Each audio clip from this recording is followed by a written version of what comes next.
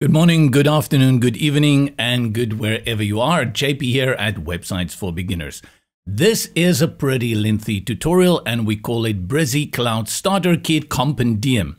Actually, this comprises out of a number of videos, in total 50, that are posted on the dedicated Learn Brizy Cloud channel. If you go to the website at Websites for Beginners at w4b.io and you scroll down on the landing page, you will see that we have breakout channels dedicated to specific builders. Learn Brizy Cloud over here, you simply click on it and that will take you to the dedicated YouTube channel where you can find these videos individually in a playlist.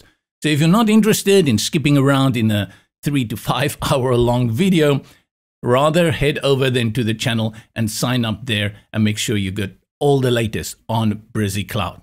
This starter kit compendium is basically an in-depth overview of what you can expect in Brizy Cloud Free. It covers everything from the content management system all the way to external pop-ups and a lot of the builder in it.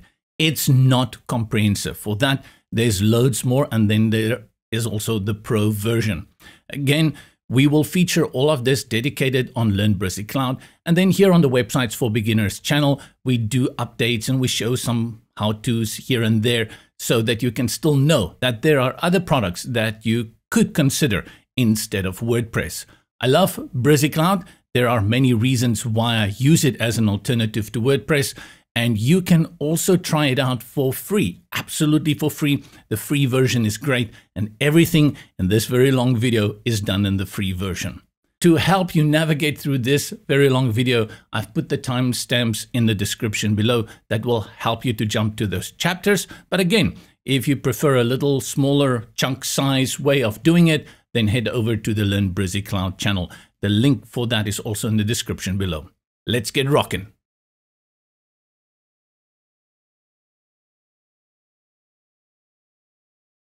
Good morning, good afternoon, good evening, and wherever you may be. This is JP here with Learn Brizy Cloud. This is the first official video, and the whole purpose of this channel is to give you the opportunity to learn Brizy Cloud, and it's focused on beginners, total beginners. You don't need any coding, no experience. I'm going to show you how to make websites very easily in Brizy Cloud. I love Brizy Cloud. Now, first of all, what is Brizy Cloud and what does it mean when you can make websites? We've all heard of it, but yet we don't really know people who are doing this all by themselves. And the truth is you can do it. It's going to take you a little bit here and there to learn a few things, a little bit about images, a little bit color, typography, how to build out a website. But most importantly, you will need a tool to create it. And Brizy Cloud is such a tool. And I will talk about all the benefits and also the other trade-offs in not using some of the other platforms that are available on the market, such as WordPress. But for this series as a starter kit, I'm going to show you absolutely from the beginning to the end how you can make websites, how you can make blog sites, how you can create stories and pop-ups. A load of fun, I'd say, Bobby. And all you need to do is make sure you come back around, well, I'll say once a week, and then I'll take you there. Remember, no coding, no experience. This is for total beginners. The first thing, go and check out what is Brizy Cloud. By now, you probably have done it. Follow the link in the description below.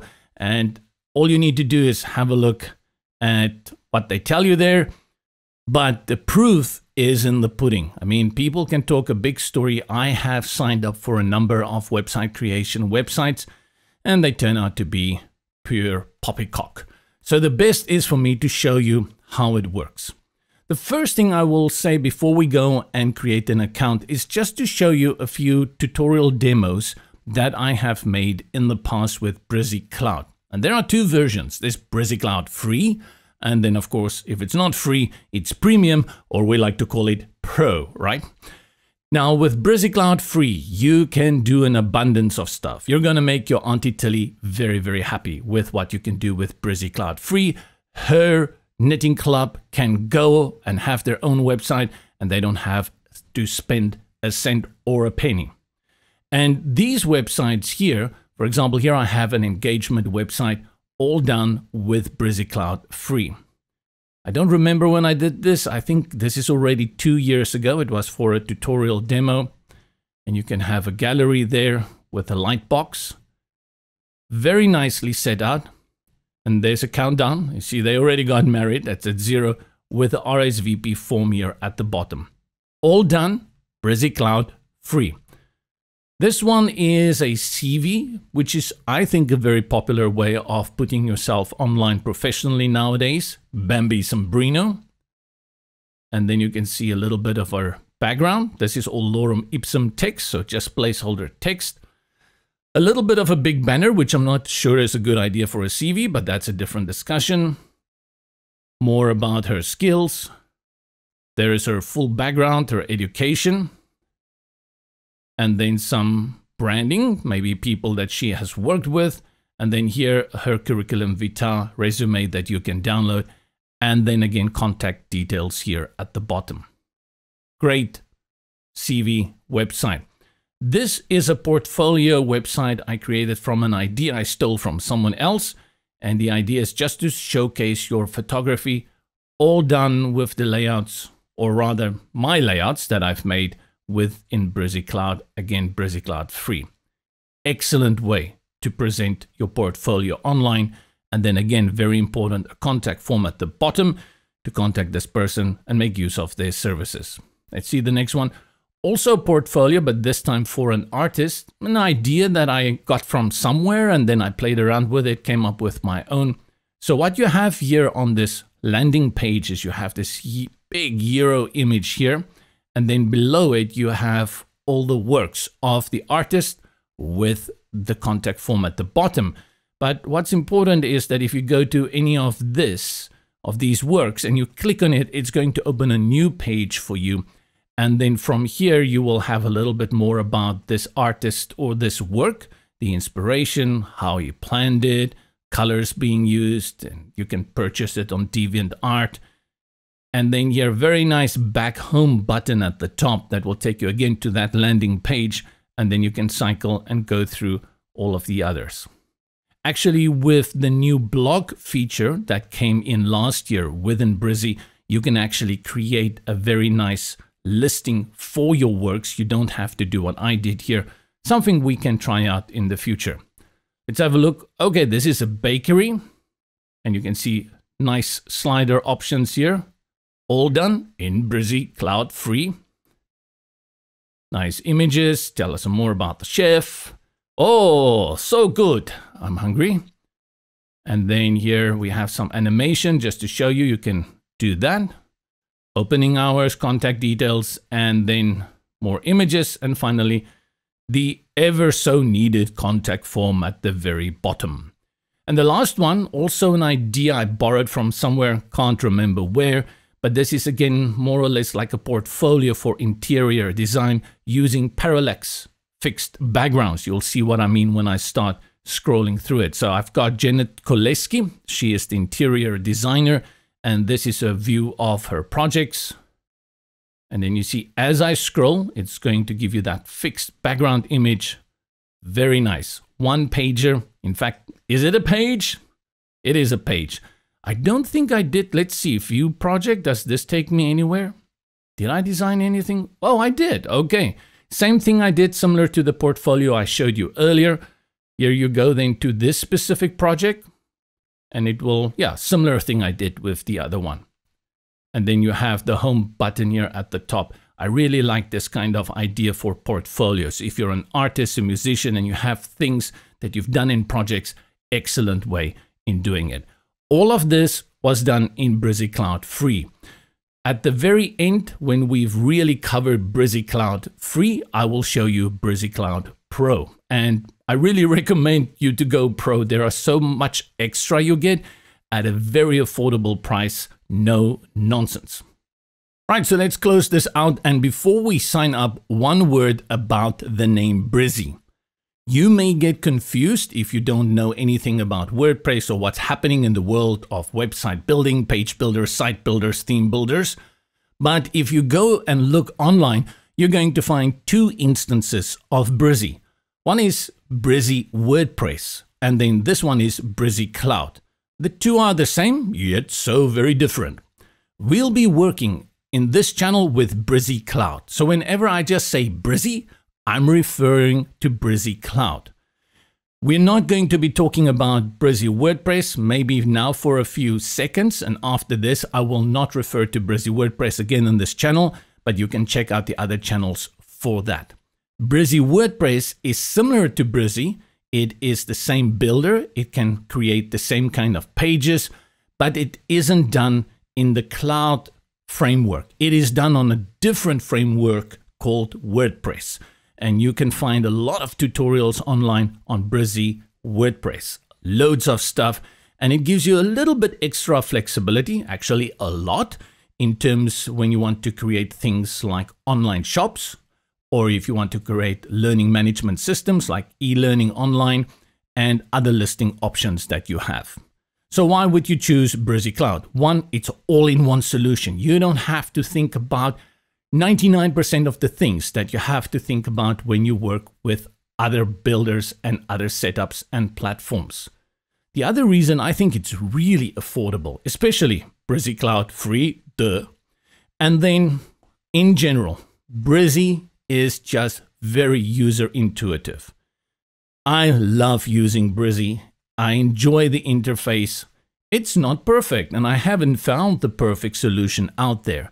And sometimes you're going to find that there are other options out there that add something that you would like. You're not going to find it in Brizy, but then you're going to find that Brizy has some stuff that the others don't have. So try it out. This is for free. You've got nothing to lose except maybe time and effort and frustration if it's very new to you. But I think it's a great journey to go on. So let's get started. Now, the first thing you will need is to go get an account, and that's very simple. Follow the link in the description below, go to Brizy Cloud, and then here in the top right-hand corner, select Account Login. This will bring you in what appears to be Brizy Cloud. You will see here in the background, we have what we refer to as the dashboard. But I highly recommend don't mess around with that. Just create a free account for yourself, then at least you get to keep your work. If you don't create the account, you'll be playing around in this sandbox environment. You can create websites, you can do everything I'm going to show you, but the moment you close out or somebody else signs in, you're going to lose that work. So the idea is go ahead and create a free account, and that is very simple. So the first thing I'll do here is I will create quickly one here, and then we set a password. I'm not a robot, and create account. Voila, I'm signed in. That's it. To make sure that you are in fact signed in, I recommend you go up here to where the avatar appears in the top right hand corner, select the drop down and make sure your details are there. If they are not there, you may still be in the guest account, the one that you will lose everything. So make sure that you are signed in. I wish that there was an option here to add an avatar so you can actually see your face. But as you see from the drop-down menu, we go to Profile, you will not find that there is an option to add an avatar. This will take you to the Brizy account. It actually takes you completely out of Brizy Cloud, not what I would think is recommended. One thing you will notice here that as I've gone out of it and I've gone into my account settings, it says your account is not yet active. Validate your account by confirming your email. This means you will need to go to your inbox and check for an email verification request. I will jump to my web client to go have a look here, and I'll see there is an email from Dimi from Brizy, and then account verification. Oh boy. And then I'll just click here on confirm email, can't read it. And now when I hop back and I refresh my page, this should be gone. How to go back? Click here on dashboard. This takes us to Brizy WordPress plugin. I told you I'll not use Brizy WordPress term again. There it is, unfortunately, but we want to go to Brizy Cloud, go to Brizy Cloud. This you'll probably do and hopefully only do once at the very beginning, like now when you need to activate your account. Otherwise, in the future, you simply go to brizy.cloud/dashboard. If you are signed in, it will bring you directly into Brizy Cloud. And that's it. You can check again up here. There are my details. I'm signed in. And Brizy, I really request you for profile, allow us to bring in an avatar so that when you see your little mugshot up there, you know for sure that you're signed in and you're working in your account. This is the dashboard. We'll talk about the dashboard next.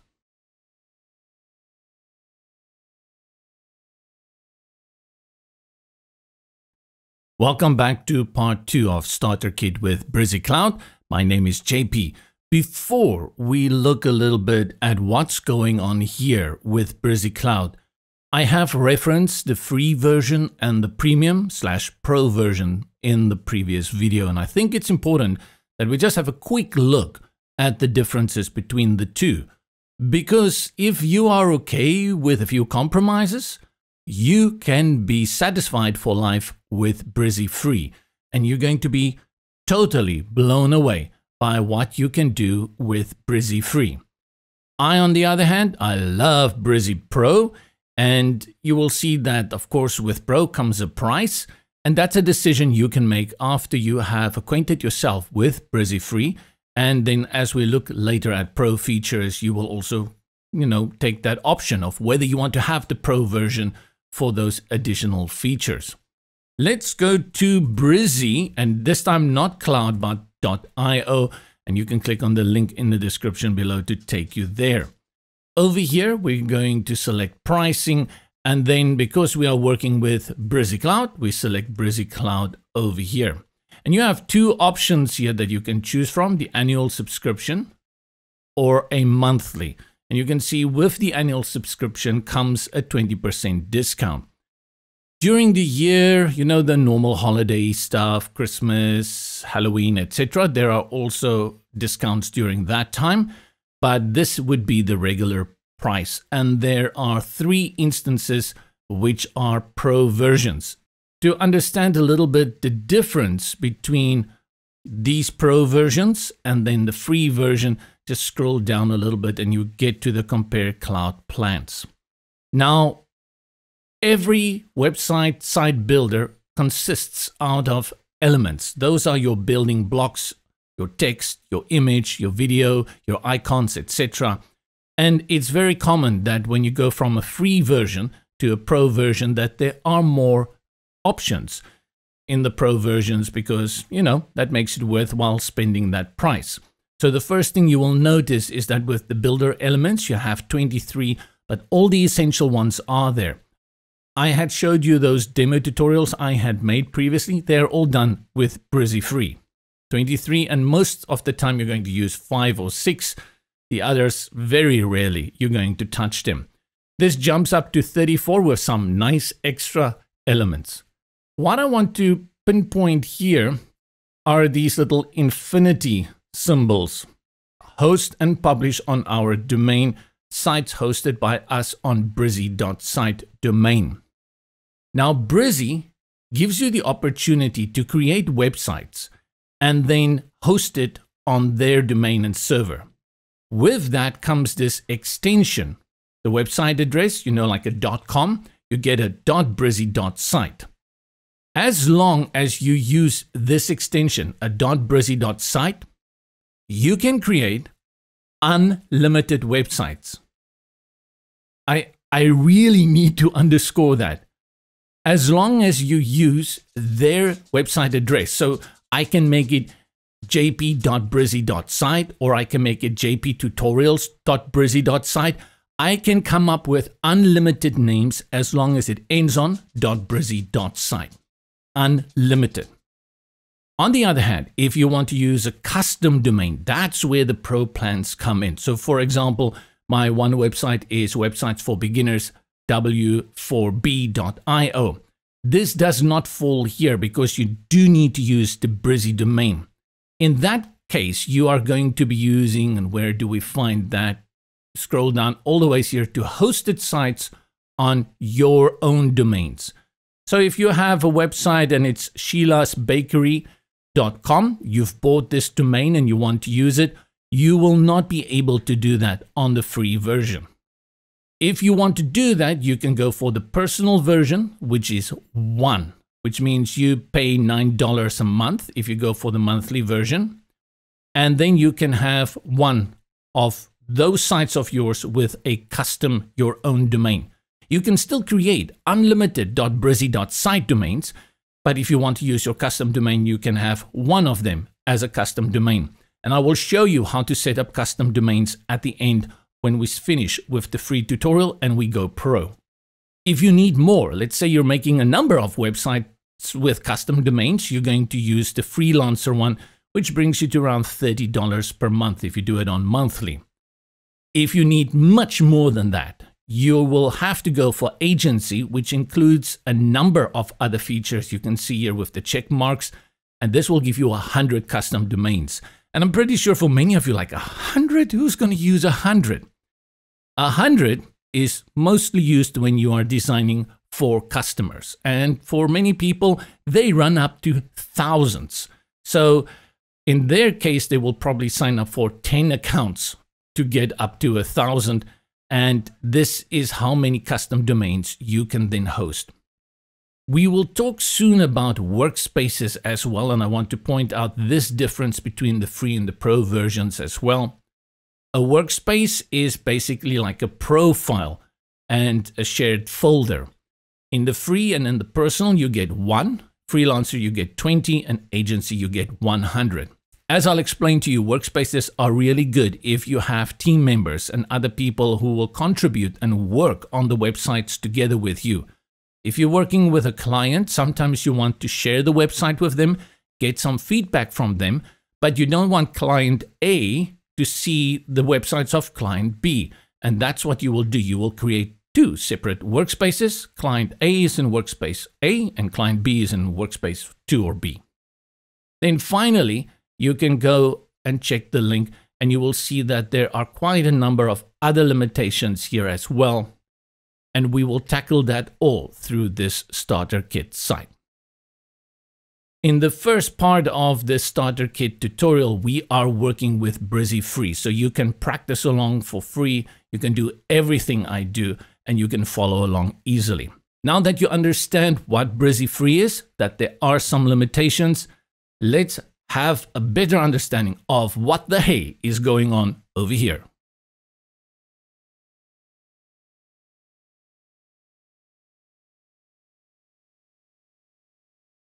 One of the things I really despise is when you want to try and learn something new and the trainer takes 4 hours to explain the interface and you just don't get to making something real. So I'm trying not to drag this out too long. Let's run quickly through what we see here, because this is where people who are new to Brizy Cloud get a tiny bit confused. But then people like me who's been working with WordPress, when I realize how this works, I'm really excited because this is a one solution for all your website needs. This is your Brizy Cloud dashboard. No, it's not your website. Very important. The website that you want to create, this is not it. You don't have a website yet, but you are going to create it within this dashboard. Remember, previously you saw that you can make unlimited websites. You can make them all here, unlimited websites, and you will be creating them from here and you will be managing them from here. Let's go here to the top right corner, and we've previously looked at this little profile area where I did say I wish they can give us an avatar picture so that we know we're logged in. Under this is the profile that will take you to your account. Then you have support and documents. This takes you to the repository at Brizy Help. You can see here over Brizy Cloud a number of other articles and all the stuff that you can look for, you can find here. Let's close that, close this one. Go back. Under that is what's new. This is your change log that you will find updates, which version it is running, currently version 2.0.36, and the last update was on 4th of April, very recently. Today is running at the 15th. And you can see here new elements that have been added. And we see around roughly a monthly update with new stuff rolling out. It's always a good idea if you see something strange going on in Brizy Cloud. There's not always notices of the new features and how they work. Then go and check out what's new, because this will give you a very good idea of like, oh, okay, they've added this, or they've added that. Alternatively, come back to this channel and I will update you. Close out. Let's go again to our profile, and then you will see platform status. Now, the platform status or status is where you're going to see how the Brizy server is running. So remember, you are using Brizy's platform.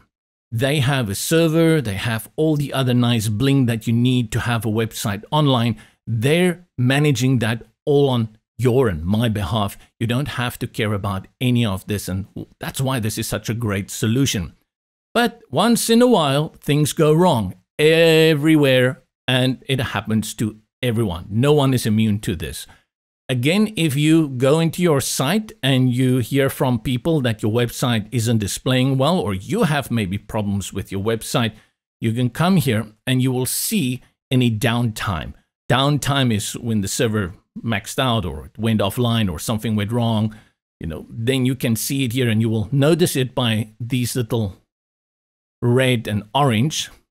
Orange shows you around 96%. If you ask me, what do they mean? No idea. I am just interested in the green ones. And if you have a serious problem, something goes wrong, I would recommend you go onto the Brizy Facebook community, or you send support an email ASAP to let them know that there is something wrong going on. Nothing is perfect, but this is the place you will go and check if you think something is wrong. And the last one under platform status is sign out if you want to log out. Next to this is team members. Now, team members means you can invite people to work and collaborate with you. And we will go through this. Enter their email addresses. You give them some kind of power. What can they do? Can they enter your dashboard? Can they make changes to your website? Or can they just do editing to text? And that is all done through here. Next to this is the workspace area. It's called My Personal Projects. That is the default one you get. And if you can recall, if you're using Brizy Free, you only get one. That's right, Sally. You only get one. If you want to create another one, you need to upgrade.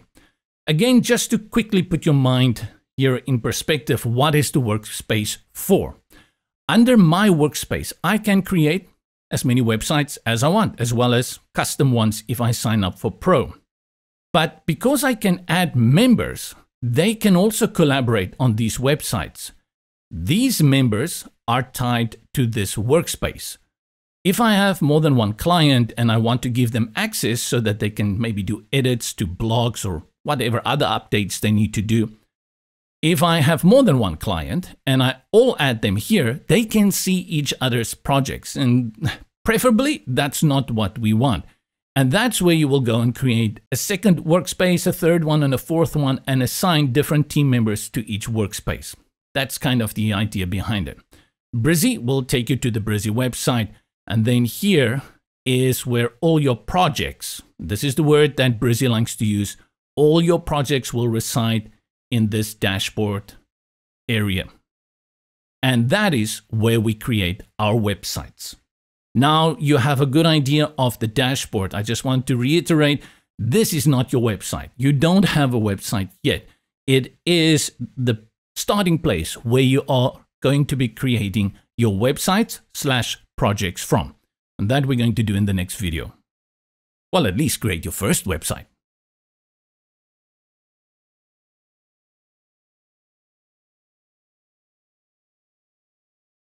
Welcome to tutorial 4 on our starter kit for Brizy Cloud. And now we finally get to actually creating a website.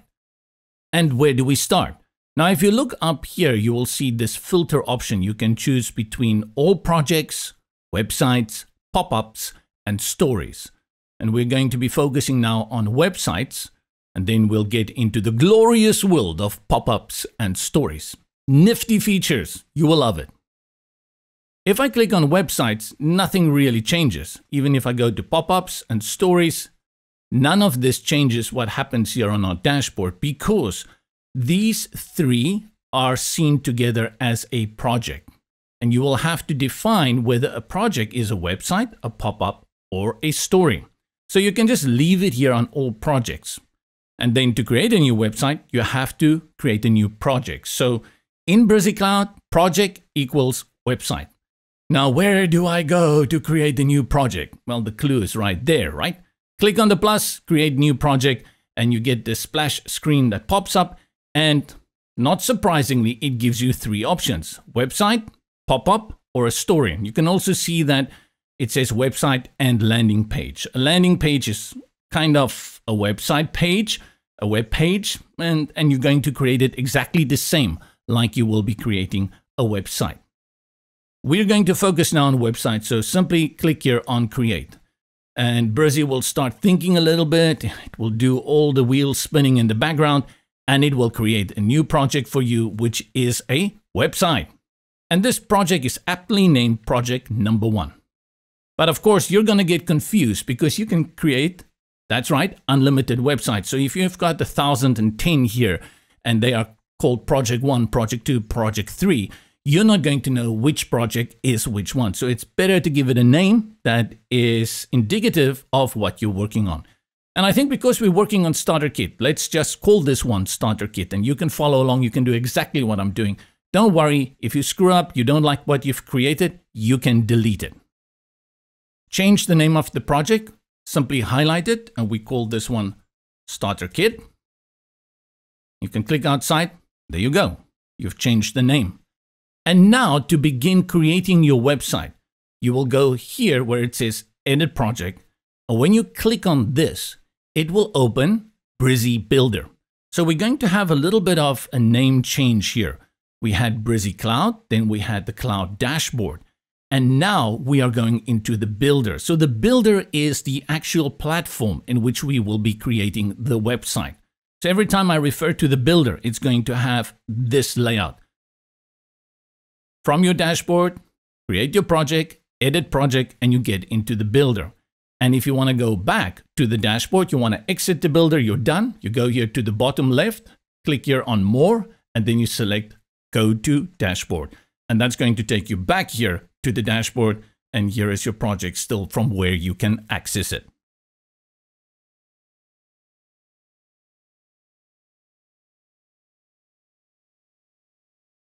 We'll call this next phase of your building process publish. It's not really publish, it's just changing your domain name, your URL, the address for your website, so that it suits you a little bit better.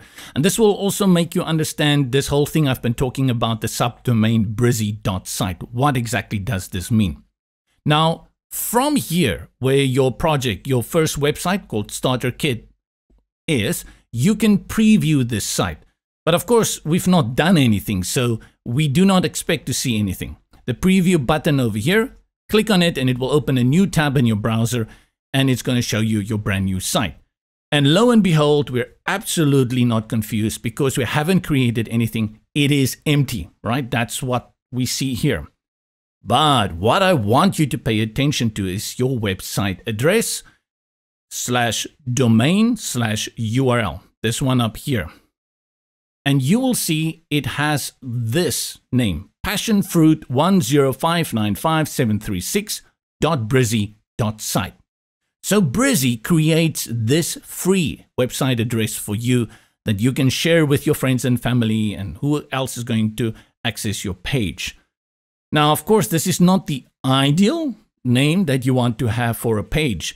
But if you're just going to create something like a bazaar at your church, or you have some event at town hall and you just want a quick website for that, then these website addresses are fine. No one is going to cry long crocodile tears over that.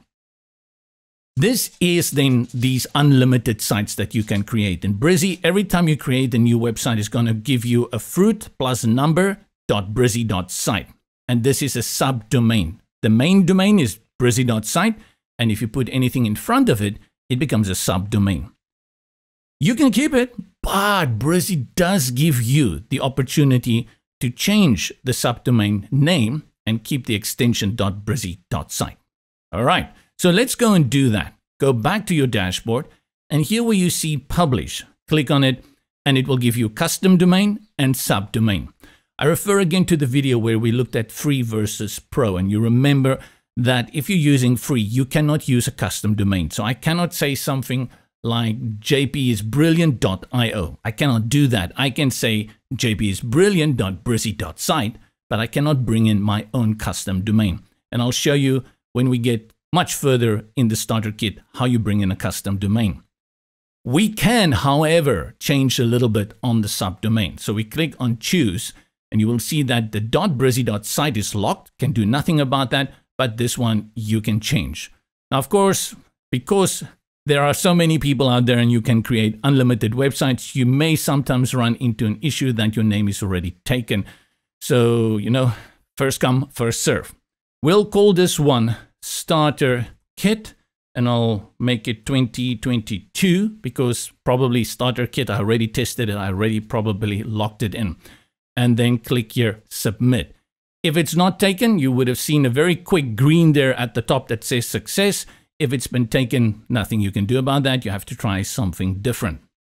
Now, when you look here and you go to our preview and you click on it, you will notice that our URL has changed to starterkit2022.brizy.site. And this is how you can publish your own subdomain with the brizy.site subdomain extension. If you're unhappy, you can go again to publish. I mean, unhappy with the subdomain you've chosen, and you can actually go ahead and change it if you can find another open one that hasn't been taken. Over the project, you'll also see the three dots here. Select that, and you will see another option here to publish. It's exactly the same as this publish here, and I'll select it. You'll see the same splash screen that we get for that. Here where it says publish, at some point, your domain name, that subdomain, starterkit2022.brizy.site, will appear here. I think it usually happens once you start building out the page and you've published a page within your website. You will start seeing that that URL will appear here. This is the URL then, this one that we've created, starterkit2022.brizy.site, that you can share with colleagues, with your friends, whoever, and when people want to come to your website, this is the address that they will type in. Enough of this admin stuff and publish. Let's go and create something on a page so that you can see how that can be done with Premade Blocks and how it will look when you actually put it live on the internet for other people to see.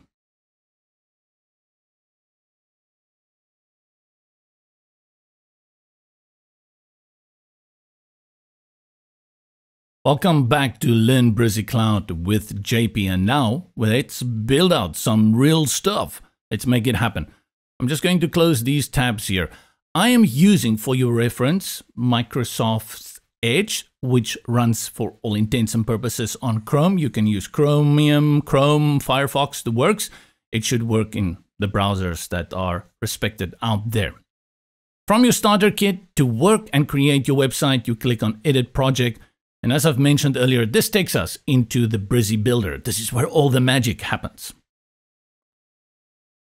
A number of things that we can go through here in the dashboard as well, but the best would be for you to understand how you're going to work with this and how your site is going to get structured and build up. I think the best is to look at that big block in the middle that says start building your page and that inviting little plus in the blue circle. And that's what I want you to do. Click on this plus and it's going to open. There's no name for it. I sometimes refer to it as the block manager, and other times I refer to it as the, well, library manager. Isn't the library a manager? Block manager. Doesn't matter. This is where you're going to find all the goodies that can help you kickstart your creation process. And by default, it opens to this tab that says blocks. Blocks are pre-made designs that you can use to begin building your website. And you can just scroll down here on the right and you're going to find there is a plethora of various designs ready for you to use. Naturally, you're not going to use it 100%. You're going to change the images, you're going to change the text, you can change the font, you can change the colors. All of those styling choices remains yours. But these blocks are really the standards in what is used when we create websites. Websites aren't the latest invention, and the design on websites are rarely new inventions, and sticking to the basics, those working recipes, will get you all the way to the end. You don't need to go completely out of the box when you create a website. In fact, I really recommend you stick to the basics. These blocks then, like I said, are the blocks that can help you to create your website. Let's use one, and you will notice though that some of them have this little label in the top right corner that says Pro. That means you cannot use it. You have to buy one of the Pro plans. But if it doesn't have that, you simply can select here any of those. They are free to use. So let's go this one, Best Street Coffee Shop, should appear in yours as well. And if I click on it, it loads it. That was really quick and really nifty. And all you need to do now is change the background image, change the text, and change a few of these other settings as well. And if you want to change the font and the colors, you can do that as well. That is really simple. Now, let's say you want to add something else here. So you click on Add a New Block. And now I will refer you to the pane here on the left where you see these categories. Now, the one that I just selected is what we refer to as a hero block. If I click here on hero, you're going to see it will appear here. So it filters everything down to a hero. And these hero blocks are standard. You often see them most of the time at the top of web pages. They are like a condensed summary, very draw your eye in, capture your attention for what's going to happen on your website and web page. Under this, let's say we want to add a little bit of the features. We want to talk more about my organization or the product. Click here on features and you will see here we have these kind of lists, a little bit more text. I'll grab this one over here, and this is also free. We see no Pro label. And as I click on it, it drops below it. And immediately you can see your website is starting to take shape. Let's bring in one more block. Click on Add Block, and let's choose a gallery. A gallery is where you bring in images. Can't use that one, it's Pro. Let's go for this one over here. Click, drops in. And these images that come in with them, they are placeholders. Naturally, you're going to switch them out again. Let's do one more block, and this time let's add a contact form. So from our categories, you can see there's contact over here. But instead, using any of these, we can change the style. The light style are these guys that we are currently working with. They usually have a white background, a lighter background. If you select dark, you will see they all switch to a darker background. It doesn't have to be black, it can be charcoal, it can be any other color, but the idea is that the background is dark and your text and content is light. And often it's very nice to have a little bit contrast on your site. So you have one light block, one dark block, or everything is dark or everything is light. So we have filtered now these blocks for dark and contact, and let's find a contact form here. This one, great. Click on that and drop it in. So very nice, because now at the bottom you have this contact form and it stands out. This is your work area.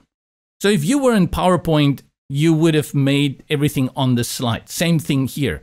You will be working on this page. You will be creating your content.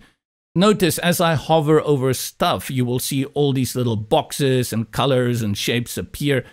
It's very similar to any other program where you have to create something. It won't look like this when people come to your site, but this is how it looks here in the back end where you are working on it. How does this look to a visitor? And that is the front end. To do that, you have to do two things. The first thing you have to do is go to this little options toolbar here in the bottom right corner and select here by clicking on the up arrow, Publish Page. Now this save draft has a specific feature.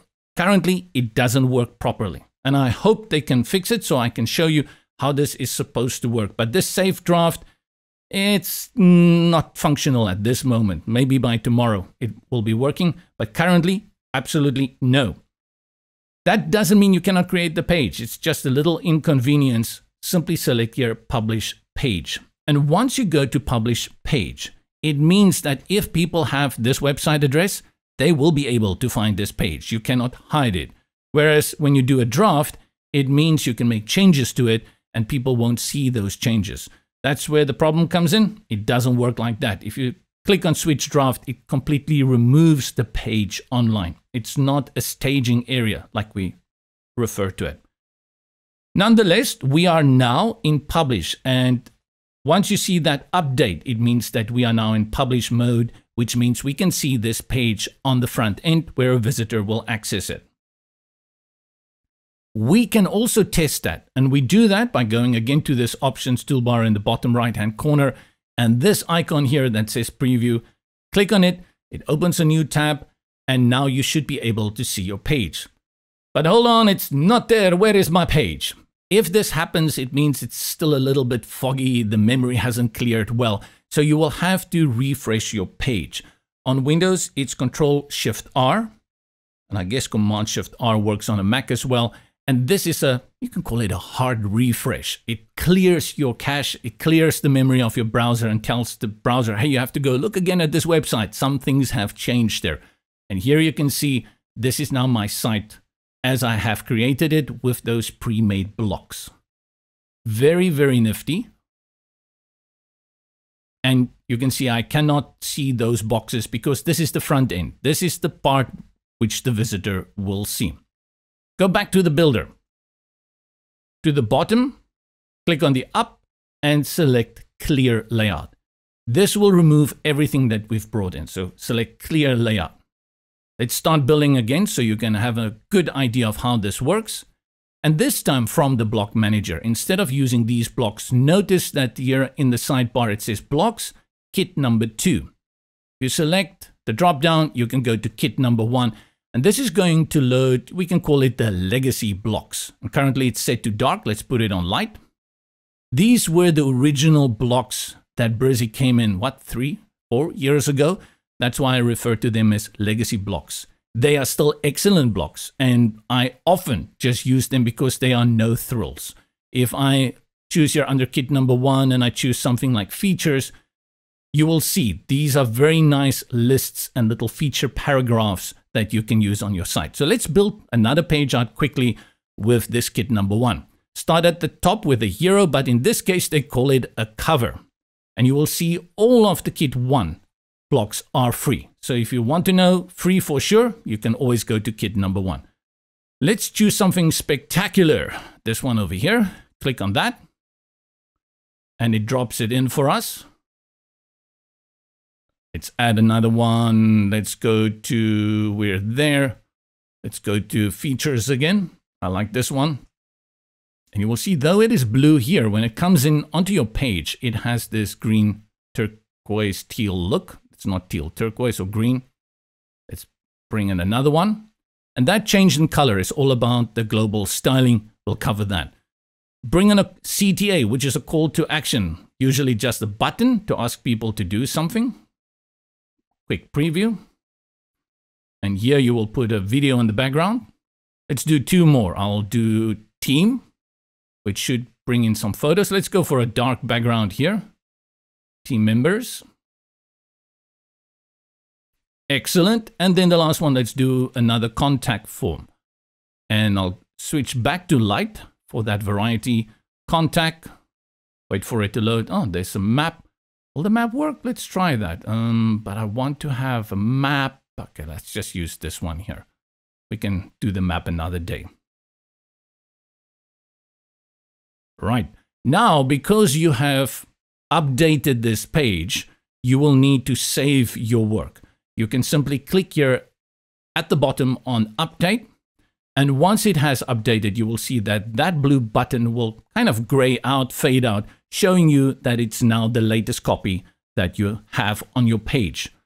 I'm a big fan of shortcut keys. So update means save, and save is the universal shortcut, Control S on Windows, Command S on a Mac. So if you hit that and you notice there at the bottom, Control S, Command S, let's click here on preview.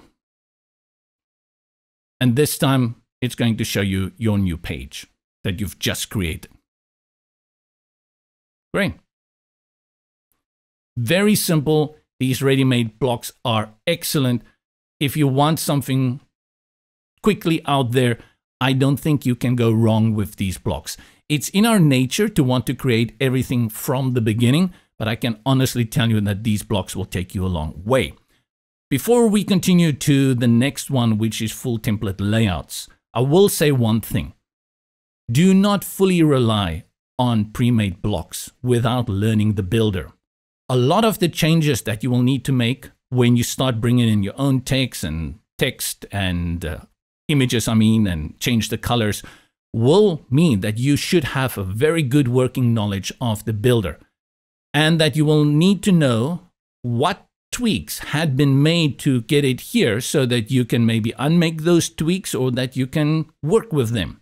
A lot of people who rely on these pre-made layouts often don't know how the builder works, and then when the final product goes live, it looks weird or it doesn't interact the way it should because they didn't pay attention to those things that should change. So even though I'm telling you these blocks are excellent, it will get you all the way from A to Z. I'm also telling you, you'll need to spend time on learning the builder, and this is what the starter kit is all for. Let's close this out, these two tabs, and then in the next video, I'm going to show you the full page and site layouts in Brizy Cloud.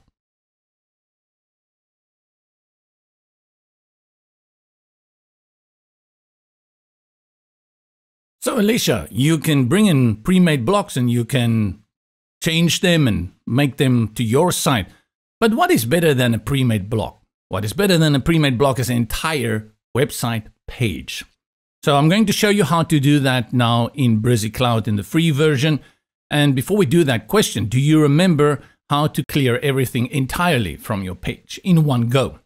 To do that, go here to the bottom right corner where the options toolbar is, select that and select clear out, and you're back to a blank canvas. Click again on start building your page. The block manager opens, and instead of focusing on blocks this time, select the tab next to it called layouts. Give it some time to load and have a gander what's happening over here. This time, instead of just seeing those blocks, you are seeing full demo sites. And there are quite a number of them. I think in total 128. Some of them are multi-page sites, so those kind of sites that you are used to, like an about, home, services, contact, and some of them are single page. One thing though that should be noticeable here is that most of them are pro. And I think for most kind of products on the market, when it comes to these extra design options, that's usually going to be a premium feature because you have a designer who sat down, designed everything. You're going to pay for that. But there are a few free versions here. Again, here on the sidebar on the left under categories, you can select free if you only want to filter those that are free. But there's also the one pager. Only problem with the one pager is you don't have a secondary filter, so you can only look at the free ones. Let's select free again. And you will notice that some of them only have one, whereas others, it looks like there's a few pages behind it. So that will be your cue, which is a one pager or a landing page, and which are multi-page sites that you can use. The benefit of these pre-made layouts for multi-pages are that they are very consistent in their look and feel, color, etc. Click here on Codesk, and that you will see on the right, wow, 1, 2, 3, 4, 5, 6, 7, 8, 9, 10, 13 pages, ready-made pages that you can use. This one is by default selected. It says homepage, and then a presentation of the homepage is here on the left.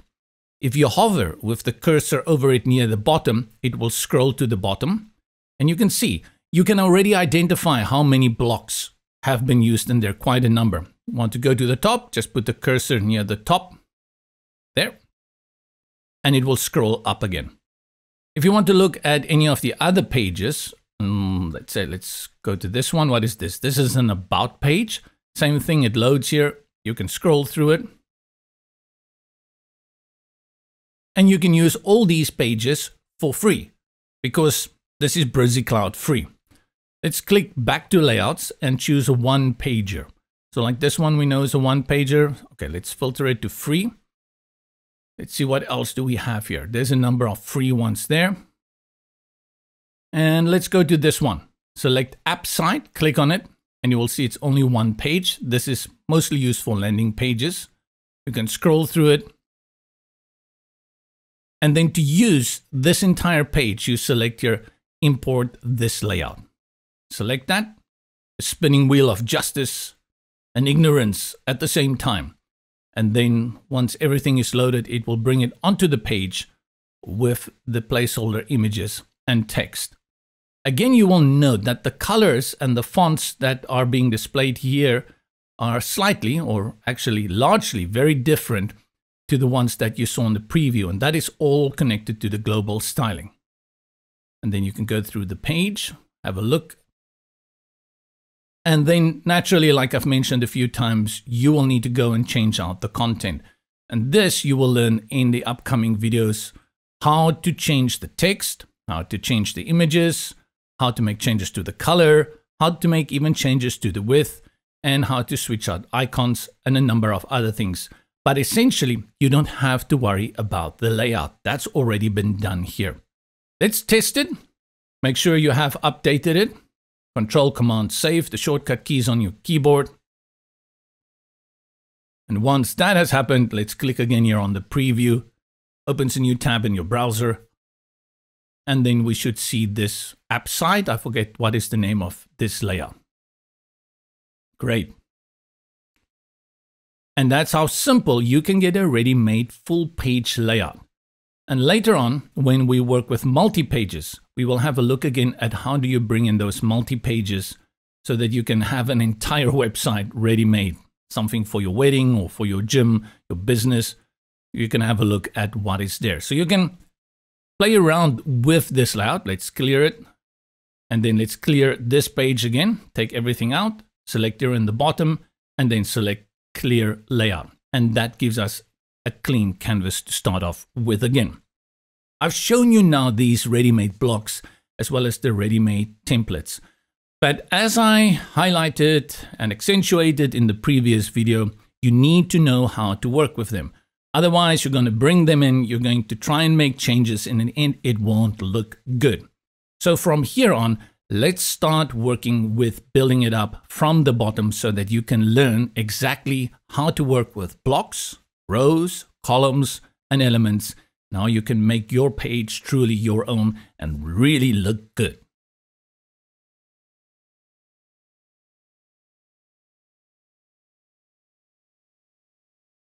Not only Brizy Cloud, but essentially every site builder out there works with 3 components when building out a web page. You can say 4 because one is the page and the canvas, this thing that we understand as a web page. When it's empty like this, we just call it a canvas. And then building it out, we use 3 different components. I'm going to bring in any standard, let's grab this one over here, block. The first component is the block, and that is this big area in which all the content is. And the block or section breaks up your page into different, well, sections with each their own topic in every section. Like this is a hero at the top. As I hover over this, you're going to see that I have a number of variety of changes to that box that you observe. Some of them, like this one, has this dotted line. And as I hover over here, you will see a blue one. And if I go there to the left, you kind of figure out, aha, those blue ones are columns. And that's also a very standard procedure in website development, is that you have a block, the section, which is everything from your left to your right, contains a set of information. And then building it out, you're going to use columns. And inside the columns, or when you don't need a column, you're going to use elements. And again, if you've worked with other builders before, they all have different names. Some call it modules, some call it widgets, but we're going to call them elements here. And these are the 3 content builders for any web page. You work with your block, your section, that's your main container. Then you have sub-containers that helps with layout, like columns. And sometimes you're going to have a row as well. And then building out the actual content, your graphics and your text, those are done with elements. So let's begin with a block. And then after that, we tackle columns. And then we look a little bit at elements, how each of these work individually.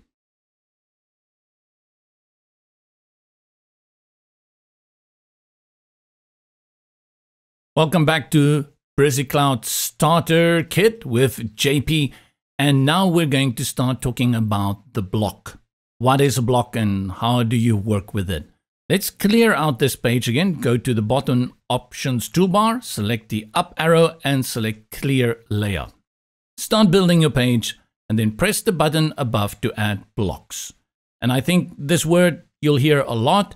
This is, well, pardon the pun, literally the building block. If you click on it, it opens the Blocks Manager. And previously we had worked here with Kit 1, Kit 2, we've added a few, we've deleted them, we've also worked with layouts, and we could see even in the layouts that they are made out of blocks. Apart from then using these pre-made blocks, often you're going to be creating your own. And I've preached it a few times earlier, you need to learn the following. Even though you can use a lot of these pre-made blocks, you will still need the knowledge to make changes to them. So let's work on that. Click on Create Your Own, and this drops in a blank block onto your page. You can see there is just the white background. There's nothing in there. There's no text. There's no images. This is a blank block for you to work with. You cannot have columns or any other content without a block. That's why I say they are the building blocks. They are essential.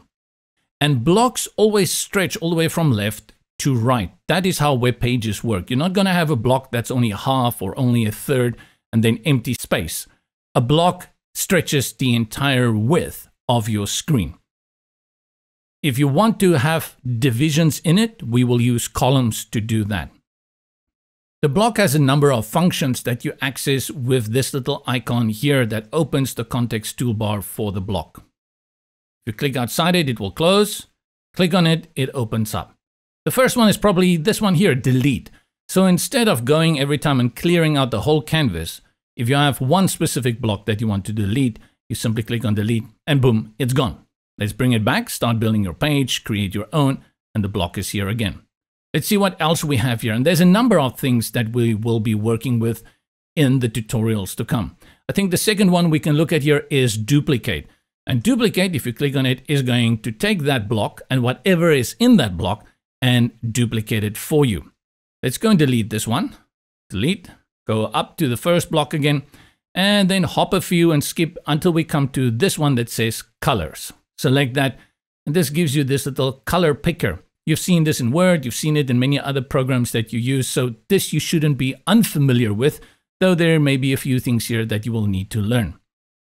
First, it says overlay and then border, and you select on each of these tabs and it will change the color. So you can choose between an overlay, which is basically background color, not really overlay, background color.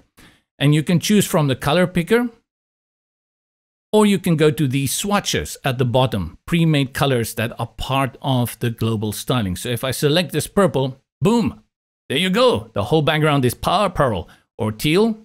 You select on them, and it switches out the color. Great, so you can see, very easy to change the color of the background. Click outside and then click on Add New Block, create your own, and now you see we have the second block here.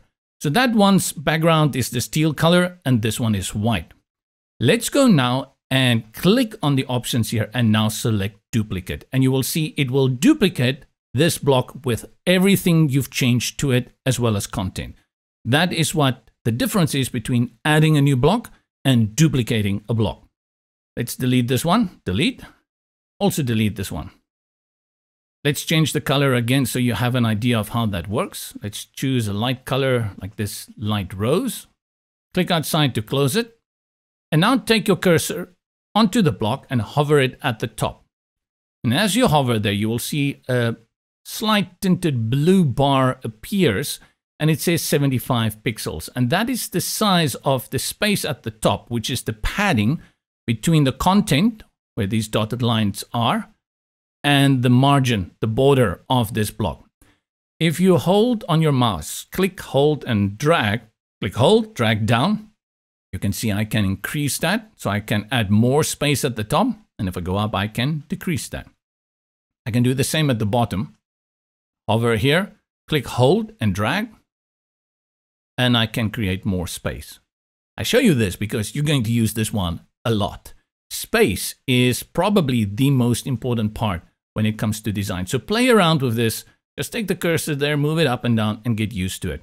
I wish there were more options like this for left and right and other elements as well.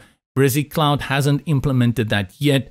I know most other site builders have that, so I really, really look forward to the day where we have it not only here at the top and the bottom, but also on the left, on the right, as well as for columns and other containers. Those settings, though, can also be accessed elsewhere. To do that, you go again here to the settings, and then you see the little cog. If you hover over it, it will say settings, and this is going to open this dialog box with more information for the block that you can change, like the width of the block, its height, and then these two options, styling as well as effects. This kind of dialog box you're going to find for almost everything in Brizy. If you're working with a text element, or if you're working with image or a video, you're always going to have the option for styling as well as for effects. Let's click on styling and it opens this sidebar with a lot of information. And when we do some building practices, you will understand how this is going to work. Up here under padding, you will see that there is a little blue bar at the top, which shows you the top part of the block. And you see 141 pixels, and there it says 141 pixels. So as I drag that up and down, it also will change here to reflect what is the setting, as well as here for this one at the bottom at 167. If I want to dial in a specific number, let's say I want to put it at 100, I can grab the slider and drag it, and you can see how it in real time affects the padding of the block at the top. A shortcoming here is that it stops at 150 pixels, and I want it at 150 pixels. To do that, I'll double click inside the value box and then type in 150, and then it will increase to 150. Same thing for the bottom. Over here, double click to select it and then type in 150. Other options you're going to find here is margin, corner, and we'll go through all of these, as well as advanced features, which you're not going to access most of the time. The effects are animations.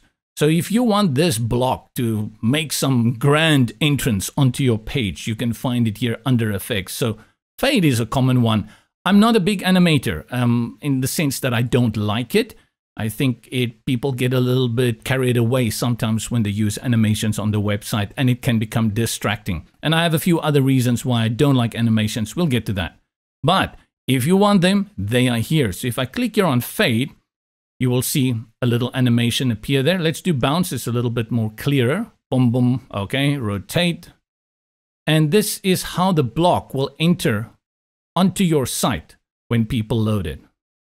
Zoom, zoom, zoom. And then below this, you can change the direction. You want it to zoom down. And then how long is the duration? Now, currently, it takes 1 second. I can increase it to 2.1 seconds. It's slower. And then also, how soon should it start after the page has been loaded? And that is the delay. If you put it to 0, the animation will start as the person loads the page. And if you put it somewhere here to 3 seconds, it's going to wait 3 seconds upon loading of the page, and only then the animation will appear.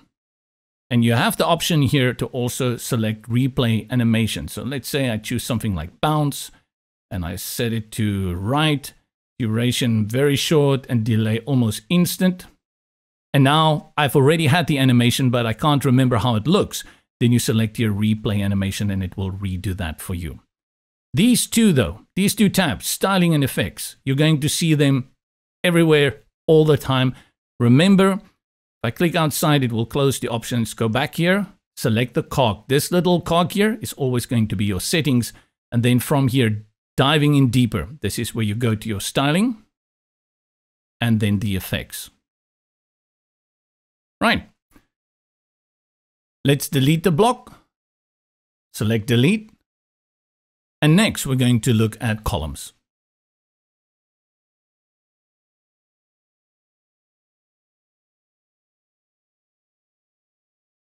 Columns is where all the structure in your web page happens. Let's bring in a new blank block, start building your page, and then create your own. And we've worked with a block in the previous videos to kind of understand how this works. To bring in a column, we need to bring it from the elements drawer. And there are two ways that you can do this. Simply click here on the plus in the middle, and when you do so, you will see that this drawer will open. Let's have a look here. It says at the top, add elements, and as I scroll through it, you will see a number of elements, as we call them, appear, as well as these with the little red dots. And what are they? They are the pro versions, which we cannot use in Brizy Free. But don't cry, don't fret, we're not going to need them. We want to look at these two that are strictly an element, but we're going to call them grid containers, or in this case, just a column. And to work with a column and create columns within your block, you have to click, hold, and drag it. And then here, where this empty space is, you drop it. So click, hold, drag, and drop. Click outside, and now you see we have two pluses. And as I hover over them, we now have two columns within this block. And that's how you're going to be building out these structures on your web page. Start with your block, and then if you need columns, you bring in columns. First things first, these two columns are clearly equal width. So they are set to 50% on the left and 50% on the right for the container that they are filling.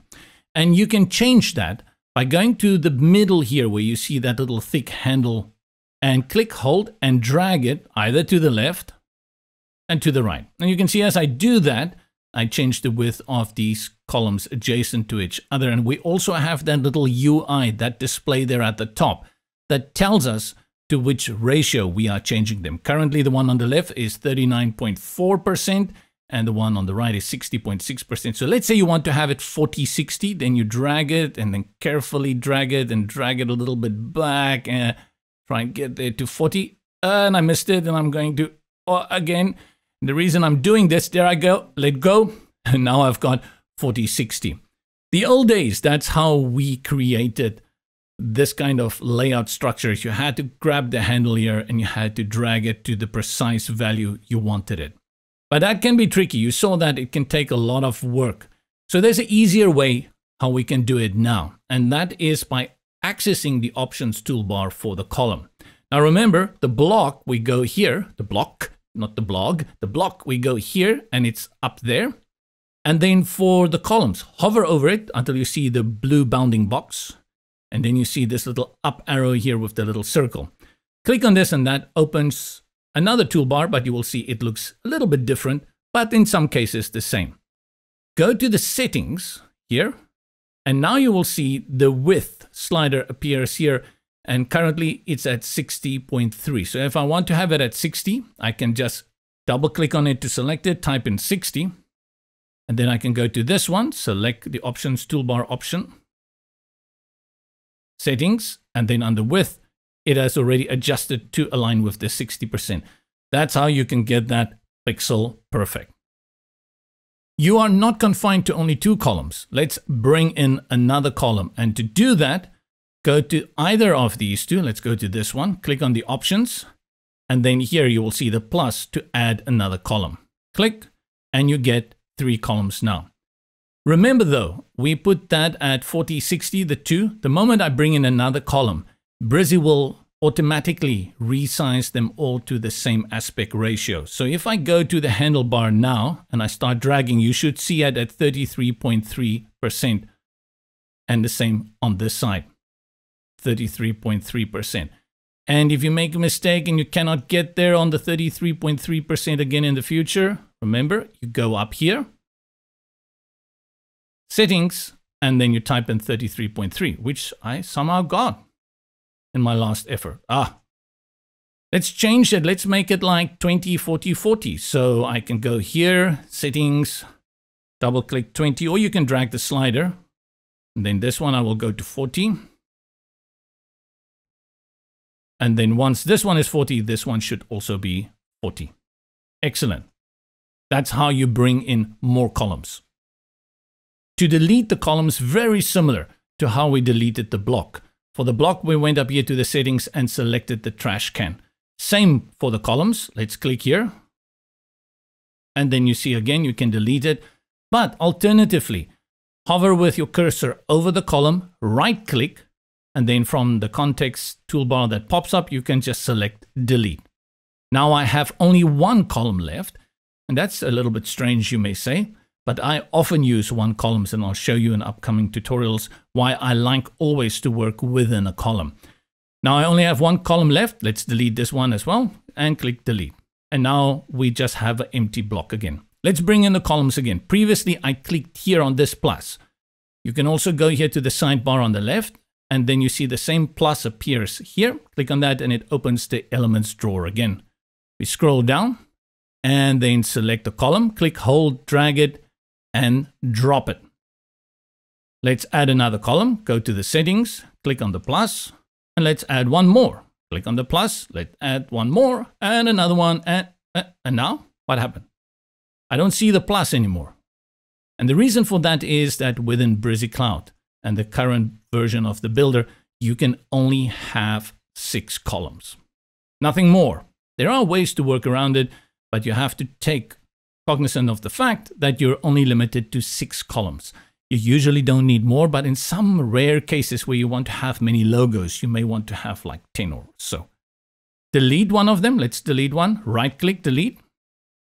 Let's delete one more. Right click, delete. Let's see what else we have here in terms for the options for the column. Select this one. We have duplicate again. And then over here on the left, we have colors, similar to what we had with the block. Click on the colors and let's choose one of these swatches. Let's go to the next one and change that color as well. Next one, color. And then let's make this one a little gray. Now you can clearly see the 4 columns. To move columns, you have 2 ways of doing that. The first one, you can call it the traditional way, is to go up here to where the options are. And instead of just clicking on it, you click hold on it. And you can see that the icon inside has appeared to that northeast, southwest kind of handlebar. Now, by holding down on your mouse, you can now drag that column. And you can see it becomes a blue dot. And as I move it over, it's not that clear now, you will see a thick blue line appears wherever I can drop it. So I can add it between these two. I'm going to let drop. And the gray one moves between these two. Let's do it again. Go to the top, click, hold, and drag. And I'll drop it between these two. Let's move the purple one to at the beginning. Click, hold, drag. And then you see that blue line becomes thick. Not easy to see with these because I messed with the colors. Let's drop it there.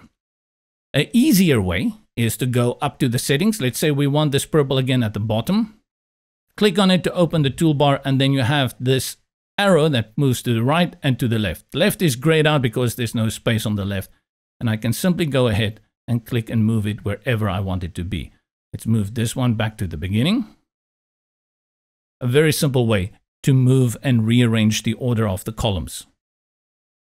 Let's talk about the difference between duplicate a column versus that of adding a new column. Let's go to this rose pink here, or peach, whatever. Click here at the top to bring in the toolbar. And earlier we used this one to add new columns. If I click on add new column, it's going to give me a complete empty column. Let's go back and this time choose duplicate, and you will see it gives me a second column with all the settings and content applied from the column it has been duplicated. So it's been copied, it's a clone. This one is an empty one, this one is a clone. Delete. Let's delete it from the toolbar. And let's delete these by right-clicking and delete. The reason I want to delete them is I want to bring in columns again to show you columns within columns. Click again on the plus to open the elements toolbar, drag with drawer, scroll down, click and hold column and drag it and drop it. And now you will see we have a plus inside of each column. If you click on it, the toolbar is already open. Let's click outside to close it. To click on it, it will open the drawer again. And the reason for that is that now you can bring in elements like text, buttons, images, and forms to begin building out the content. That we'll do in the next video. I want to show you that you can build out a more complex structure within Brizy Cloud by putting columns within columns. Scroll down to the bottom, click hold on the column, and now drop it within the left side column. By doing so, you will now see we have two columns, and this time with a pink border wrapped inside the one with the blue. So columns within columns. And this way you can build out more complex structure. I really recommend you just play around with this for a while, because I'm going to show you now how versatile columns actually are when I start dragging them around.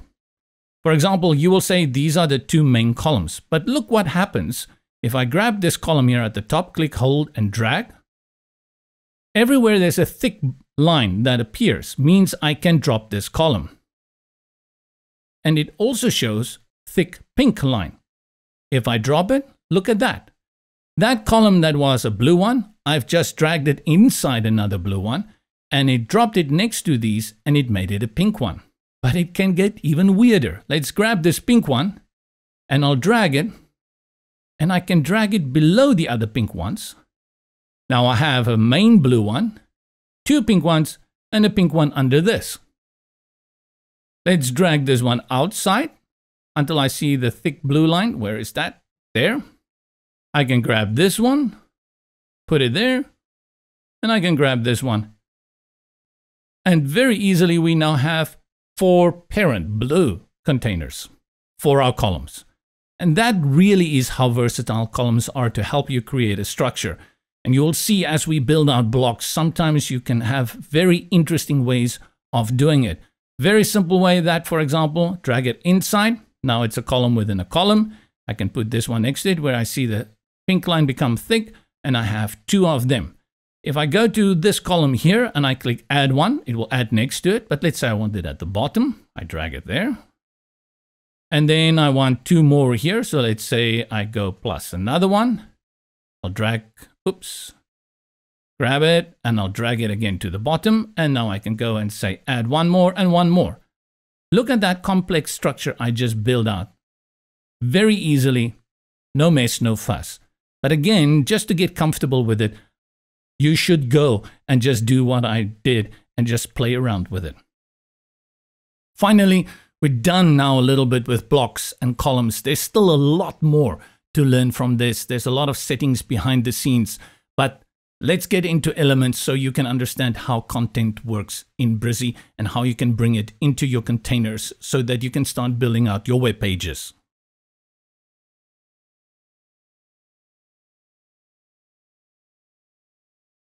Finally, let's talk elements. Welcome back to our starter kit course for Learn Brizy Cloud. My name is JP, and now we talk about content when we talk about elements. You've seen in the previous video, whenever you want to bring something onto the page, you can simply click here on the plus, and that will open the elements drawer from where you can get the elements to build out your page. You can also, let's click outside to close the drawer, go to the sidebar on the left and click here on this add elements, and it will do the same for you. Wow, there's quite a number of them. And you'll find this in most programs out there, a plethora. And then sometimes you get add-ons and extensions that make it even bigger and more overwhelming. The strange thing is, my son, about 4 to 6 of them are going to make up 90% of all the websites you see out there. The first one is the text element. The text element, where do you find web pages without text on it? With the text element, you bring text onto the page. The other one that's super popular is a button. You need to click somewhere, and that's done with a button. Icons, also very popular. And then images, you find them everywhere. The next 2, no, not really. Audio and video, some will have video. Audio, in my case, never. And then I have my favorite in Brizy, which is the spacer. You're going to see we will use this one quite a lot. And then also the line element. I'm very fond of lines. So these guys are ones. The text, button, icon, image, spacer, and line. I use them quite a lot. The others are nice ones, especially the form one. The form is also going to be one that you will use a lot. But then you have icon box, counter, countdown, tabs, progress, accordion, and they all have their place and time on your web page. These guys in the red dots are pro, so you cannot use them. They are locked. Then we have a few here at the bottom, posts and translate. And then these two, which are also elements, row and column. Previously, we looked at the column. In the future, we'll look at row. Each element has an abundance of features, and we will have separate videos on the elements so that if you want to deep dive into every element, you will know how to work that. But let's say in my case, I already know I am only going to be working with a certain number of elements, and I don't need all this appearing here in this drawer. I can clean it up a bit. That I can do by going up here and clicking on Edit. And you'll see everyone's got a check mark. So those I'm not going to use. Let's say I'm not going to use audio, video, icon box. Let's leave that. Embed, no. Map, let's leave that. These I'm not going to use now. So what I'll just do is I'll go ahead and deselect them all. And it's no problem. You can always bring them back later. So if you get to a point where like, hey, I need that one, you just come and you select them again. And Facebook, Twitter, and comments don't need that. But I will leave the row and column selected for now. Now when I click done, whoop, I have a nice little redux here, and only those that I need appear here. For me, love it, very convenient. You would think, JP, don't remove all those other elements. They are so awesome. They are pretty awesome. But again, you're going to find once you start building out websites that many of them have very limited usage. But when you need them, and then I will bring them back. Let's start with the text element.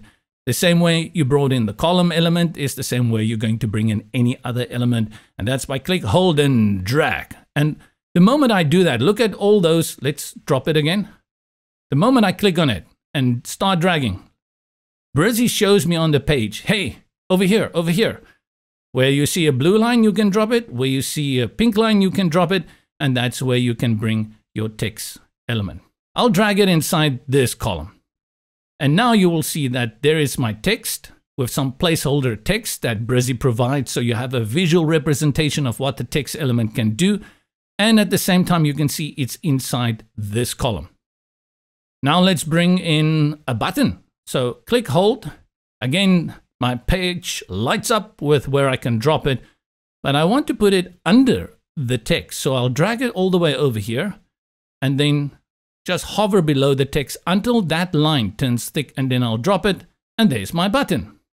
I hover over it, you see the little bounding box for the button, bounding box for the text. Let's bring in a line. So line over here, click, hold, and drag, same thing. I'll drop it under the button, which is weird, but we're going to do that.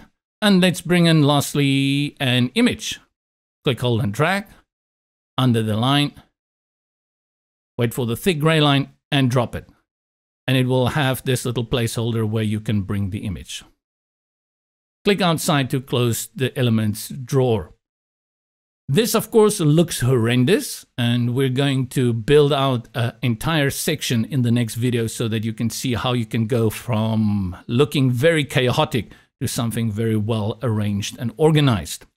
Let's look at a few things here to understand how elements work.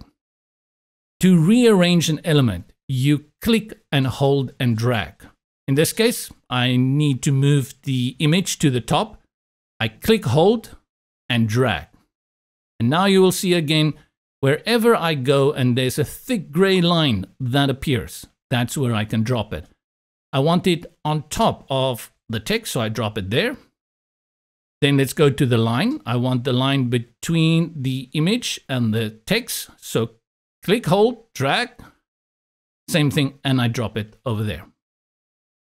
Now let's say, oh, I put the button in the wrong column. I actually wanted it in that column over here. Same thing. Hover over the button, click, hold, drag, and drop it on the plus, and there's the button. Let's move the text to another column. Click, hold, drag, and drop it there. And now you can see how these two populate the respective columns. So far, I've placed everything inside a column, but it doesn't have to be inside a column. It can be outside a column as well, as long as it's inside a block, because without a block, there's nothing. Let's move this image out of the column. So I click, hold, and drag. And then here, all the way to the bottom where you see the thick gray line there, you will see it runs below those two blue lines on the left and the right. If I drop it now, I have this massive image. And if I hover over it, there's no blue box because it's outside of a column now. Put it back inside a column, click, hold, and drag, and I'll put it in this column.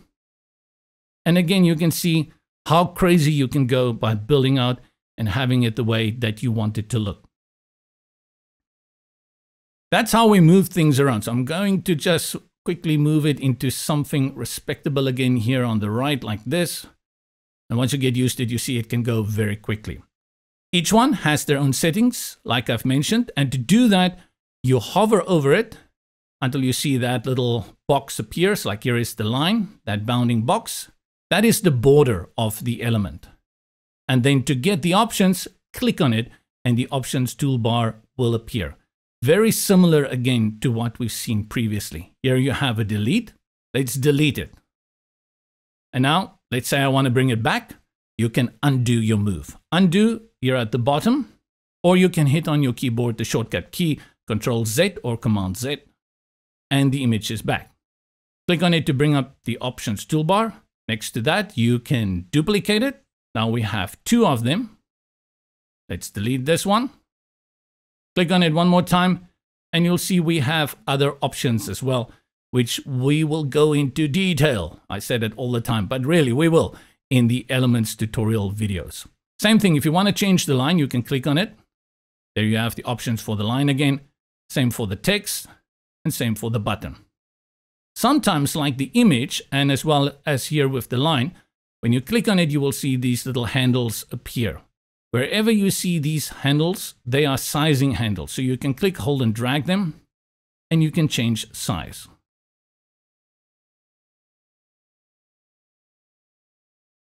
If I click on the line, same thing.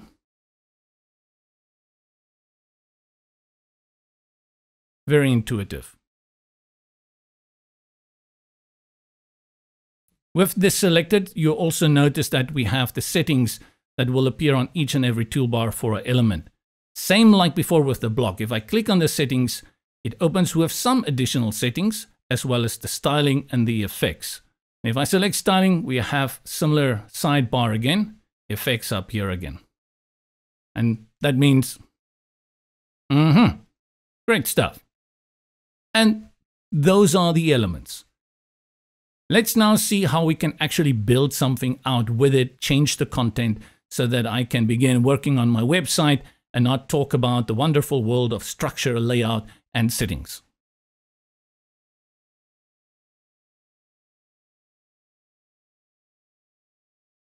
Genoeg is genoeg. Let's get to building. And the first thing I will do is I will delete this block. If it's an entire page, I can go down here to the bottom right-hand corner and select Clear Layout. Seeing it's only one block, I'll go here to the block in the top, select the settings, and click on Delete, and I will start afresh. There's many things to learn here, and this starter kit will only cover it like once or twice and show you a little bit so that we can cover everything in Brizy Cloud from the beginning to the end. There is still blogging that has to come, membership, collaboration. Wow! When will it stop? Probably never. Bottom line is, check out the other videos. We have some other series here on the channel. Some will focus only on the elements, so you can learn everything about the elements. Others will focus on shorts, and shorts are little bits of information here and there. Maybe you forgot how to do something, then a short will say, hey, do you remember how to put a gap between paragraphs? And then we will have Let's Build, and the Let's Build will show you different kind of sections that we build out. So that will give you some idea of how do you construct it. Finally, I also want to redirect you to a link in the description below. I'll open it up here, and that is freewireframes.brizy.site. And this is a website I'm currently working on specifically for people who want a little bit more when they are working with blocks. So with blocks, you can make your own. You can use the pre-made blocks, but you can also use what we refer to as a wireframe. These are not strictly wireframes, but I'll explain it more. This is the home page. So currently only 0. By the time you watch this video, hopefully there are more. If you scroll down here, you will see this is a block with a heading, sub-heading over here, or tagline, and a button. And there's no thrills or spills here. There's no background image. It's as neutral as possible. And it's got lorem ipsum, which is placeholder text. And these are ready blocks for you to use. It's just a frame, just a wireframe. And you can go and check them out. You'll see there are quite a number, and more are added weekly, daily, nightly, whenever. And the idea behind these blocks are that they are there for you, free to use. So whenever you want to have a little bit of inspiration, or you're not in the mood and you just want to get an easy to use wireframe, come to the website, check them out. You can download them from here, and then within your block manager, you can upload them. So while we are here, let's grab a simple one, something like this, and let's recreate that so you can see how we're going to work with all of those components, the block, the columns, etc., and how we will make it work. Start building your page. That's where we start. Create your own. And then the first thing I will do is set a background color. Let's go to overlay where colors are, overlay here. And I will choose this one, right? Let's choose the pink. There we go. Now, if you look here, I want to have a heading. That's a text element. And then I want to have a little bit of a paragraph here. That's also a text element. And then over here, I want a button. Also note that I have space here between these two elements, and that I'm going to create with the spacer. What I usually do before the time is either I have an idea in my head what I want to do, or I draw it on a piece of paper. That is where the idea of a wireframe comes from. There are very sophisticated software on the market that you can actually design your entire website before the time so that you can provide it to a client so that they can see how it looks. Because I don't go that direction. I'm really on a paper kind of guy. And because Brizy gives me unlimited free subdomains, if I want to create a mock-up, I just do it in Brizy. No need for me to go and get a special, very expensive or sophisticated program to do that. Let's recap again here. I want one text element for the heading, second text element for the paragraph, a spacer, and a button. And that's what I'll do here. I'll go back into the builder, open my elements pane. I'll click, drag, text, then a second one, drop it there, and then a spacer, click, drag, and then a button, and drop it there. There we go. Now, to interact with any of these, you simply click on it and you get the options toolbar. To change out the text in a text element, you select all of it. You can do that by triple clicking 1, 2, 3, and it will select all the text. Or you can Control-Command-A to select it all, or you can do it the click, hold, and drag way to select all. I love the triple click. So 1, 2, 3, and it selects everything. And then I will type in here my main heading. And this is just some random text that we want to put here. Let's align it to the middle, and that we do here from the options toolbar. You have the alignment options here in the middle, to the right, justified, to the left, and then in the middle. Change the font, and that we go over here to the T, which stands for typography. And from here you can change to different fonts. You can upload new fonts from Google that are free, and you can make the settings over here. Currently it's set to overpass. Let's see what we have here. I will go with, let's go for Playfair display. Something a little serify. That's way too small, right? We can't read that. So from the size option here, let me highlight the size and I'll type in something like 64. Let's see how big that is. That's good. I like that. And I can also play around with line height, the weight. Let's put it on bold. Let's put it on black, even thicker. And I think this is good enough. Everything for the typography. Let's click outside. Let's just have a look at the color. So I'll select it again. And then from the options toolbar over here, colors. And make sure it's on this one, this swatch here. Good. So we've got our color locked in. And there we have a heading. Next, for this one, select all the text by triple clicking on it and then type in something. This is the sub tagline text where I say something about my product or service, etc., etc. Let's align it to the middle. Go to Typography, and we'll also change it to Play Fair Display. And 16 looks a little bit small, but it looks also very dainty, so I'll leave it there. But I want to change the color, so I go to Colors and then also choose this one over here. It looks better. A little bit difficult to read. Let me go back to T for Typography, and then under Weight, I will select Bold. Much better, I say. I'm going to increase it to 18. Now, how do I get it to break to 2 lines? You see, over here we have this one in 2 lines. Similar, I want that in 2 lines. You may be inclined to do the following. Put your cursor here and this, press Enter or Return on your keyboard. Do not ever do that. By doing that, you've actually created a new paragraph. It's not a new sentence, and it can create a lot of trouble for you later on. This is also not the way we do it in website design and building. Backspace to take it back to 1 line. And the way we break it into 2 is to add padding, which is space on the left and the right, to this element. Padding you're going to find under Settings, Styling, and then you see padding over here. You will notice that there are 2 functions here. This one shows that the padding for the top, right, and the bottom and the left margins are linked, and this one will break them into their separate components. Just have a look what happens if I grab the slider and I drag it.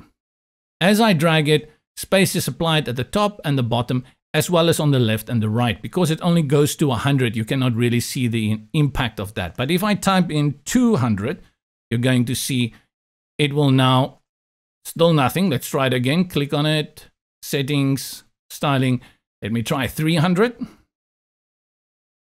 And now it starts to break into 2 lines. So what I have here is 300 pixels of space at the top, on the right, at the bottom, and on the left. But that's not what I want. I only want that space on the left and on the right. I want the top and the bottom to remain as they were. What we do is we de-link these sides by clicking on this icon. And now you see we have access to top, right, bottom, and left. Let's just drag them all the way to the left. Basically take out all of those settings. I'm not going to touch the top and I'm not going to touch the bottom. So I'll work with the right and the left. You did see though, if I just use pixels and I drag it, it doesn't really affect anything. Easier one I like to use is the percentage value here. So if I click on percentage and I type in 20, it means from the right side, my text is now pushed 20% from the border over here, from the right border. And now by adding another 20% on the left, I will break my text line into 2. So we click on the text, go to Settings, Styling, and then go to the left, put it on percentage, also add it to 20. Let's see how that works. It still didn't break. So 20% space here, 20% here, we have to increase it. So I'll add it 25. 25. And I think I need a little bit more. So let's go for 30. 30%. 30%. That looks good. Click outside. And we're getting there. Our spacer, click on the spacer to interact. And you can see that's little, what do we call it? Sizing handle appears again there. If you click, hold, and drag, you can add space. Or you can go to the settings and over here, you can manually enter the space value that you want. Currently it's 250 pixels and I actually think not bad, Nigel. I think that looks pretty good. Let's look at what we can do with the button. So click on the button. And the first thing I will do is change the text. So to do that, I'll double click to select all the text and I'll type in View More. Now let's see what happens if we go all the way to the left. Here is the button options. Select that. And we have a number of functions here. The size of the button, we can make it larger, medium, small. Let's put it on medium. we can choose to be an outline button or no outline and border background. Let's keep it to fill. And then you have control over the corners, sharp corners or rounded corners. And then here you can also change the icon. So let's take this one out, delete it, and then click on the plus to bring in a new one. And look at this massive icon library that you have. And if you're using Brizy Cloud Pro, you also have additional icons to play around with. So I said view more. Let's see if they have something like binoculars. Yeah, they do. It doesn't look like binoculars. It looks like a runway at the airport to me. But anyway, let's change that. And you can see it adds that over here. And I can change the position to the left. Okay, that really looks like a runway or someone's bell bottoms. And the size of it. And then the 3 dots always give you custom control over it. Okay, I can maybe see the binoculars there. Let's put it back on 16. And then you have this spacing that gives you that space between the icon and the text in your button. Let's go to typography because we want things consistent. So I'll change the typography here also to Playfair Display. And then I'll increase this to 16. It's already on bold. I think I like that. That works for me. Change the color of the button. Click here. And you will notice that here at the top, we have 4 tabs to choose from: background, text, border, and shadow. I'm going to change the background to this dark color that we've used. Then click on text. And then for the text, I'm going to put it on the same pink that we've used here on the background. You'll notice as I hover over it, there is this transition that happens. This is a hover effect that happens as you hover over it. You can change that here. And that is done through these 2 little tags that stick out here on the left. This is the normal default view. And then to apply the hover, select this one. Now we go to background. And I'm going to change it to pink. And then the text, I'm going to change to black. So I'm going to switch it around. Let's go back to default. Click on it and hover over it. Aha! Aha! Good.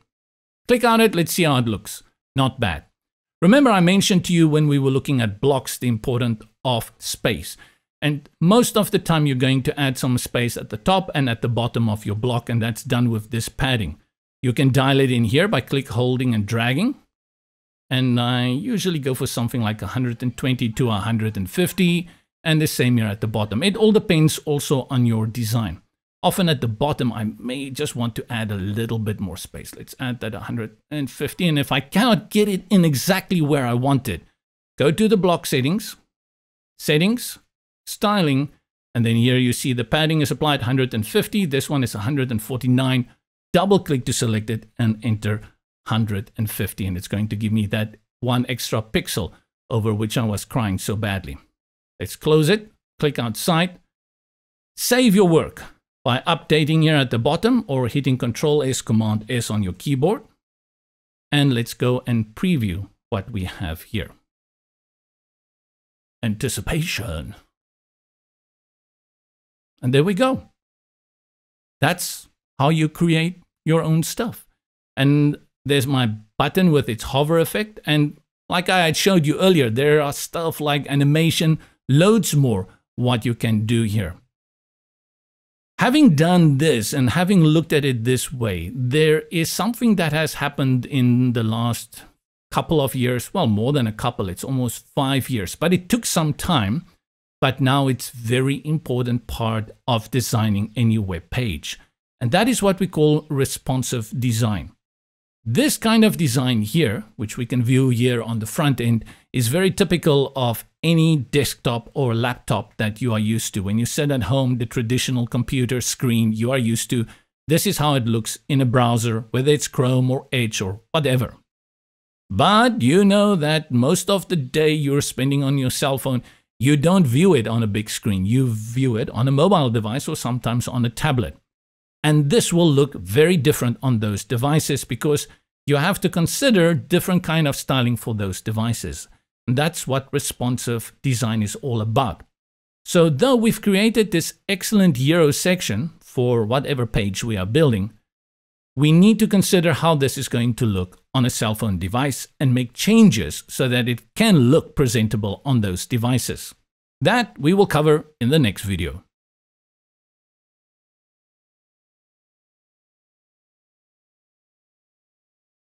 Right, so let's close this one and let's then look at what is responsive design. This is currently a desktop view, and this is how my website will look when I view it on a monitor on my desktop.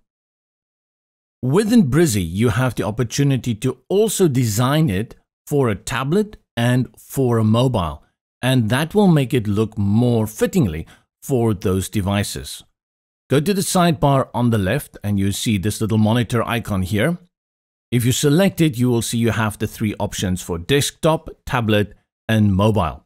These are breakpoints, and I know that the Brizy Cloud developers have told us that in the future we will have control over more breakpoints. And the reason why you would want to have maybe more is because there are so many devices on the market and they all have different screen and resolution sizes. And each time that happens, it may translate into your website not looking as good as you want it to look. To view how this will display on a tablet, easy, select tablet. It changes, it looks a little bit different. This is supposed to give you that tablet feel. And if you select again on the responsive design styling option and go to mobile, you get this kind of design that's a little bit more narrow to give you that impression that you are designing on a mobile device. Let's go back to desktop, and I think one of the things that's going to save you a lot of time is if you learn the shortcut keys here. On your keyboard, you hold Control or Command, and then you use the plus and the minus keys there at the top to cycle through the design. If you use minus, it will go from desktop, and let's say Control minus, to tablet, Control Command minus, to, there you go, mobile device. You can again actually click on Control minus or select Control minus, and it will take you back to desktop. And if you go the other direction, it's Control Command plus, and that's very easy. You keep cycling through it. So what does it mean when you go into these responsive design options? Let's go and select the mobile device, and I'll show you what happens here. Here you can see that the heading text is breaking into two lines and it doesn't look that good. Select it by clicking on it and you see a reduced options toolbar appears. What's happening now is that Brizy is giving you options that you can change only for the cell phone device. It will not affect your main desktop display, but it will affect your cell phone device, how it will display there. If you click on the T, you will see that we put it at 64 pixels. And what we can do now is half that. So let's put it at 32, double click to select the 64 in the field box, and then type in 32. And you will see now it reduces and it fits nicely into that width. The same we can do for this tagline here, because now the proportion between the tagline and the main heading is, well, a little bit weird. So we can click on it, select the T for typography, it's at 18. Let's just take it down to 16. And you see we can even go to the weight and let's put it on normal. Now you see that here, though it stretches all the way from the left to the right, we want it a little bit more compact. So select it again. You can go to settings, but you will notice that the sidebar is already open by default in the responsive display. And then we go to padding. We want to add some padding on the left and the right. Some white space. So deselect or decouple all of those sides, and then on the right, let's add in about 15 pixels. You see it shifts there, 15 pixels, and on the left, we add 15 pixels. And Eureka, another 15 pixels. A little bit more structure we have applied there.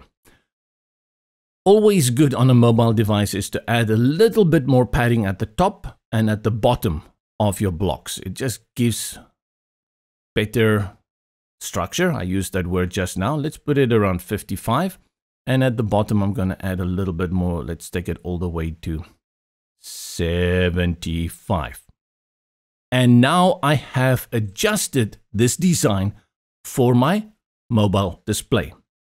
And to show that I didn't mess up my desktop, you go again to the sidebar, select the monitor, select desktop, and you see the heading. If you click on it, select T for typography, is still at 64 pixels. That's important to understand that when you go, the moment you go into tablet and mobile design, you're going to get a reduced menu for those things that you can change. Let's do that with the tablet. Let's select the tablet, or you hit Control Command minus on your keyboard. Same thing here. Let's say we want to break this into 2 lines. We can click on it, and then here in padding, I'll decouple all the sides. This time I'll use percentage. That's much easier. In this case, 20% on the right and 20% on the left. And I've added 20% white space here, 20% white space here, and this area in which my text appears at this moment is the remaining 60%. Let's just mess it up a little bit on the tablet more so that you can see how much changes you can make here. Let's go to the block first, click outside, hover here, see the block settings, click on that, and you see we only have a few things that we can change here. So let's select colors. Let's put it on the green, right? You can even add a border. Let's select a black border, and it's here set at 8. So you see we've got a border of 8 pixels wide. Let's select that and make it 15. It's a little bit more prominent. Let's go to my main heading, and let's put this to the left align. We do the same here with this text. But now, because we've added padding there, let's take that padding out. So what I will do is on the left, I'll put that on 0. And then on the right, I'll increase that to 40 so we can still have a little bit more. And then the button I select, click on the alignment, and it's all the way to the left. Very different. Let's see if this has also affected our mobile design. Mobile? No. And desktop. And you can test this actually in your browser. So let's save our work, Control Command S, and then preview. And to see how this actually emulates on different devices, how it is simulated, you press at the top of your keyboard F12, those function keys. When you do that, it opens what is referred to as the inspector. And on Chrome, Firefox, in this case Edge, they all look more or less the same, but yet they're a little bit different. What you will find though is a lot of scary stuff here on the right, which you should not be concerned about. You want to look up here where you see this little icon that looks like a mobile and tablet device. And you will see it says toggle device emulation. And once you click on it, it will give you an option to choose different devices that will emulate how it will look on the market. Currently, it's set to dimensions responsive. If you select the drop down, you will see there's a list of devices you can choose from. Let's go to the iPad Mini. Well, let's go to the iPad Air first. And when I click on it, you see it jumps to that tablet design we have made. So that breakpoint tells the browser, according to the device you are using, what to display. If I go to an iPhone 12 Pro, I get this, which is the mobile display. And if you want to really have full control and understand how it breaks, you click here on responsive, and then you have these handles. And if you drag it all the way out, of course, now you are on desktop display. And as you drag it in, drag it in, drag it in, drag it in, and the moment you reach that breakpoint, which is around almost 994 or something like that, it breaks into tablet mode. If you have a screen that you will see up here, I'm talking about this dimension up here. If I click up 991, it's a desktop. 990, it's a tablet. So if you're working on a screen that's 990 pixels wide or less, it's going to break to a display of a tablet. And as I reduce it here, it gets to, let's see, 769, we reduce it. And at 767, it breaks. No, at 767, yes, 767, 768, it breaks into the mobile display. which is pretty big for my preference. And this is how you can make sure that your website is going to look good on all devices. To get out of here, you can first detoggle this and then click here on the close button to get out of the inspector. And let's close this.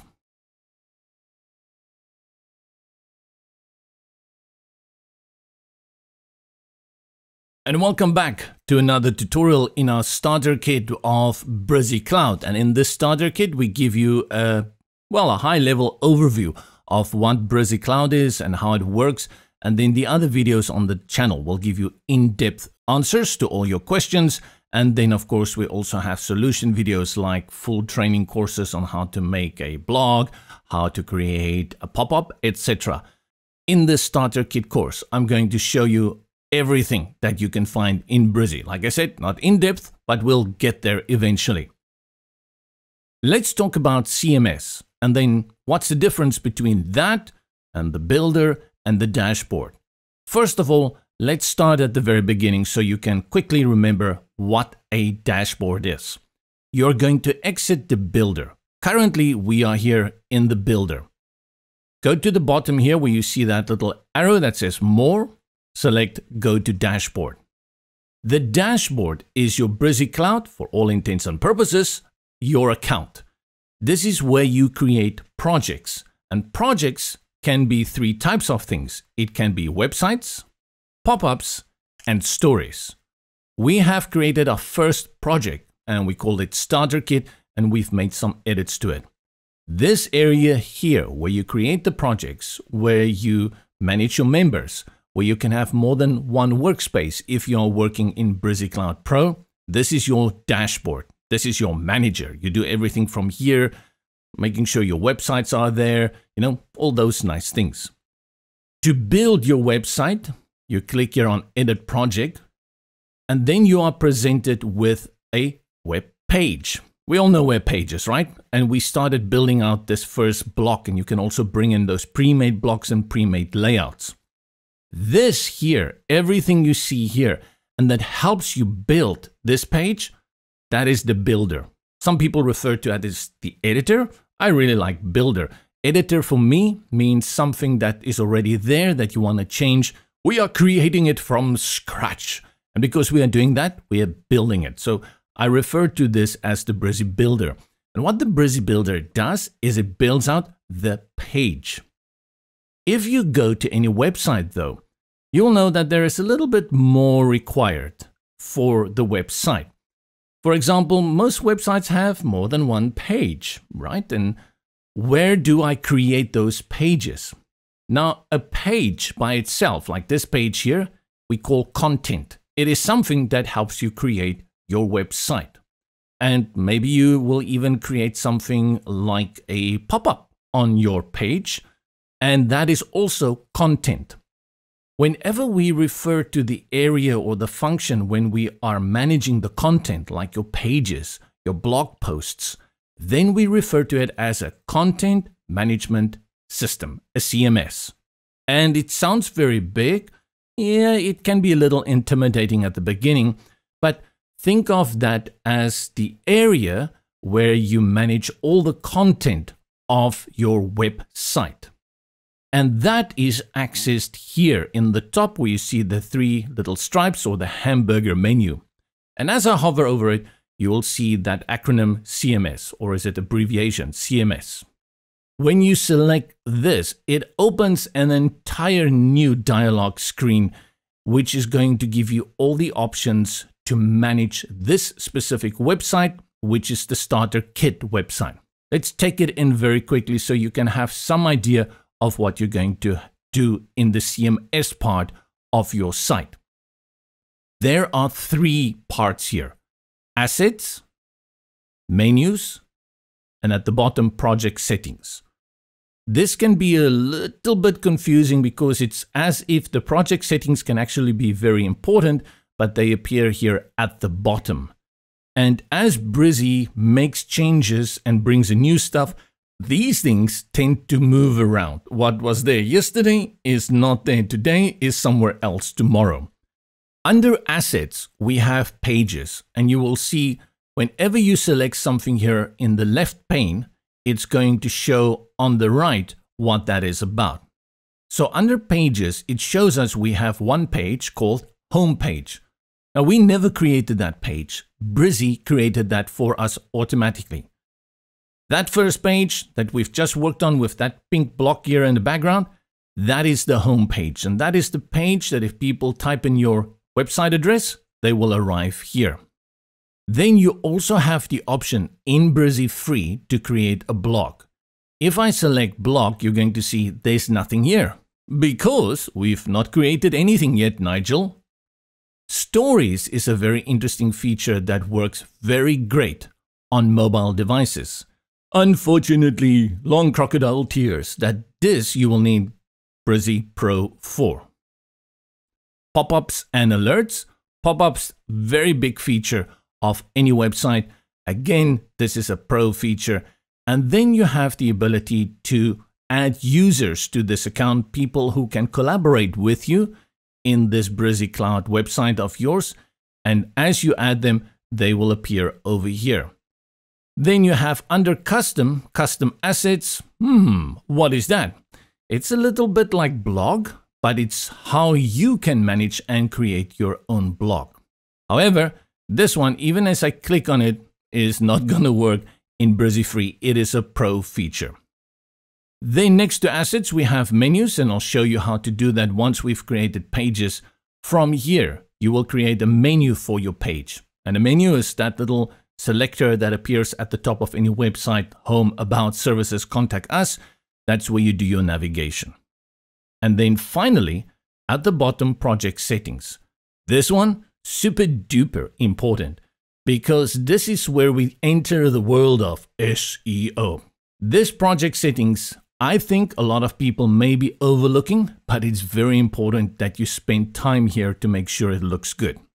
And you will see we have here sharing, system pages, translate, which is not functional yet, but very exciting because this means very soon you will be able to create a multilingual website. Next to that, custom CSS, and this is for people who love extra coding. Code inject, that's also another one, webhooks, and then redirects. These three here, that's a lot of coding stuff. We're not going to do that. I may share here or there a few tips from people from the Brizy forum. That's very useful if you want to use that. But remember, we don't want to touch no coding. We just want to build a nice website for ourselves. This is then your CMS part, and we will spend time here so that you can fully understand how this part works. Close it out. And my opinion is the moment you've closed it out, you're back in the builder. Everything you see here, this toolbar here in the bottom right-hand corner for the options, as well as these functions in the sidebar, they are connected to the Brizy builder. The three little stripes hamburger menu there in the top left-hand corner, that is your CMS. So let's close it. And in the next video, let's create a few more pages like you would see on any website, like your home, about, service, all those kind of pages, and see how you can build up a multi-page website.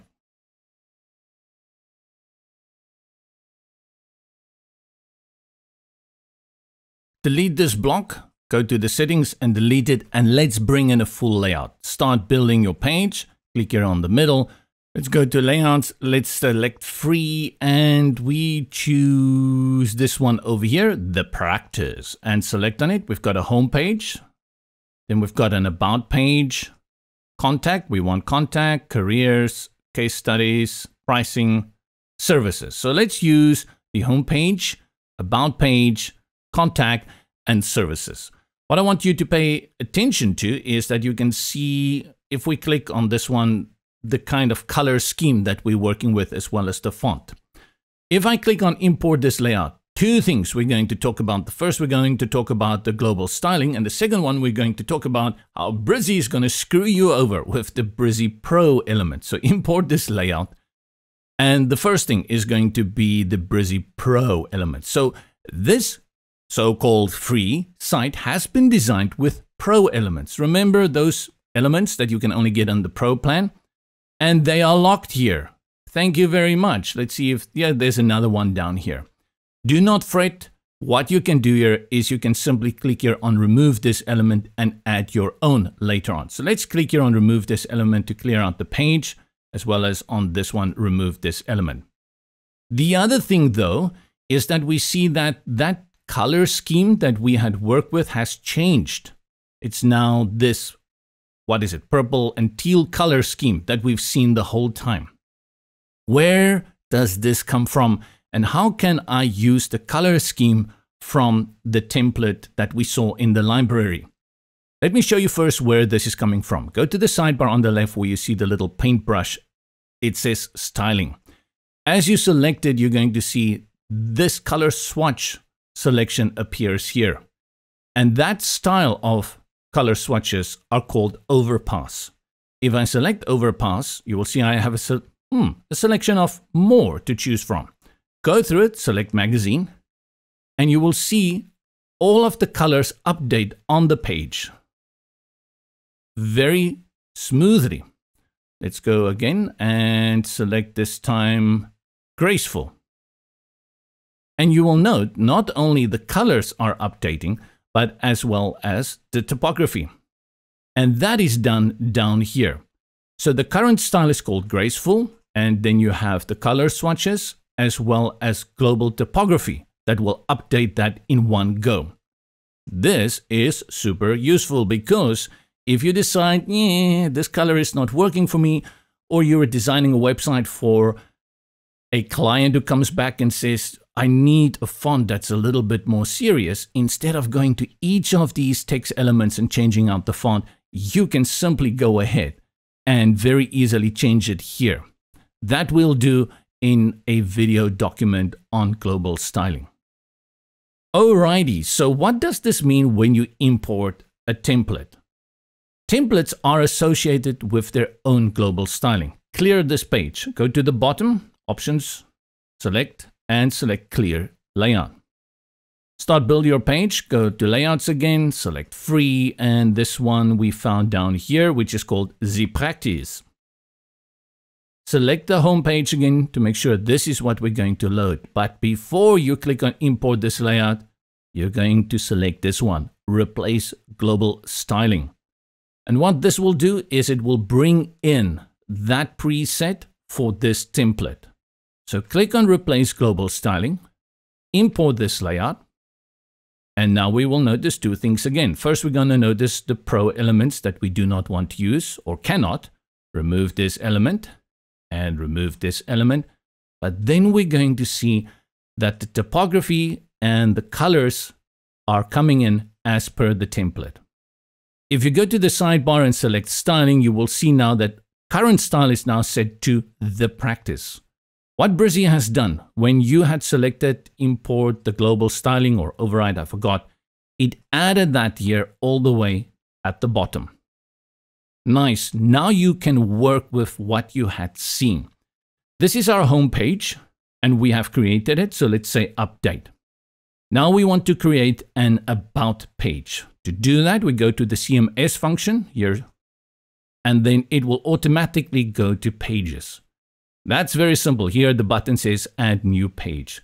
I wish it's up here because for me, if I think of a UX, you know, how to make it nice and simple, I'm here at the top, I go to CMS. If I just could click here on add new, it would just be a little whoop over there. I don't need to come all the way down to the bottom and then go all the way up again. But anyway, that's my personal preference. Let's go all the way down to add new page, where is the plus, and it will give us this little dialog box, and we have to give this page a title. We're going to call this our about page, so we just type in there about. It's going to automatically give you a slug, and a slug is that little thing that comes at the end of your website address. You can add a description, but we're going to go ahead and click on Save Changes. Click back here on the arrow. And now you will see that we've got two pages, the home page and the about page. And notice that this one has a green dot and that one has that little orange dot. And this means that this one has been published. People can view it. This one hasn't been published. It is still in draft mode. But remember, I told you, Draft mode, meh, at this moment, not much, not really functional for me. So you can just actually put it on publish from the beginning. To go back to that area, you simply click here and it will take you again to this area. Notice that the settings for publish and draft appear here, but it's also in the page itself. But I'm just going to add it here to publish on May 1st. Tra-la-la. And then let's say update here at the bottom. Otherwise, it's not locked in. And let's go back. To go into this page and start working on this page, you have to go here where it says Actions and Edit. And as I select that, it's going to load the Brizy Builder, but this time it's going to be the About page. Start building your page. We can go to Layouts and Free. And where is this one again? This one. And let's look for the About page. And let's select again, Replace Global Styling. I thought it should do it automatically once you've done it, but seems like maybe I have to do it again. We can test it for the next one. Again, we have to remove this element and remove this element. Sneaky. Previously, you actually got those elements for free, but somewhere someone wrote some smart code to take it away from us. Update the page to save it. And next, let's go and create the services page. Do you remember how to do that? Go to CMS here. Pages automatically selected. Create add new page and then page title services.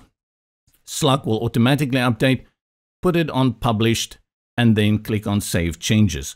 And what you'll notice also, once you have saved the page, it also gives you translate area and then SEO, social, and code. That is related to this specific page. Click back, go to services and select the actions edit, and we bring in the services. We go through that procedure one more time. And if you've ever built a website, go to layouts, free. You may think by yourself, isn't there a quicker way to do this? Let's look for services. Was it here at the bottom? Yes.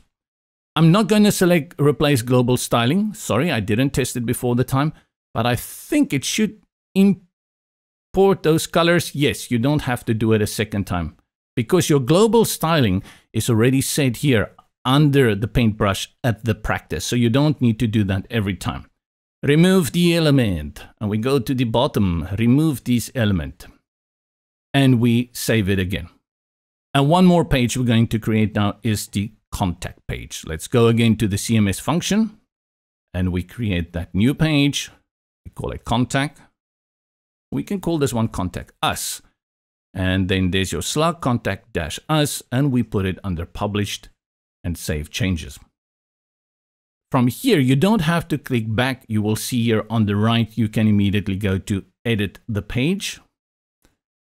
And that question I posed to you just a few moments ago, can this not be done easily? You know, why do I need to go and load each and every page? Can I not just import all of this in one go? These starter site imports are very common in the industry. And yes, it is coming for Brizy Cloud.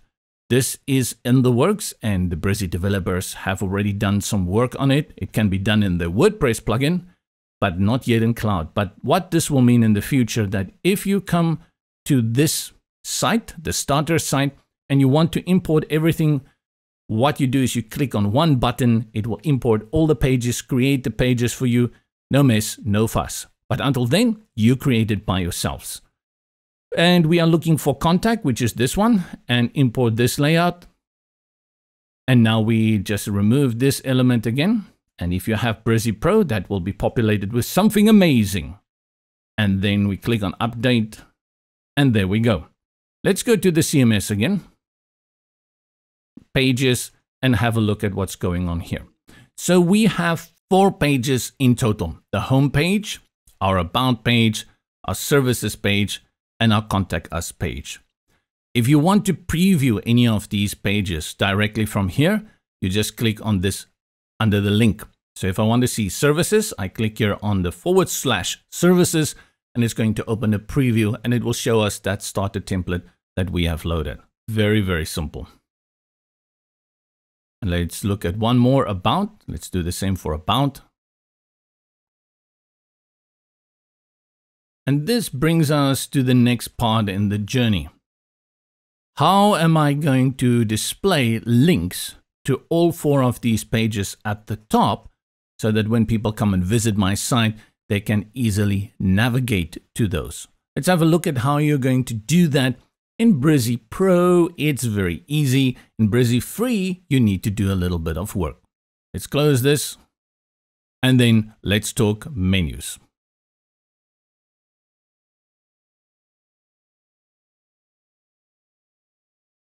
To navigate from one page to another page in your website, you need a navigation area, you need links, and that is usually done through a menu element. But before you have the menu element on your page, you need to create the menu to kind of instruct the menu element how you're going to display that.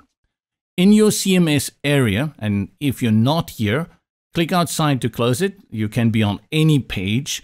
Go to the top, click on the hamburger menu, and this will open your content management system. Select menus, and this opens the dialog box for the menu. You will see that it gives you about, contact, home, and services. These are the pages that we've created. And then there's also these 2, blog and custom link. We're not going to focus on them now. First, you have to create a menu. And you do that, you select here on the down arrow, create new menu. And we're going to call this our main menu. Important though, click on the plus. And once you see this, you're ready to go. If you click outside, something strange is going to happen. And that is, if you try to create the menu, it's still not going to work. You have created the menu, but you've not selected it yet. Strange, yes, but that's how it works. You have to go back in and actually select main menu. And now you will see it says main menu, and then menu top order, no menu items. These items are those pages that we've created. You can select one by one, and then click here at the bottom, add to menu. We'll just select them now, and then click add to menu. Now we need to arrange them in the order that we want them to appear on our navigation area within our page. Challenge here is the following, and that is that home should be at the top, then about us, then services, then contact us. And to do that, you click, hold, and drag, and then you take it up all the way to the top. And next one is about, that's right, services. And there we go. You've created it. You see that little house next to home? This indicates that this is your home page. Click Save Changes, and voila, you have created your first menu. Now, how do you make this practical? To do that, you need to go onto your page. So let's close out here on the menus and let's go to the home page. And to edit the home page, you have to select this edit function here. We select edit. And now we have to bring in a menu area on our page. If you are working with Brizy Cloud Pro, which we will do in the future, Brizy Cloud Pro has a block specifically made for an header area. That's where the menu goes. If you go to the bottom and you click here on add a new block, you can see here on the left there is header and footers. And within this header, you can bring in your menus, but you will see they are all locked. They are pro because this is not just an ordinary block, it's a header block and it works a little bit differently. I still want to use a block, so we go to all categories, yes, and then select create your own. Now this is where we're going to bring in our menu, but this is at the bottom of our page. How do I get this block all the way to the top of the page?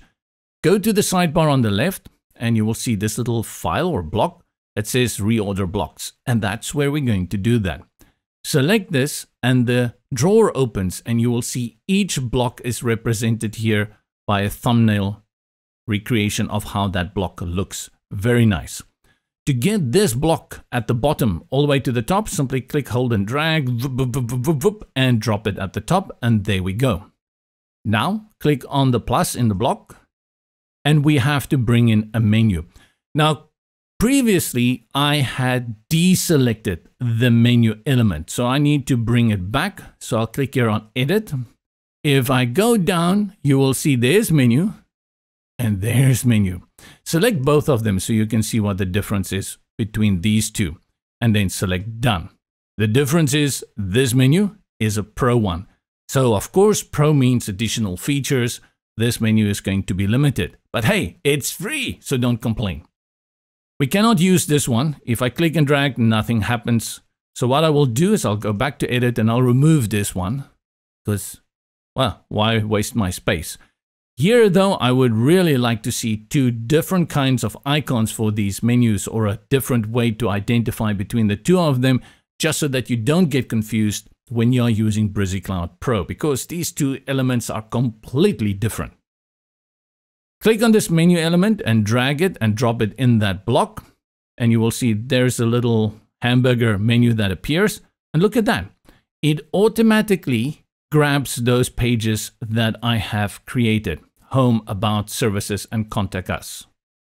Nice, that's great. So let's click on it and just see what we can do with it. Again, the very familiar options toolbar that we get here. I say it again, very limited options here. If you're going to use the Pro version, which we will do later, you will see you have a lot more functionality here. Click here on this icon for the hamburger menu, and it's going to give you the option to select which menu you are using. I've only got one menu, so guess what? I'm only going to use one menu.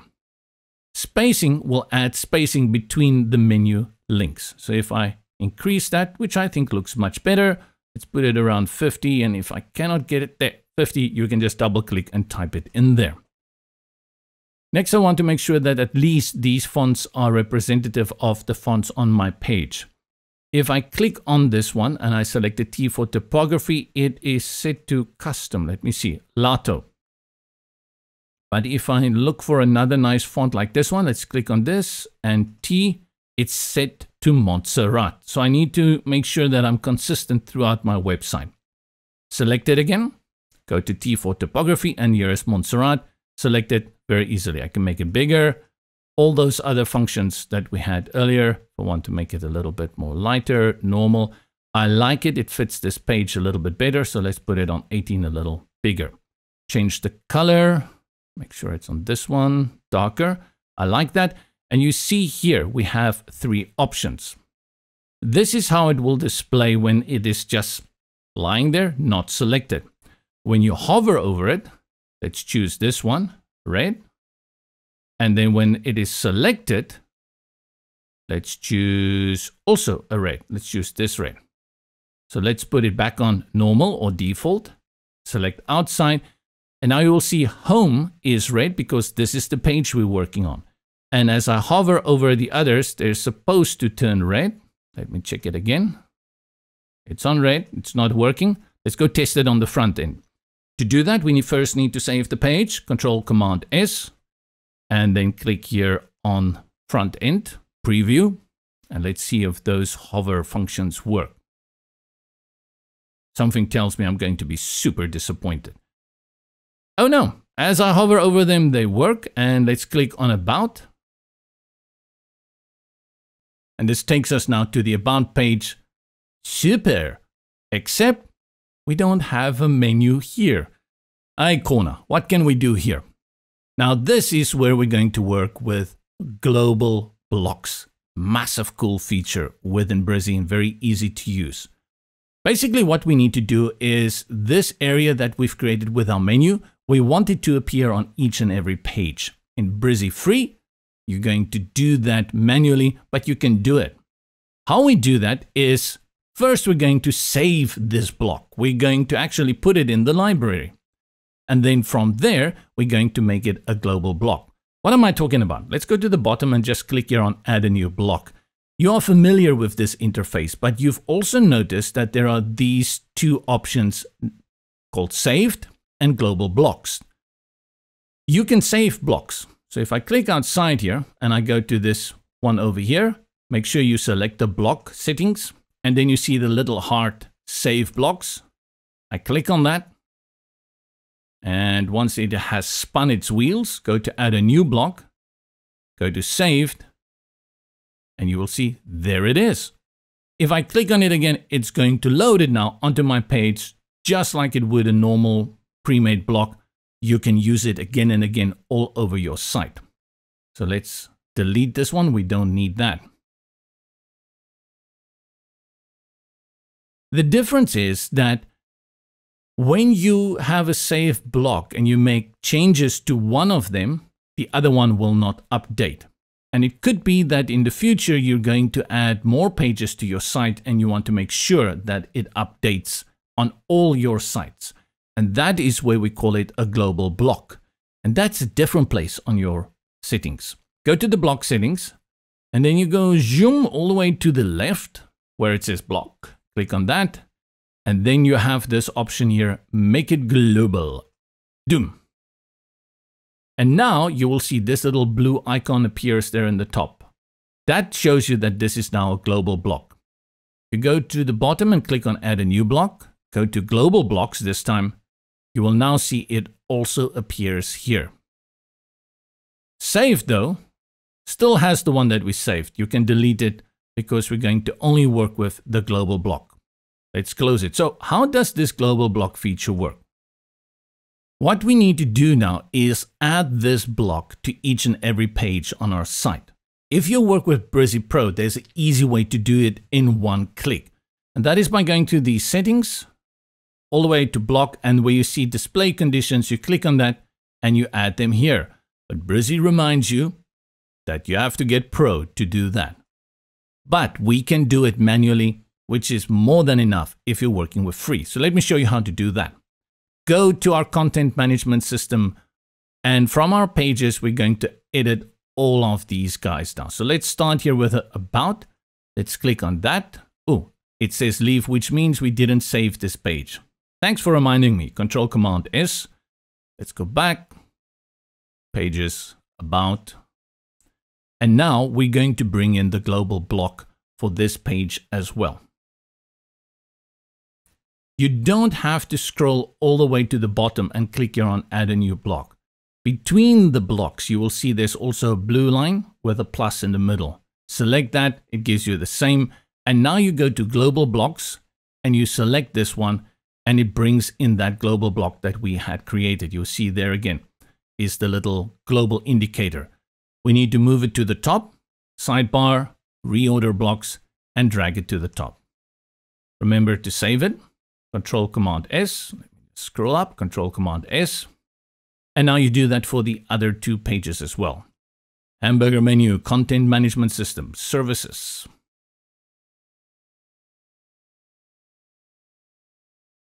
And like I've said, if you think this is extra work, you're right. But that is the point of the free version. In the pro version, it will go much more quicker. And go to Reorder Blocks, drag it to the top, Control Command S to make sure that you save it. Super. And then last page, pages, contact us, edit the page.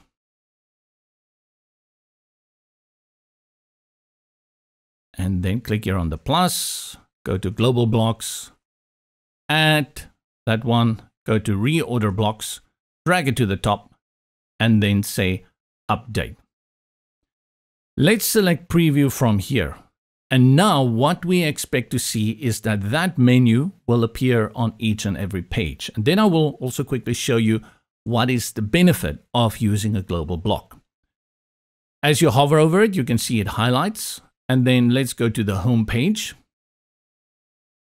And it takes us to the home page. And we know that there is a menu on the home page. There it goes.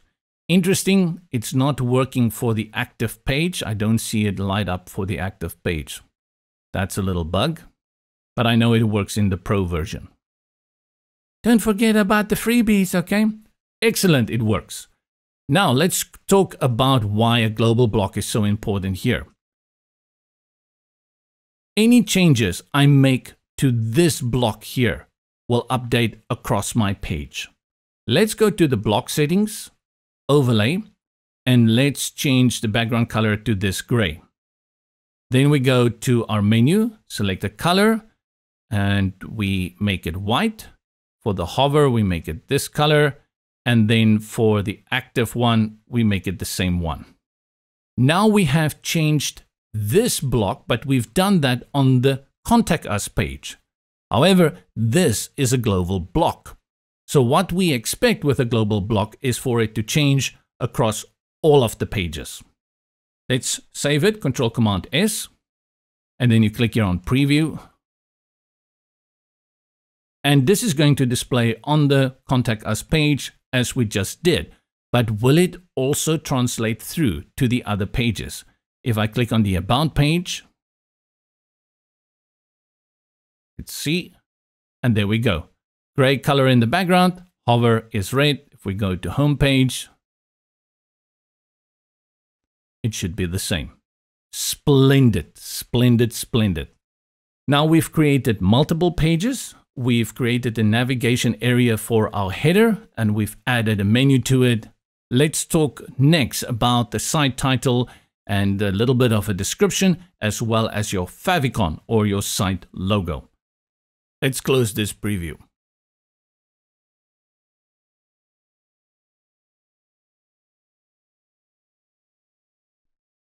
If you click on preview of this new site that we have created with those 4 pages, in your browser at the top, you will see the name of the page appears, Contact Us, because that's the page we just previewed. If I click to home, the name of the page appears. But you see this little logo? That's not the logo we want. That's Brizy's logo. We want our own logo.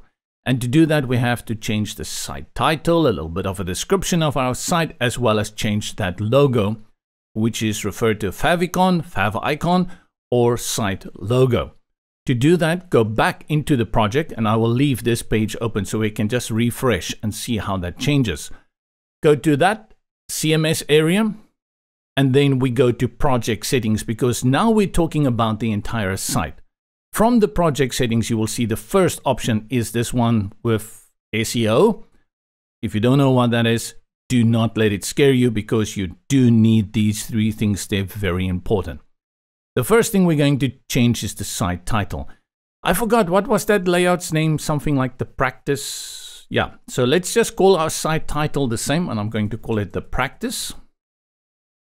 Then under that site description, you get about 150 characters there. A very short description, but you have to be very smart about the words that you use here. Describe your service and site perfectly, so that when people go onto Google and they search it, Google will get it from this little area here. So you have to be really smart about this. Law and legal, well, what's the difference? Advice at an affordable price for your everyday needs. Even that everyday needs doesn't make sense. You really need to think here what you're going to say, or you can say for your insurance payouts. Ooh, yeah. Now you need to add a favicon. A favicon is a square little image, that little image that appears here at the top. It has to be a square and around, I would recommend 640 by 640 pixels. That will make sure it looks good on a very high resolution monitor. And make sure it's a small file, PNG or .ico. Click on select. And I have a little icon over here called law. Open and brings it in, and save our changes. And now this should all translate to the front end, which means that if I go to this page, which is the preview, and I click here on refresh or reload, we should see all of those nice things happening for us. And there we go. It says the practice at the top, plus our little logo. And if we go to about, it should say about pipe the practice. Because home is our home page, it's not going to say home, the practice, it's just going to say the practice.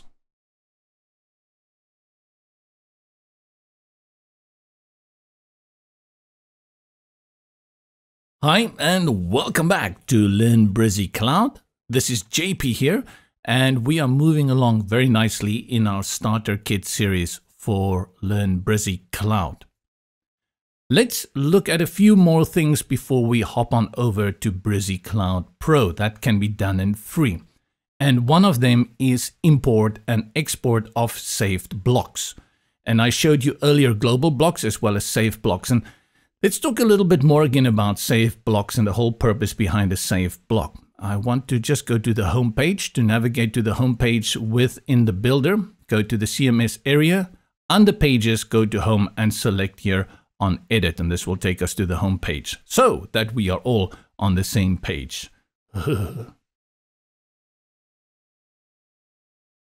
Sometimes you create a block that you're so impressed with that you can definitely see yourself using it again in the future. And that's why you will want to save a block. It could also be that you've created a certain layout of a block that you want to repeat on other pages of your site.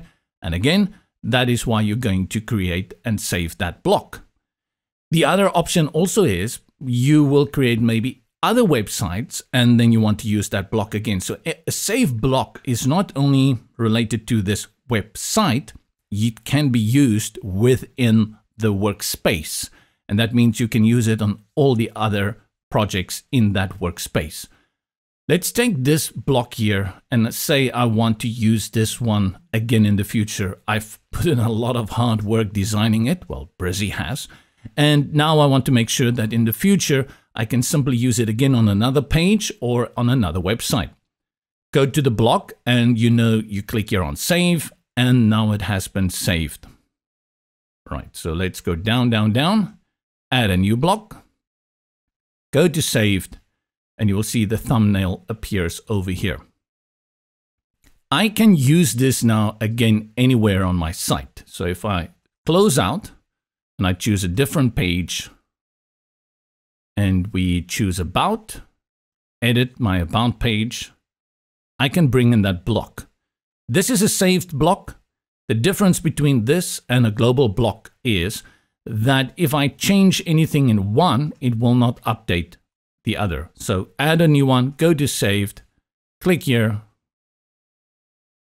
and there it drops it in again. If I make changes here now, like I changed the text, our services include, and I save it, update, we go preview it, it will only change this block because it's not a global block. Global blocks are connected, it updates. This is only on the about page block. So if I scroll down, you will see it says our services include. But if I go to the home page, you will see that it is still the original one that we had saved and worked from. Come on, load for us. Things are slow this morning. Services we specialize in. You can see, and that's kind of the idea. But what is nice about saved blocks is that you can export them, you can share them with other people, and you can also import from other people. And how do we do that? You have to go into the manager. So click here on add a new block and then go to the save blocks, hover over it, and you will see the little arrow downwards. That is going to export this block for you. So I'll export it and it will download it. Okay, nice. I will say here, which one is this? Show in folder. And then we see it's in my downloads folder. I'll change this name and I'll call it, let's say we call this one download block 1, just for our own reference, right? And then we can close it. Let's also close this one, delete it. And now under saved, let's delete this block here. Great, so now it's empty. We don't have anything here. You take that zip file, you email it to your friend, and then your friend comes and says, add a new block, go to saved, and then click here at the bottom on import new block. Take the zip file you sent it, open, and there you go. And that's how you can import and export blocks. This can be done with saved blocks only, not blocks, and also not global blocks. So if you want to export a global block, first you have to go and save it, export it, upload it, and then make it a global block in the new site that you have worked in.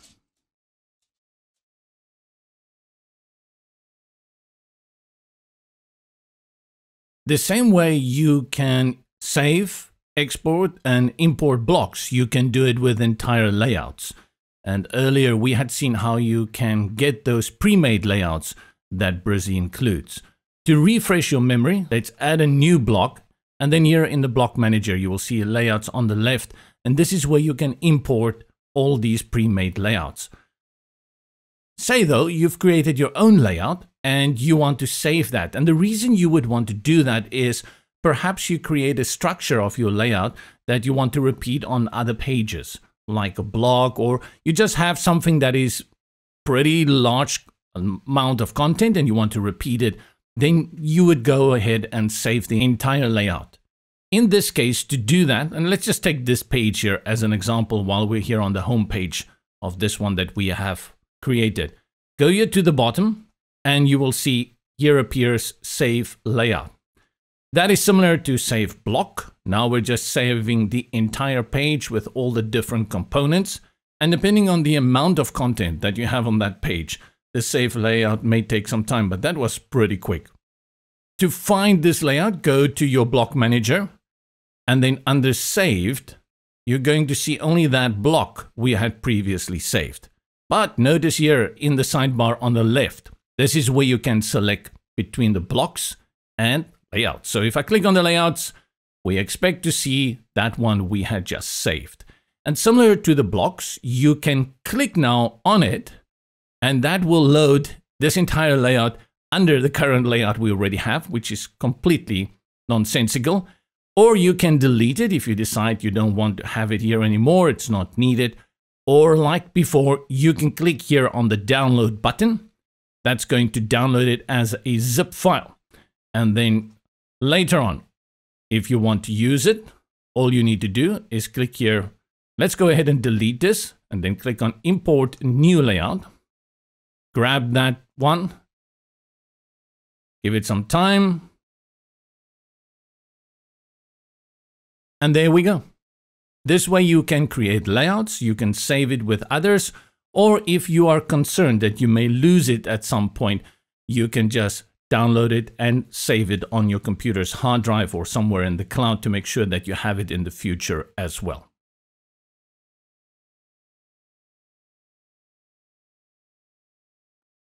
Let's close out here and work our way down a little bit on all the features that we have here in the sidebar on this left. Now, you know the top hamburger menu, that is going to give you access to the content management system. And this is an area we will spend a lot of time with, especially when you get to Pro, blogging, stories, pop-ups, and alerts. And I'm just reading the list over there. But there is a lot that happens here in the CMS system. Under this, you are familiar probably now by the area Add Elements. And you can click on this plus as well as the plus that appears on the page to bring in the elements. And the elements are the content that you build out your page with. Let's bring back all the elements and have a quick look at everything that is free here. So what I will do, I wish there was a select all so we don't have to go and click on each and all of them. But currently, that's what we're going to do. So I'll click here and select. Then we have grid as well as social here at the bottom. And as you know, when I say done here and I bring them all back, we're going to have these guys with the little pink dot, which tells us they are pro and we cannot use them in the free version. Scroll down on the page and I think we've got a block here open. And let's go through them very briefly so you have an idea of what each of them does. Text element, that one you understand, it's going to bring in text and you can make headings out of it or paragraphs. Next to it is the button. Every time you ask people to interact on your site, whether they're going to leave you a message or click to another link, we refer to it mostly as a call to action, to take action. And the button is the easiest way to get people to take action on your website. And that's very important because you want people to interact with you, either leave you a message or give you their email address, sign up for a special, or buy something from you. Another one that's very super popular is the icon. And you have a big library of icons that you can use. Let me add a block here at the bottom so we can put all of this in the middle and not have to keep it there at the bottom of the screen. Next to the icon is the image element, and we've worked with that before. Depending on the container, this can be big, you can resize it, and you can bring in your images.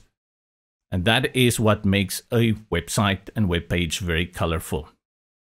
Next to the image is audio file, one that I've never used, and this gives us the SoundCloud link that you can drop in here. In the free version, you get access to SoundCloud. So you upload whatever audio you have on SoundCloud, drop the link here, and you style it out in case you need audio like a podcast.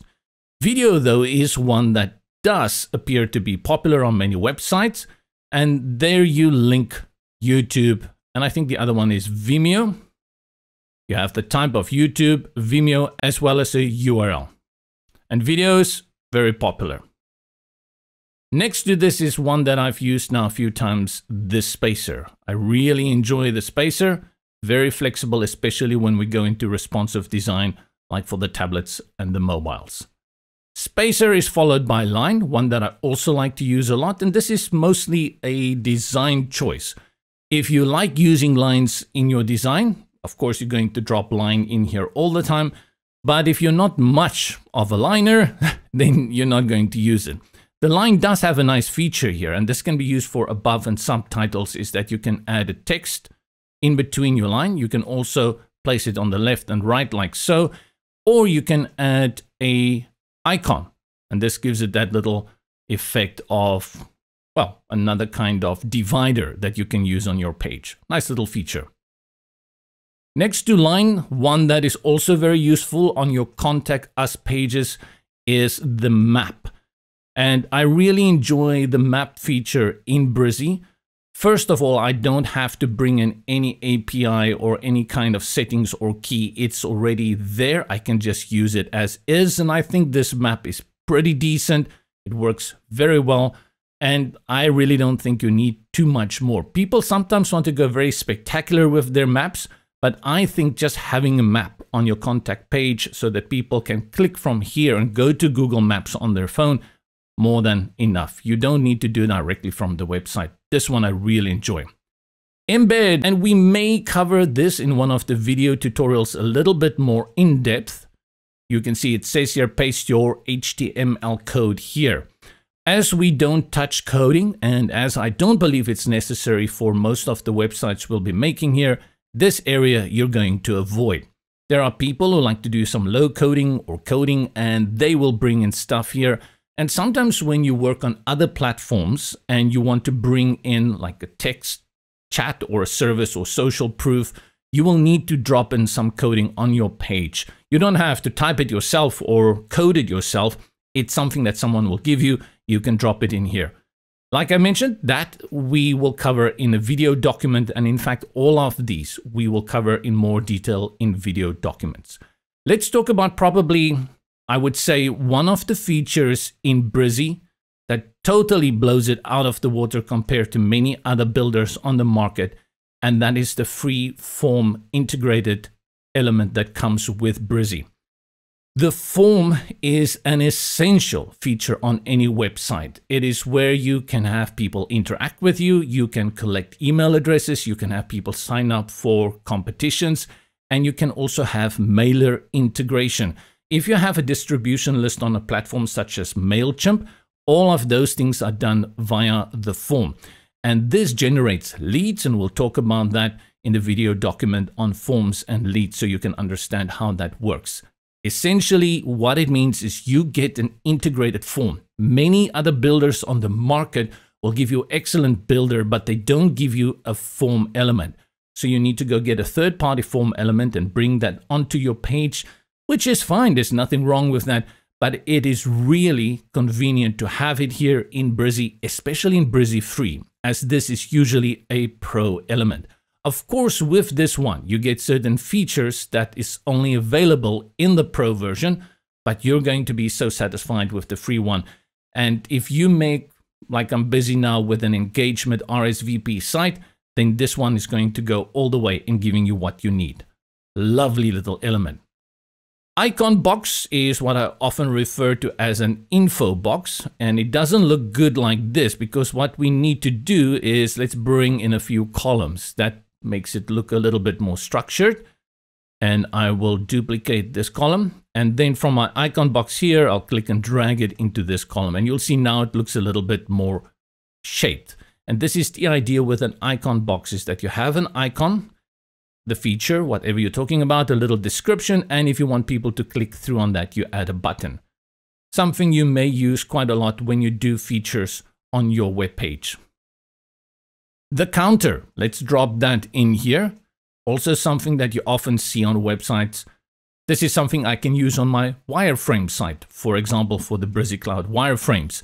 As I add wireframes, I can say, for example, currently I'm, I think, at 35, start and end at 35. And then when people come to my site, like, oh, 35, and next time maybe 100. And there's also a number of ways that this can be displayed on it and make some changes to it. Again, covered in the video document. Next to the counter is progress, I think. No, countdown. Countdown is very useful if you are having an event that's going to occur in the future and you want to display a countdown, or you have a competition or a promotion that you are running and you want people to see how much time they have left for that. Next to our countdown tabs, I'm a big fan of freeing up space on my website. Sometimes you have a lot of stuff and you don't want to click down. This is where you have a tab where you can bring in your content. What's nice about these elements are they are technically also containers. So here I have tab 1 and here I have tab 2. And you can see in tab 1 I have an icon and here I have a button. But essentially, this is just another canvas. So I can go back here and I can bring in text within this tab. I can bring in another button. I can bring a line and I can build out this tab. And you will see when I go to tab 2, it's still that button. And if I have a nice little setup here, all I do is click here on duplicate. Now I have another tab and I can rename it. And I can style this one out separately to the one in the front. A very convenient way to free up space and not have everything on a very big page, but you can present it in a nice orderly fashion. Next to tabs, this is the progress one that I've been talking about. Progress, I see this a lot on websites and often I think, hey, they are using it incorrectly. Progress really needs to show you something on how much and how far you've gotten in a project, like we've done this much. And you'll find some ways sometimes of progress, like my skill 80%. I'm not sure how you're going to use this as a progress bar to display your skill. Again, this is something that is useful for projects and you want to indicate to people how far it has gone. Or if you want to show some kind of graph, then you'll take this out, you'll take the percentage out and you'll remove the colors on the right. There's a lot that you can do with this progress element. That's also a free element here in Brizy. Next to the progress is accordion. Accordion, just like tabs, is a method to display your content. And as you see, I click here, the first accordion will give me this little star and the second one gives me the button. Again, I can go and add any kind of content in here. Let's say I want to bring in a line, drop some text, drop text there. An image. Let's just make this smaller, otherwise we won't be able to see the other tab. And I build out this accordion, and then when I click on the second accordion, I have more content. This is often used on websites for facts and questions, where you have people, facts and questions, frequently asked questions. When you have people who have some questions, you can type the question there. I selected, why do you like Brizy Cloud? And then you put your answer here. And then another question down here. We can say, how do I sign up for Pro? Things like that. And that is what an accordion is pretty useful for a frequently asked questions, not facts and questions. What else do we have here? And then we have the menu element that we had worked with previously, which you can build out a menu on your page. And I actually dropped it in that accordion. After this, there are a few pro elements that appear. There's a number here that I also really like. The carousel is basically a slider. The rating, we have gallery. Gallery is okay. It's not as awesome as I would like it to be. And then we have the pro menu, which gives you far more flexibility than the menu that we have here on this page currently. A playlist, if you want to have your videos in a playlist form. Table. Oh, I love this one. This table element is done really well. Timeline, which is a nice feature. I don't really use it because it's really a pain in the neck on mobile devices. Switcher, very nice one, similar to our content containers. And then for those who are into Lottie. Then you see there's a login little element here. And the login is used in the pro version to get people to sign up to your site and become members. Yes, there is a membership feature built into Brizy, and mostly Brizy Pro. Then you see this little button here, Translate. Now, at this moment, Translate is not yet operational. It is included here. Let me show you. If you go to the CMS area and you select any page from your site. So if I go here, let's select Home. I simply click on Home. And this will open the settings and options for my home page. You will notice that here in the top bar, the second tab says Translate. You select that, you're going to get an option to add a new translation. Currently, though, this is not functional yet. I'm very excited to see what's going to happen here and how it will be done. It's not an operational feature, and I know some people on the Brizy forum have actually tinkered around with it, and then they said it's not working anymore. I guess it was just by pure luck they got some demo working for a short time, but it is not operational. Definitely something I'll be exploring once it's fully released, and we'll run a tutorial here so you can see how the translation will work. The translation feature, of course, is very important for multilingual sites. If you have more than one language that you want your site to appear in. And that is where you will use the translate element. This will be a switcher, I'm pretty sure. And if I drag it, let's see if I can, what happens if I drag it. So currently it's English, and then you cannot see that. But then there's also Italian, and I don't know what is the second one there. If I quickly, let's see, French. I quickly saw it's French. And this you usually will put there in a column next to your menu so that people at the top of your page, if they want to switch from one language to the other one, they can do it so with this switcher. Then the last one under our elements is posts. And this is something we'll cover when we look at blogging. The post element won't display anything at this moment because we haven't set up any posts and we don't have a blog running. So it's just going to be empty. In fact, it's going to look like there's nothing there. Yeah, there it is. Under this, we have our friend column and then row. And row is one I also do like to use. Row is a bigger container that contains your columns. Very nice, similar to columns, a lot of flexibility. And I like to use this one a lot if I have a few columns that I want to copy and I want to keep the same styling for the background and maybe drag it around. Then I will put them inside of a row. And also when I have multi-level functions that I want to accomplish, then I will do this because I can still put another column inside the column. And then it basically gives me 3 levels. It gives me the row container, the blue column, and then the pink column, 3 levels. Finally, at the very bottom, we have 3 elements that are for social media, Facebook, Twitter, and comments cannot be used in this free version.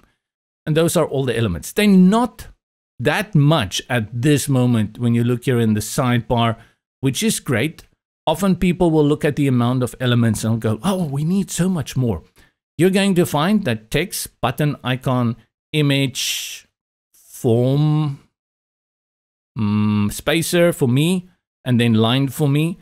These are the ones you're going to use most of the time. The rest, you're going to use them for specific cases, but not all the time. And that is why when I'm working like this, especially when you're working in the free version, Don't be seduced by these little pink dots. Go ahead and just edit them away. Click on edit and I'll deselect them. I know I'm not going to be using them. And that saves me a little bit of scrolling. When I want to bring in elements, I don't have to scroll up and down every time. I've cleared up real estate. Everything is nicely accessible in one go.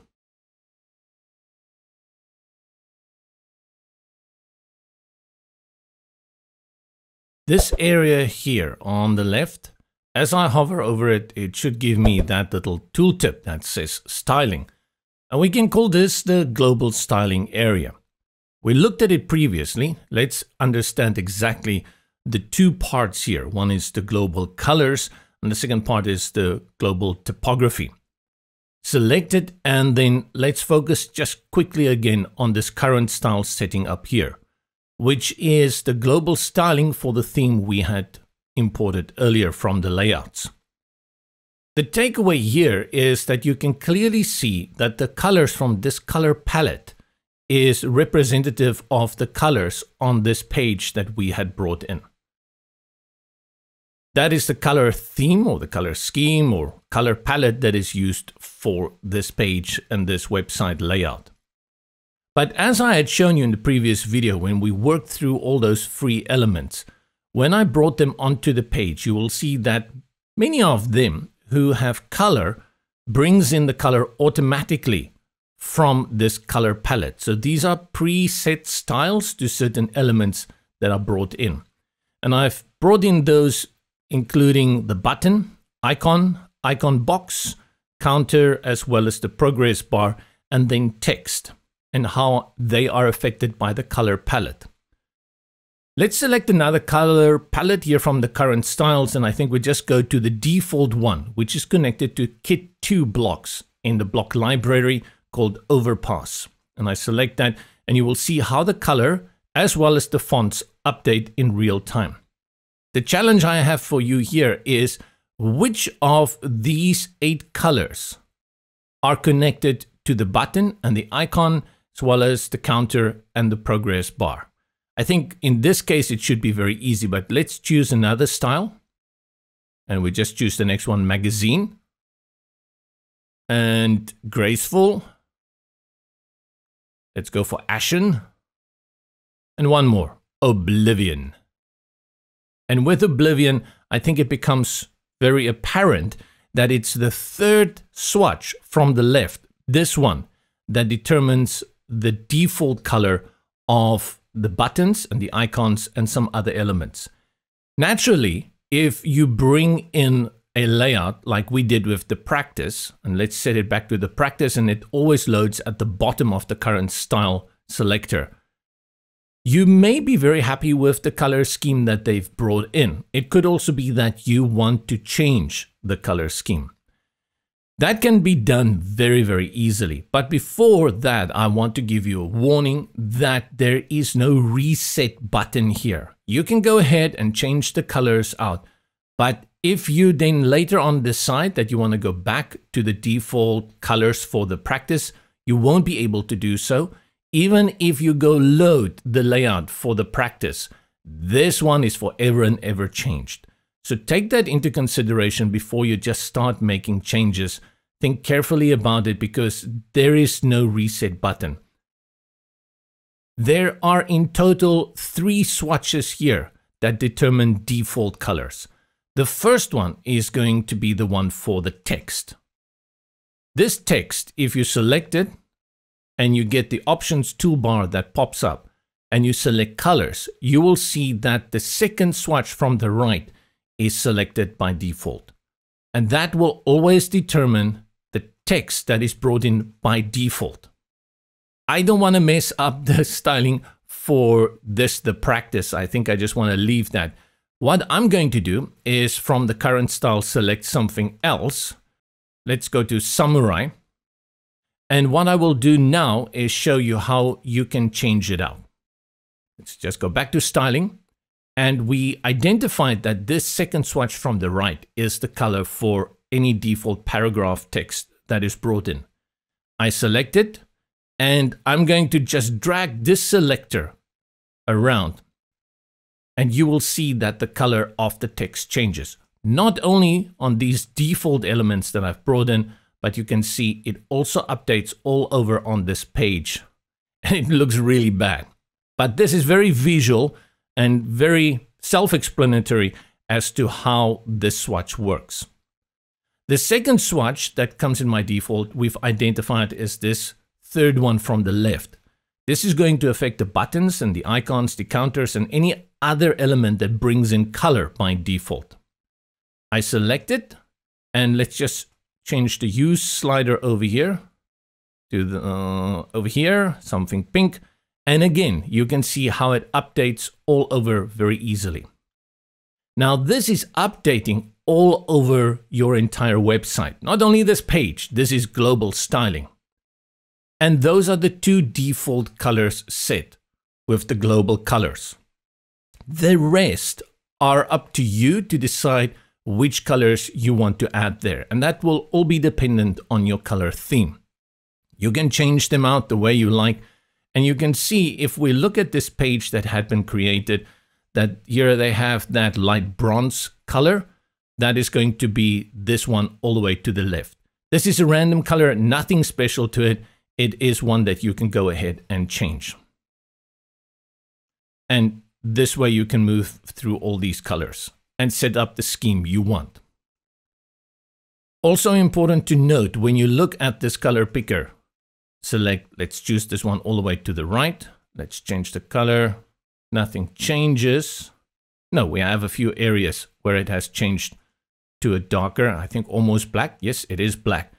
Is that you also have here in the bottom left-hand corner of the color picker, an area where you can add the hex code.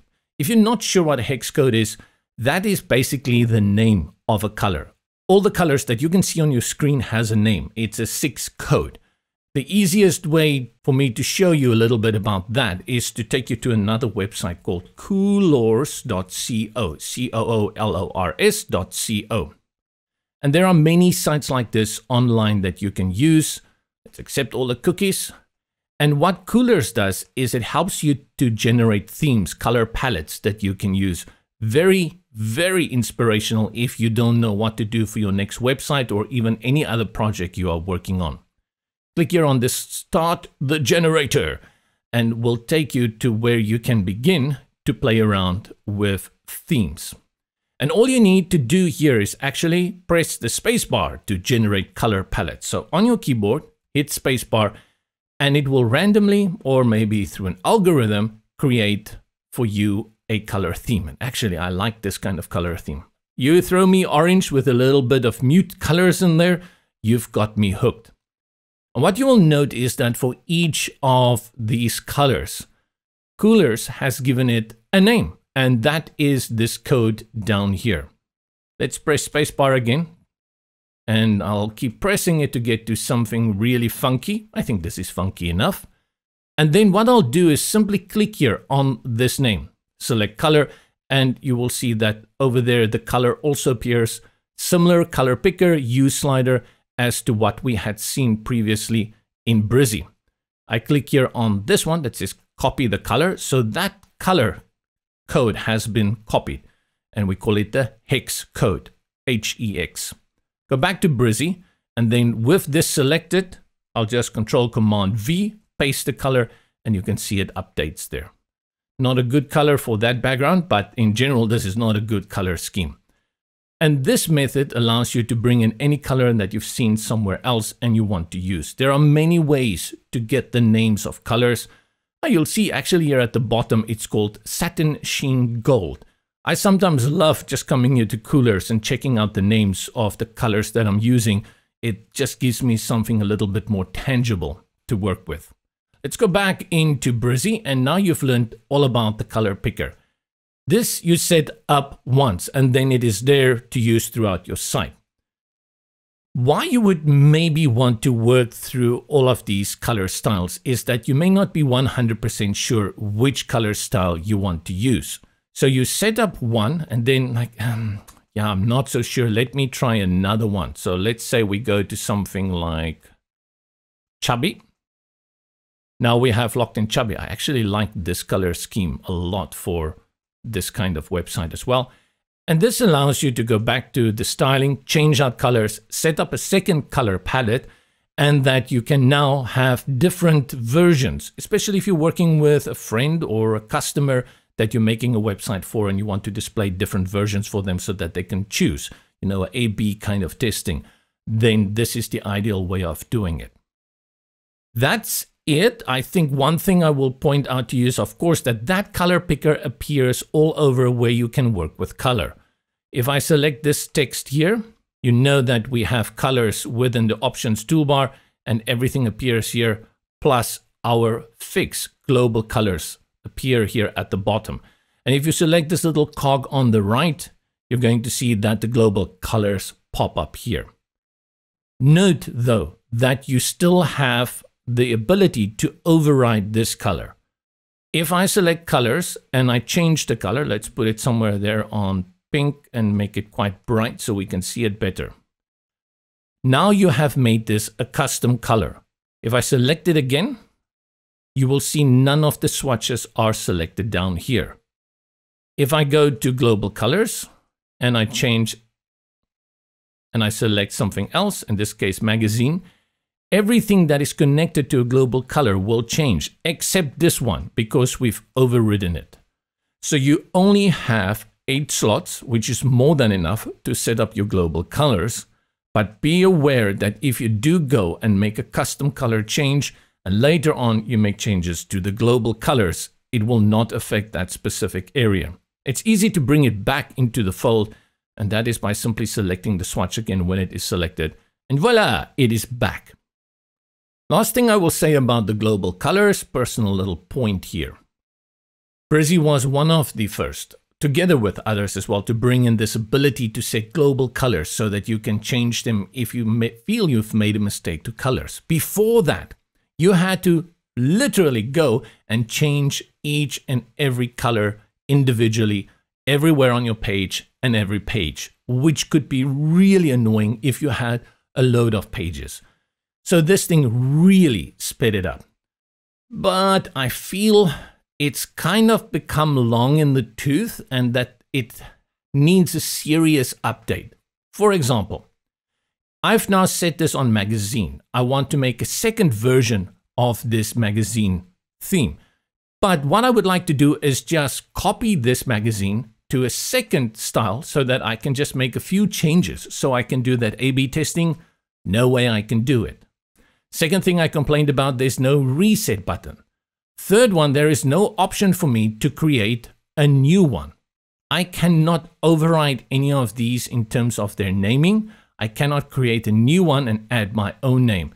This is pretty annoying to me because I think this color picker was there from the very beginning when Brizy came onto the scene, and I really wish it had gotten an overhaul in the meantime, because there are many other software apps on the market that can do a much better job at the moment on this than what this one does. It's still super powerful, but it would also be great if you can have different selectors. So I can have one set here, a second set, and a third set. Sometimes you have one set of colors. For another page, you will use another one. And for another section like your blog, you may use a third set.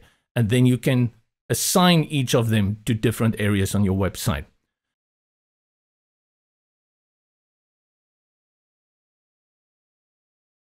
The other part of this styling or global styling relationship is global typography. In this case, I'm going to bring in a new block, create your own, and let's bring in a few text elements. I'll just drop around. Let's make it 4. We don't need to overdo it. And then change out the text. I will select this one and call it heading 1. Main heading. I'll just add some extra text so it's not too short. And then heading 2. Another sort of main heading. Then we can call this one, you guessed it, heading 3. Whatever it takes. And the last one I'm going to leave as a paragraph element.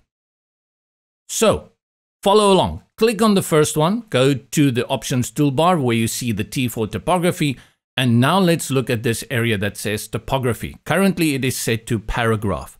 This is styling, which means how does it look? That's all. And how it looks is in terms of the font that is selected, no to serif, the size, the weight, how thick it is, and line height as well as letter spacing. This here is the preset. So if you select the drop-down, you're going to see we have custom, paragraph, subtitle, above title, heading 1, heading 2, rings the bell, and then all the way down to button. Now we made this one heading 1, so let's select heading 1, and you can see it gets larger, moves up to 32 pixels, and we also have a -0.5 for letter spacing. Select the next text, T for typography, and we select from the typography drop-down presets heading 2. And then same for the third one, which we're going to put on heading 3. These are presets, and this makes it very easy across your site when you have a specific kind of style for your main headings, your subtitles, and your paragraphs, that you can make a preset for it. Again, just like global colors, if you then later on decide, ooh, this one, what is it currently at 32 pixels? No, I think it should be much bigger, something like 64 pixels.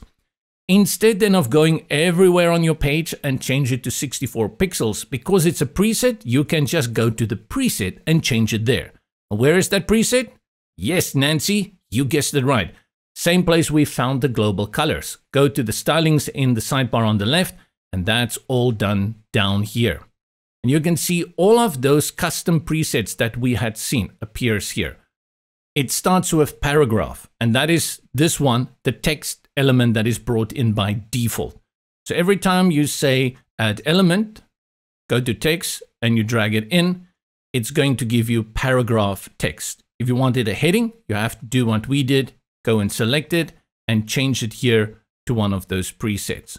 Otherwise, it will always draw the impact from the paragraph. Let's go back to the styling and then see what happens if we click here. All of those settings that we saw there appear here. No to serif is the font, the size over here, the weight, the line height, as well as the letter spacing.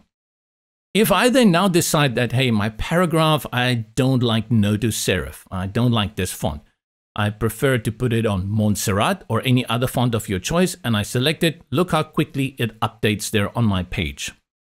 I also decide that 13 is way too small to read, and that is really true. You shouldn't go for 13 unless it is just page junk that you're throwing there. You don't really want people to read it, you just want some design element on your page, then 13 is fine. But if you truly want your people to read it without straining their eyes, then you should go for something like 16. So I'll click up here until we get to 16. The weight is normal, and then the line height 1.5, I'll put it on 1.6. And I choose 1.6 because usually your line height is 10% of your pixel size. So if this is 16, you should have your line height around 1.6, and you can even be safer, anything between 1.6 and 1.8. It also depends a lot on how your font looks.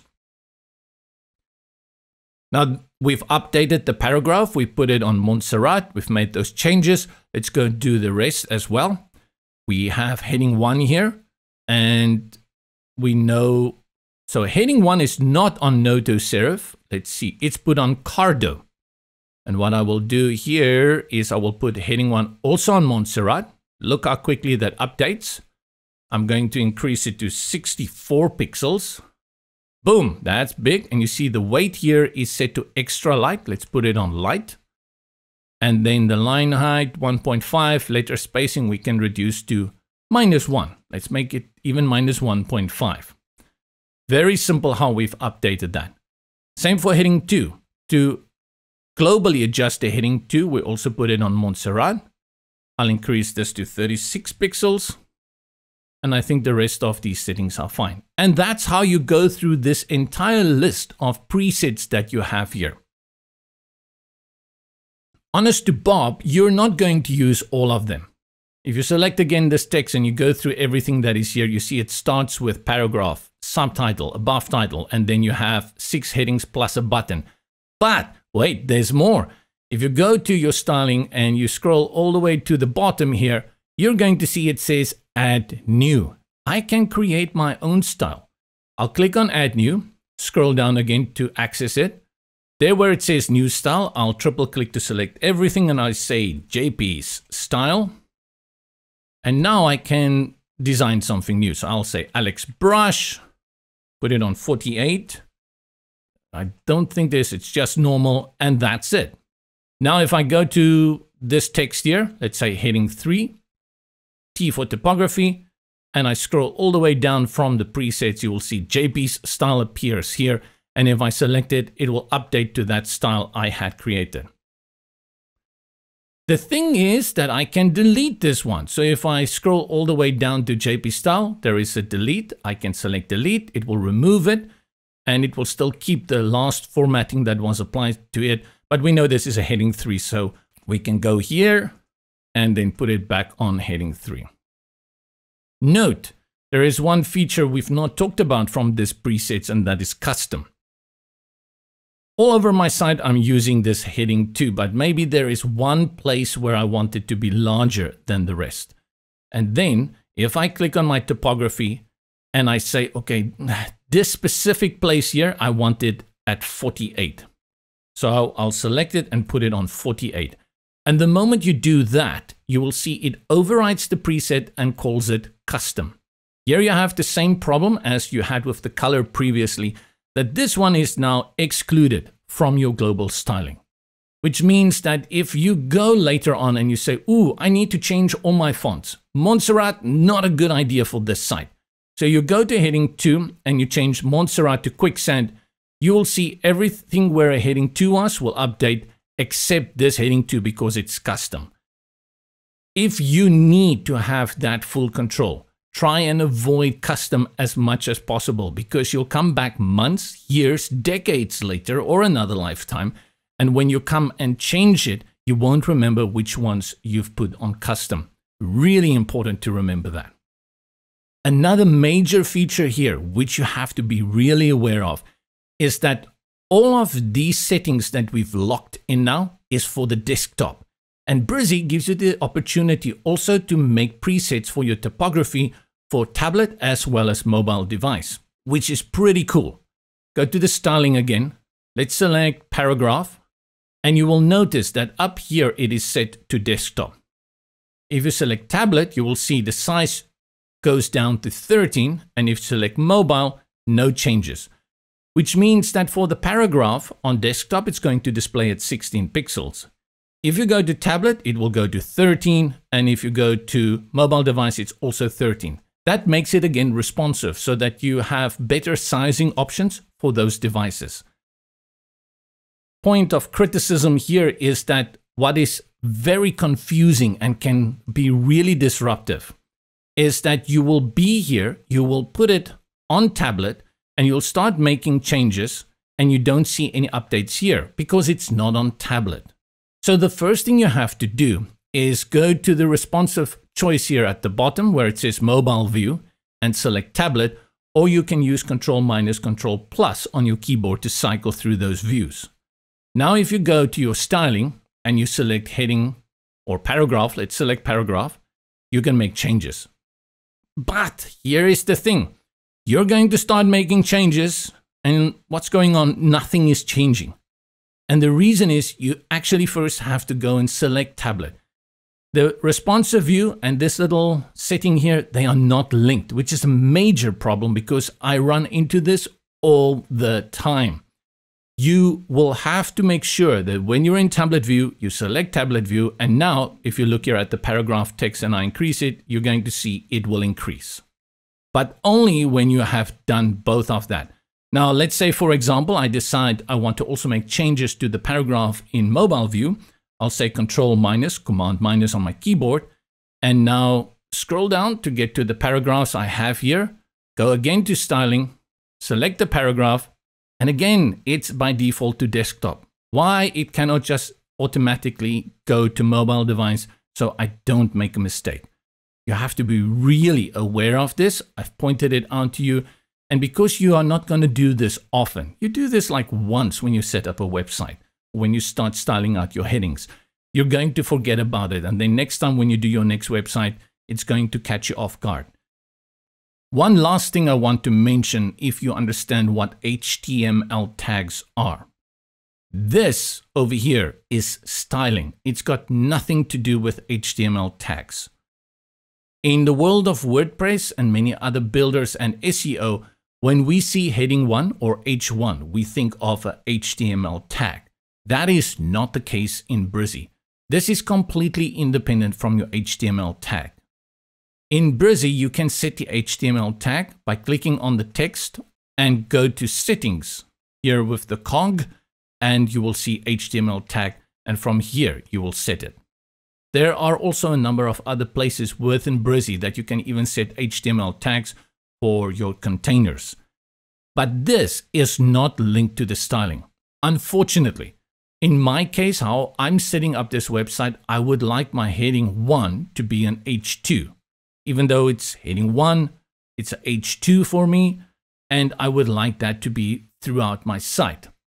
The problem is that every time you create this, you will have to remember to go to the settings and make sure that you choose the HTML tag H2.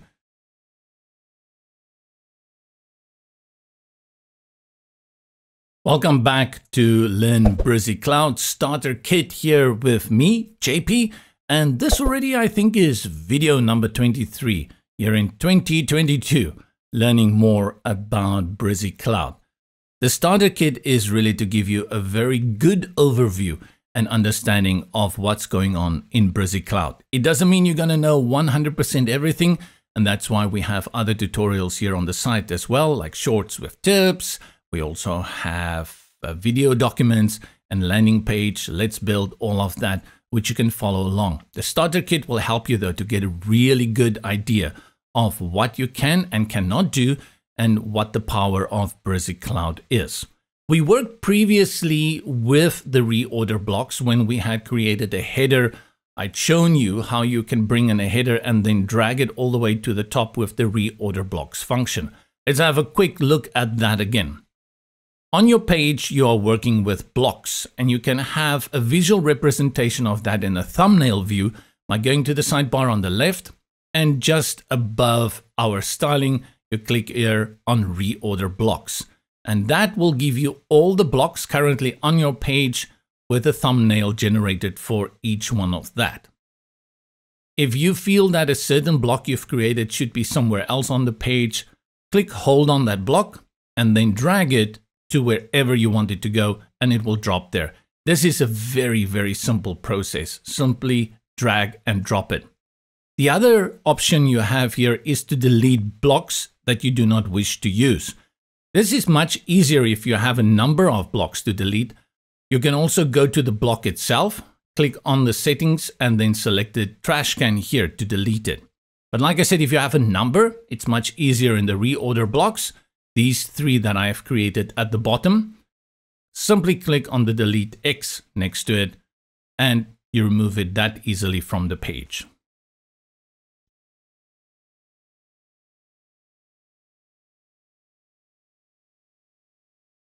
An important feature to be aware of is that you can actually hide elements depending on the display. Let me explain to you what that is all about.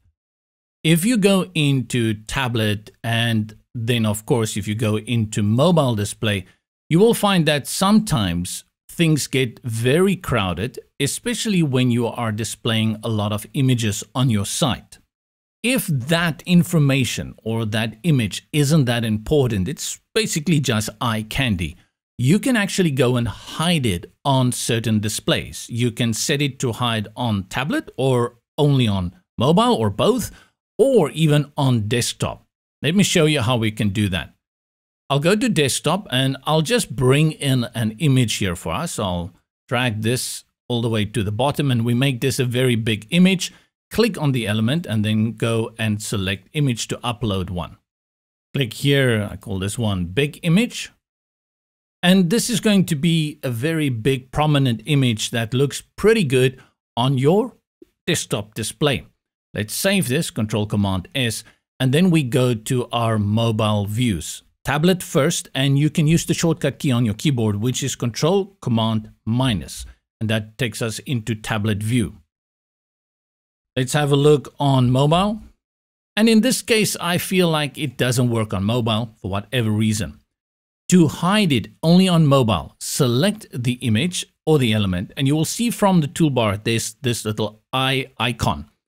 When you click on it, it's going to disappear, and you will see there is no place for you to find that image now anymore.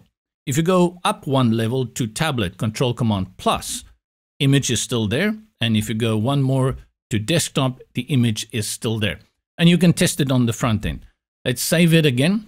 Let's go to the front end, click here on preview. And now I will open a developer's tool called Polypane. Polypane is going to give me different displays of the same website, but on different devices. And then we can check whether that image is displaying on the tablet and desktop and whether it's not displaying on this iPhone device simulation that we have here. Let's just go and copy the URL here. And we go to Polypane and we paste it. Right, so this is the website. You can see we have here on the left the iPhone 12 Pro, iPad 7th generation in the middle, and then we have a laptop display at 1280 pixels here on the right. And Polypane allows me to view these three views side by side, so I can really see whether my website is ready-made for responsive viewing. And now I can also test whether that image is appearing on my tablet and my desktop, and that it's not appearing, it's invisible on my mobile device. So I'll scroll down all the way to the bottom, and you will see when I get to the bottom, my image is here, but not there. Now though, looking at it, I decide, but wait a minute, I do like this image. I think I'm gonna also put it on my mobile. I go back and let's go into Brizy. Let's go to our mobile view. And where do I find that setting now to bring back the image? For that, you have to go to the toolbar options here in the bottom right-hand corner, all the way to the left. And you see this little gray out icon with the tooltip, show hidden elements. By default, it is actually selected, which means that the moment you make an element disappear or invisible, you're not going to see anything on this page. But now in this case, you want to bring it back, so you need those controls. You select this and you toggle it. And now you will see a blurry image of our image that has been made invisible. It's showing you that the image is invisible by blurring it. And now you can again interact with it like you would with any other element. So select it and then deselect the invisible. And now it is back. So if I update it and I go to the front here of Polypane and I reload this page, we will see that the image also now appears again at the bottom of my mobile device. Scroll down, there it is. Two more points here. Of course, you can also do this on a tablet device. So let's go to tablet. Same power you have here, select it. Click here on invisible. And because this one is selected, it's gonna blur out. If you don't want to see it, you just detoggle it. And the reason you will not want to see it is because you want to really understand the spacing on your site. And by detoggling it, it gives you the display of how your site will look. Let's bring it back. Select it again, and we make it visible. Just go through that a few times because this is very handy. If you have on your desktop display 20 images, that works very well for a gallery. But when you go to tablet and mobile, you maybe only want 6 images. Then you're going to make the rest of them invisible. Can you also make this invisible, this element on a desktop? And the answer to that is yes. You can make entire sections and blocks and columns. Let's go for a block this time, and I'll show you the block settings, but it will work exactly the same for columns, rows, and elements as well. Let's choose this slider that we have here. Click on the block settings, go to settings, styling. And then under advanced, you will have the ability to show on desktop. If I deselect it, it's going to blur out. And now you know that it's not going to display on your desktop. You can also again play here with this hide and reveal. And if we save this, go to Polypane. Let's just scroll to the top before we refresh it. This should disappear now. Control R to refresh the page. And that little section with the 3 info boxes are now hidden on your desktop device.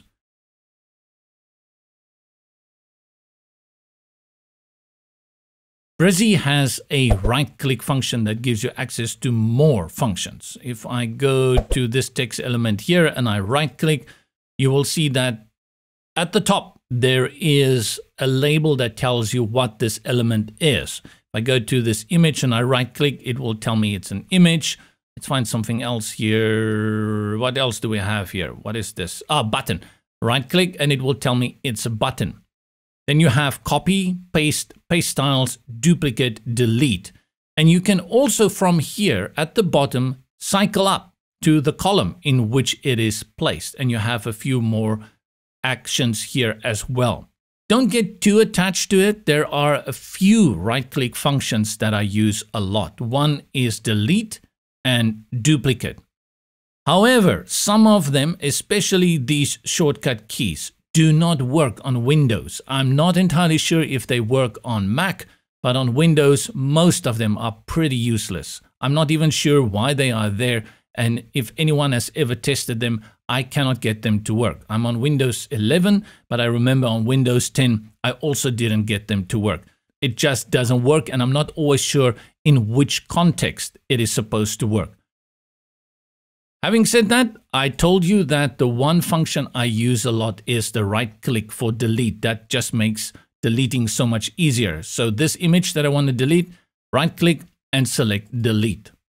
A feature though that comes in very nifty here is the copy styles. Again, supposed to be great. It doesn't always work spectacularly. And in most cases, I find it works very well on container elements. Let's add a new block here at the bottom and bring in one of these pre-made blocks, this one over here. You'll also find it in your library. Then I'll scroll down and you can see that we have 3 columns here.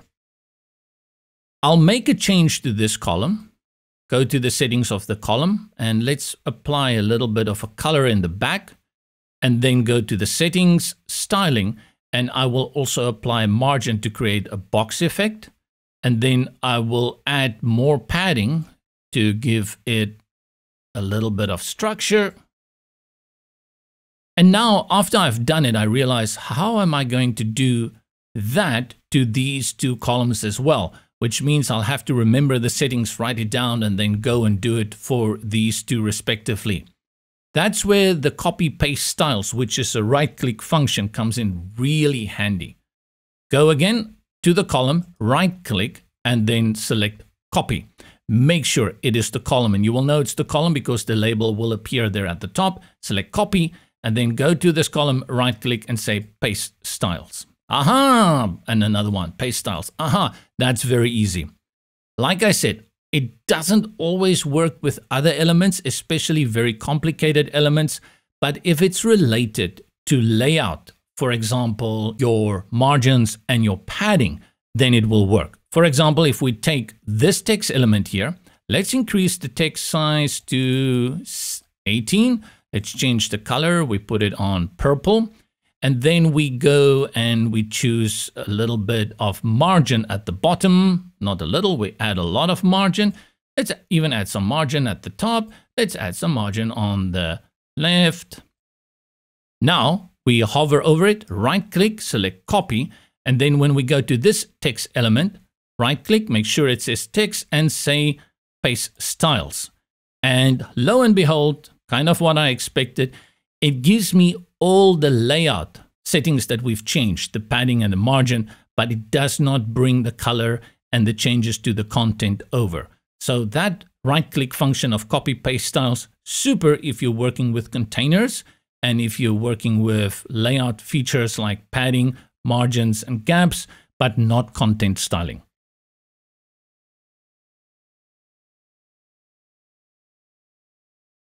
Similar to the right click, you also have shortcuts, and we've worked with a few shortcuts already. I've told you how to save your work, Control Command S, instead of having to go every time to the bottom right hand corner and click here on Update.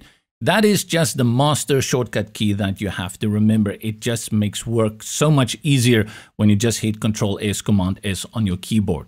I really endorse you using that.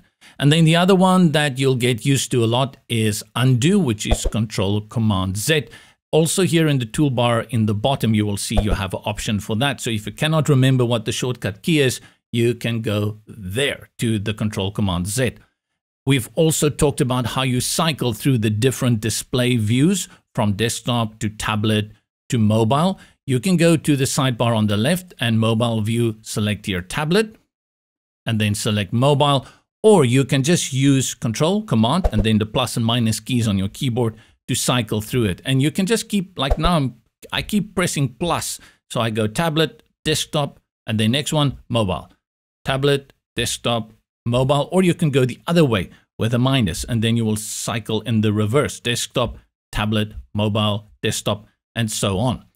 There are a few more shortcut keys. You go here to the exit button actually, and you will see the question mark that says shortcuts, and this will give you an overview of all the shortcut keys. I am on Windows, so it gives me Control. If you're on Mac, it's going to give you Command. On Windows, though, some of them don't work for me, and you can go through it and Control M and Control K, Command M, Command K. They've been added recently as new changes have been made to the builder. Let me show you what that is about. If I click here on this text and I quickly want to bring up the sidebar and I want to add an effect, that will be Control K. Yep, there we go. And it opens all the effects here that I have. Let's click outside to close it. Let's select an image, or let's select this text over here, and I want to add margins to it. Usually you have to go to the settings, styling, and then you can go to the margins here. But you simply click on it and go Control M. And I say M to think of margins. That's how I remember the shortcut key, Control M for margins. The other one that we saw there is when you want to bring in a new block, instead of having to click here, you can say Control Shift A, and that brings in that, plus Edge also opens.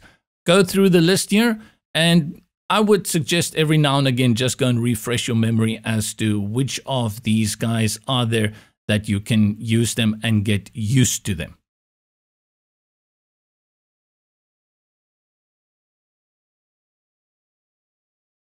Similar to the right click, you also have shortcuts, and we've worked with a few shortcuts already. I've told you how to save your work, Control Command S, instead of having to go every time to the bottom right hand corner and click here on Update.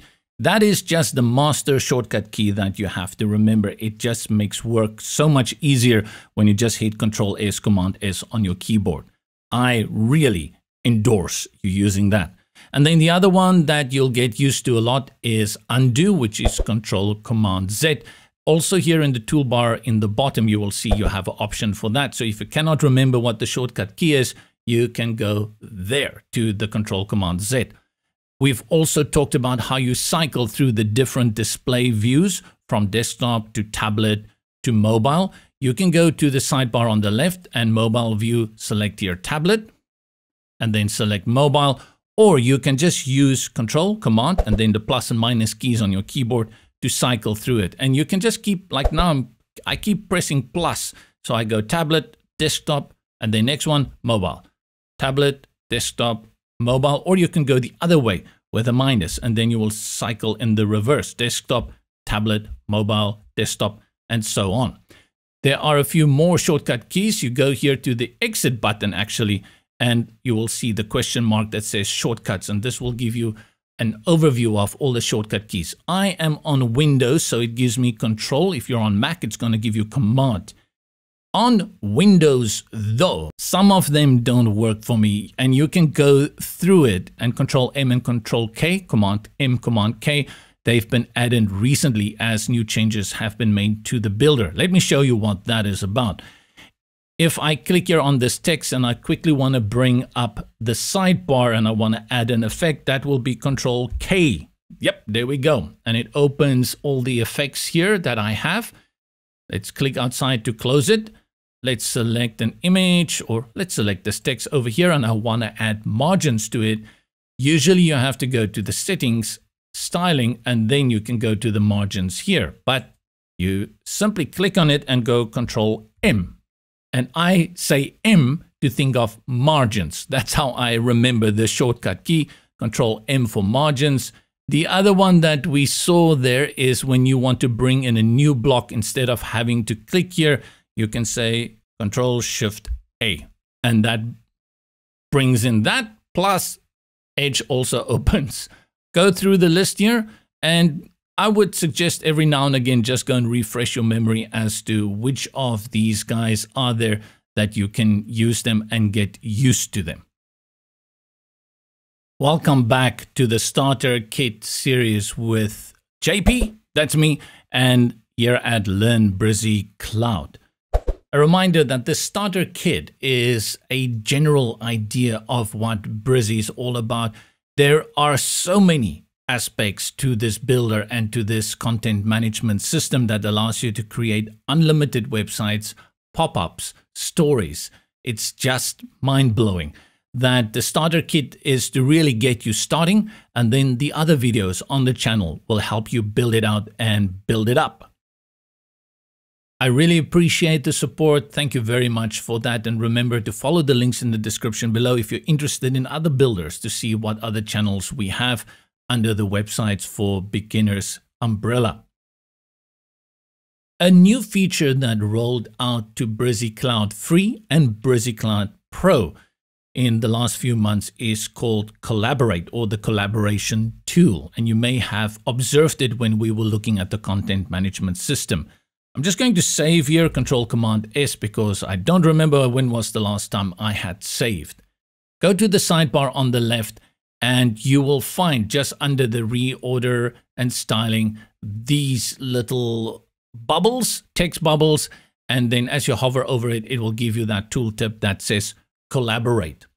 Collaborate means that you can share this website with other people and have them add comments to it. Now, collaborate doesn't mean essentially making changes at the same time together. I'm sitting here with my site open, you're sitting there with your site open, and together we collaborate and make changes. It's more of a review tool that you can share with people. So if you have a client, or you're making this website for your mother who has a homemade bakery or whatever, then what you can do is design everything here and then go into collaboration mode, or into the Collaborate tool. Notice though that it opens a new tab, and then what it basically does is it takes a snapshot of your site with the ability for you to post comments there and then share that with someone else, and they can make comments on it. It's essentially a review tool. Let's go here, and this is our site. We know that's our site. And then jump to the second tab, and you will see here we have our site again. But note that there is no ability to edit any of the content. You cannot change columns, you cannot change text, you can do nothing. It's basically just a copy of your site presented with the ability to add sticky notes. I've added already a sticky note up here. Number 1, you see that red dot with 1. Select it, and you will see that it says, I don't like this font, use something more flashy. All right. So I posted this 2 weeks ago. And then if I have other members, you see here all members, currently it's only me, and I've added other members to collaborate with me on this, they will have the ability then to write a comment there. If I want to add a new comment here, I go anywhere like this one. Oh, they forgot to make sure that the text, font, and color is also applied to these two. I can just add that. I click there on a plus, and you see it says 4. Interesting. What happened to 2 and 3? And you'll see soon. And I'll say here, remember to update the second and third column headings to the same style as the first column. And then I will say comment, and I'm posting this to all members. If I had other members in here, I could select only some of them and only they will see it. And I will select your comment. And now it's going to appear here as a comment. So we have 1 and 4. Like I said, what happened to 2 and 3? Let's see what happens here on the sidebar on the left. First, we have the comments. And if I select it, you're going to see there's 1. And then there is 2 with a check and a 3 and a 4. And 2 and 3, you will see it says tablet only and tablet 2. Let's cycle then through our responsive views. And we do it the same way like we did in the builder. Go here to the sidebar on the left and select tablet. It's going to load again because it's basically taking a screenshot for you from your site. And you will see there is comment 2 up there and there is comment 3 here. So even the comments are, well, quote unquote, responsive. And you can add a specific comment here. For example, don't like these arrows. Let's comment. And then if you go and check also on the mobile device, let's go to mobile. And we can add a specific comment for mobile here. Actually, after we've made some of these changes to the fonts and the colors, the mobile actually doesn't look good. Like this green line here at the bottom. Don't like the green line. What we can do is imagine that I am the customer. I am paying you to make this website for me. You send me this link, you make me a member, and then I review it in this collaboration tool. I don't know anything about styling or layout or design, but I know what I don't want, which is the most infuriating thing about any customer who don't have a background in that. And I can add the comments here and send it to you. Then later, when you come from here, let's go back to desktop. Now, when your collaborator or you yourself come and you look at these comments, the first thing you'll probably do is go up here to this little comment and you will see you have your desktop, you have the tablet, and there it goes through tablet again every time. And I would just go and select all to give you an overview of whether there has been new comments, and you can see them all appear here. And then as you go through these comments and you then make changes and you think that it has been resolved, you can simply click on this comment. It will take you there and select resolved. And it will now have the check mark in it and also appear as a check over here. And then if it's annoying to leave it there, you select here the 3 dots and you can select delete comment and it's going to remove the comment. The only thing I haven't been able to really figure out is the other pages. You will see here at the top, it's currently set to home page. And if I select that, I go to pages, click on that, and it is supposed to give me all my other pages. I've gotten it to work before, but I've also run into this many times where it only gives me the current page I'm working on and not the ability to jump to the other pages like our About and Services and Contact Us page. That is a glitch, but I mean, of course, not the end of the world. You can just simply go back to the other pages, but then kind of the collaboration tool becomes a slight hassle because the idea is that you can easily navigate to the different pages from here. When you're done with the collaboration tool, you can simply just click on this tab and go back. These two work completely independently from each other. The collaboration tool will have absolutely zero impact on your builder or how your site looks. It's just a tool for two people who are in different places, who want to give comments on certain design or content on the site, that they can have that as a reference tool.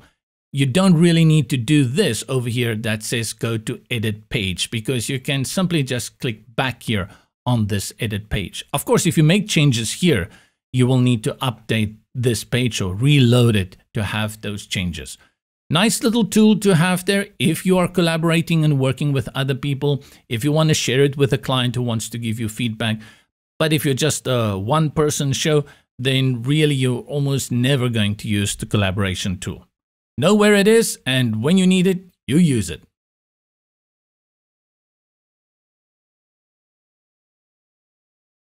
Social sharing is a very common thing. You get a link and you post it on Facebook or Instagram or wherever, And it's important that you also set up your site and your pages so that they can have the maximum impact when they are displayed or shared on a social platform like Facebook, especially Facebook.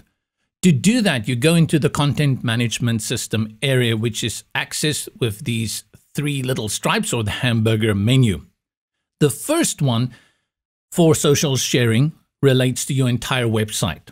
Go to the bottom here where it says project settings. And next to this one, SEO, you will see the sharing area. And if you select it, you will see you can have a status message, a description, as well as a thumbnail. Brizy says when sharing your pages on social networks, we'll use this content to display in links. So if it goes onto Facebook, whatever you write here will display on Facebook. So status message, for example, here, make websites for free forever. And then you can give a description here. We help you design your website and put it online, etc. Of course, you have 280 characters, write something nice. This is what people will see on Facebook. And then you add an image thumbnail. We'll have a tutorial here in the short tips section on exactly how you can make this thumbnail, because there's a few guidelines on that as well. But for now, I will just bring in a random image here and click on Save Changes. This, however, is not the only place where you should care about sharing. You also have this control over each and every page. So if you click in the sidebar on pages, and let's just go to Contact Us page, you will see that there is also an area over here that says Social. If you go to Social, you will have Social Sharing Preview. So if this page is shared, it will show the link as well as an image that you can add. I suspect, let me just check, it says optional. Upload an image to represent the site content when sharing on social networks. This shouldn't be site, it should be page content. If you upload an image here, it will overwrite the image that we uploaded for the entire site. If you do not upload an image here, it will use the site image, which is that Pikachu that we have uploaded earlier. If you want a little bit more information here, let's go to SEO and you can random title, some text goes here, and you can see it updates over there. This is your search result. Of course, this is terrible. That's not what you want to do. And if you go back to social now, you will see that that information from the SEO part, the random title, as well as the text, will be drawn into this social sharing preview.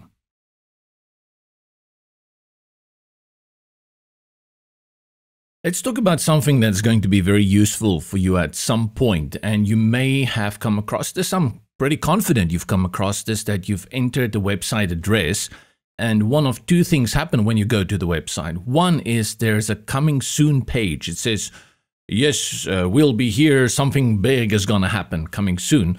Or you may go to a website and it will say website under maintenance, or it says maintenance mode, something like that, saying that they are doing some upgrades to let you know that the site is being reworked and you just need to be a little bit patient. And often there will be a countdown timer actually telling you when the site will be back. Those two practices are actually very good practices. The first one is a coming soon page, and in Brizy Cloud, we put this under what is called system pages. To get to the system, just think of that big word I mentioned to you earlier, content management system, the CMS. And those are the three little stripes up here, the hamburger menu, CMS. Click on that, and then we go to project settings. Project is your entire website, and your system pages will relate to your entire site. Up here from the tabs, you will see System Pages is the third icon from the left, and select that. There are a number of pages here. The ones that you're mostly going to be working with, especially at the very, very beginning, are these three: coming soon, maintenance, page not found. And in many cases, you may never work with them, and we'll look at them in more detail in video document tutorials. But the two I want to highlight here, because you're probably going to be using this one at the beginning, is coming soon and maintenance. They play slightly different role. A coming soon page should only display when you really are bringing in a new website. You have created something brand new and it's going to roll out in the future, and then you activate it over here. If you already have a website which people are already engaging with, then when you do maintenance or upgrades, you select this one. This shouldn't blow you away how it's going to work. Let's activate the coming soon page. And what I'll do, I don't see anywhere I should save this, so I hope it's being saved. Let's click here and let's click back just to see. Yes, it is activated. What I will do, because I'm not sure if I should save it, I'll click outside and just hit update, Control Command S. If you go and preview this page or this website now by clicking here on the preview button and it opens a new tab, you're not going to see the coming soon page because you want visitors to see the coming soon page. But while you are working inside your website and making updates, you still want to see those in the previews so that you know whether they look good or not. So what you need to do is copy the URL, the website address. I'll select it up here, Control Command C. And in your browser, you go all the way to the right, and every browser has this feature, whether it is Firefox, Mozilla, Safari, Chrome, or Edge. It will say new in private window or something like incognito. This opens a new window, locked out, no cookies whatsoever. So we select this, and it's usually in a dark theme. Paste that site, and we enter, and it's going to load for us the coming soon page. And then we have this. There is an upgrade element over here. Our site is still in the works, but it's coming soon, plus that countdown, the one I said to you that is often used. Absolutely not what we want, right? So what we do is go back. Let me select my tab again. We go back to our builder. We can close the preview. Go to our CMS dashboard and then select project settings. Select also system pages. And you will notice next to coming soon, there is the edit page icon. You're going to edit this page exactly like you would edit any other page in Brizy. If this one is locked because it is Pro, I'll delete it. And what I will do is maybe just bring in an image over here. So I'll right click on it and then select delete. And then select the middle, and what we bring in here is an image. You will see that this builder looks slightly different to the standard builder, and this is because it's a specific builder designed just for these maintenance pages. But essentially how it works is exactly the same. This format is very similar to the pop-up function within Brizy Cloud, and we'll cover that in far more detail. I'll leave that, and then let's work a little bit with this one, which is the countdown element. You remember how to interact with any element. Just simply click on it, and you have all your normal styling options, your settings, and we go all the way to the left where the countdown functions are. You can see you have a few options here. You have styles, you can have it with the labels to the right, or you can just have the time. I think let's put it on the standard. And then you are going to select the date on which your site will go live. So I select here, unfortunately not a calendar picker. I really prefer a calendar picker because now the first thing you need to figure out, is this 12th December or is it 12 days of September? Let's see. I'm going to just type in there 2022 and then we will know. Okay, so it is 12th of the 9th. So it seems to be December. Let me see. Today is the 28th. Let's see if we can type in 28 at the beginning. 28. Okay, so it's September. So this is days, months, year. That is the date format that we have here. I like it like that. It's incrementally higher, but if you come from the American system of writing dates, just be aware of that. So let's say I want to launch our site a week from now, which will be the 6th. It will be in June. So this one we will put on 6, and a week from now will be, let's say, the 3rd. I'm guessing. So 6 days, 15 hours and 42 minutes. You can even put here the hour. So if I want to launch it in the morning at 6 a.m., there you go. So it will launch in 6 days, 11 hours and 11 minutes. And you can also change the time zone. I'm over in South Africa, so we are +2 UTC or GMT, depends on how you see the world. Similar with Athens and Istanbul. And then it will draw the time for my site and it will display it properly for people who are in other time zones. And that's how you work with the countdown element. Really useful for these maintenance pages and coming soon pages. Let's update it, and a lot we can do here. You can change the color theme again, the styling. I didn't bring in an image. Shall we do that quickly? Image, upload an image. Let me drop our little friend Mr. Pikachu in there.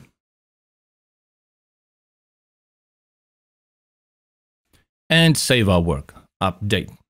Now if I go back to the incognito window we had opened earlier in our browser and I refresh the page, Control-Command-R, it will load the page again and we should see the updates for that.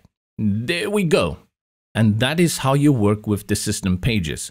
The maintenance page is exactly the same.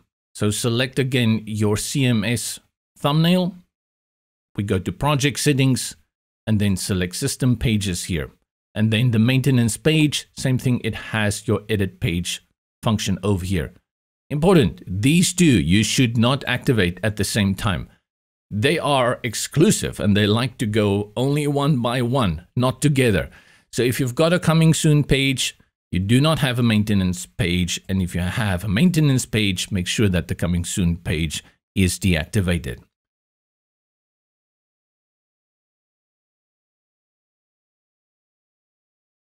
From our system pages, let's exit here and go back to our pages. Select the CMS, select pages, and then we go to our home page and click here on edit.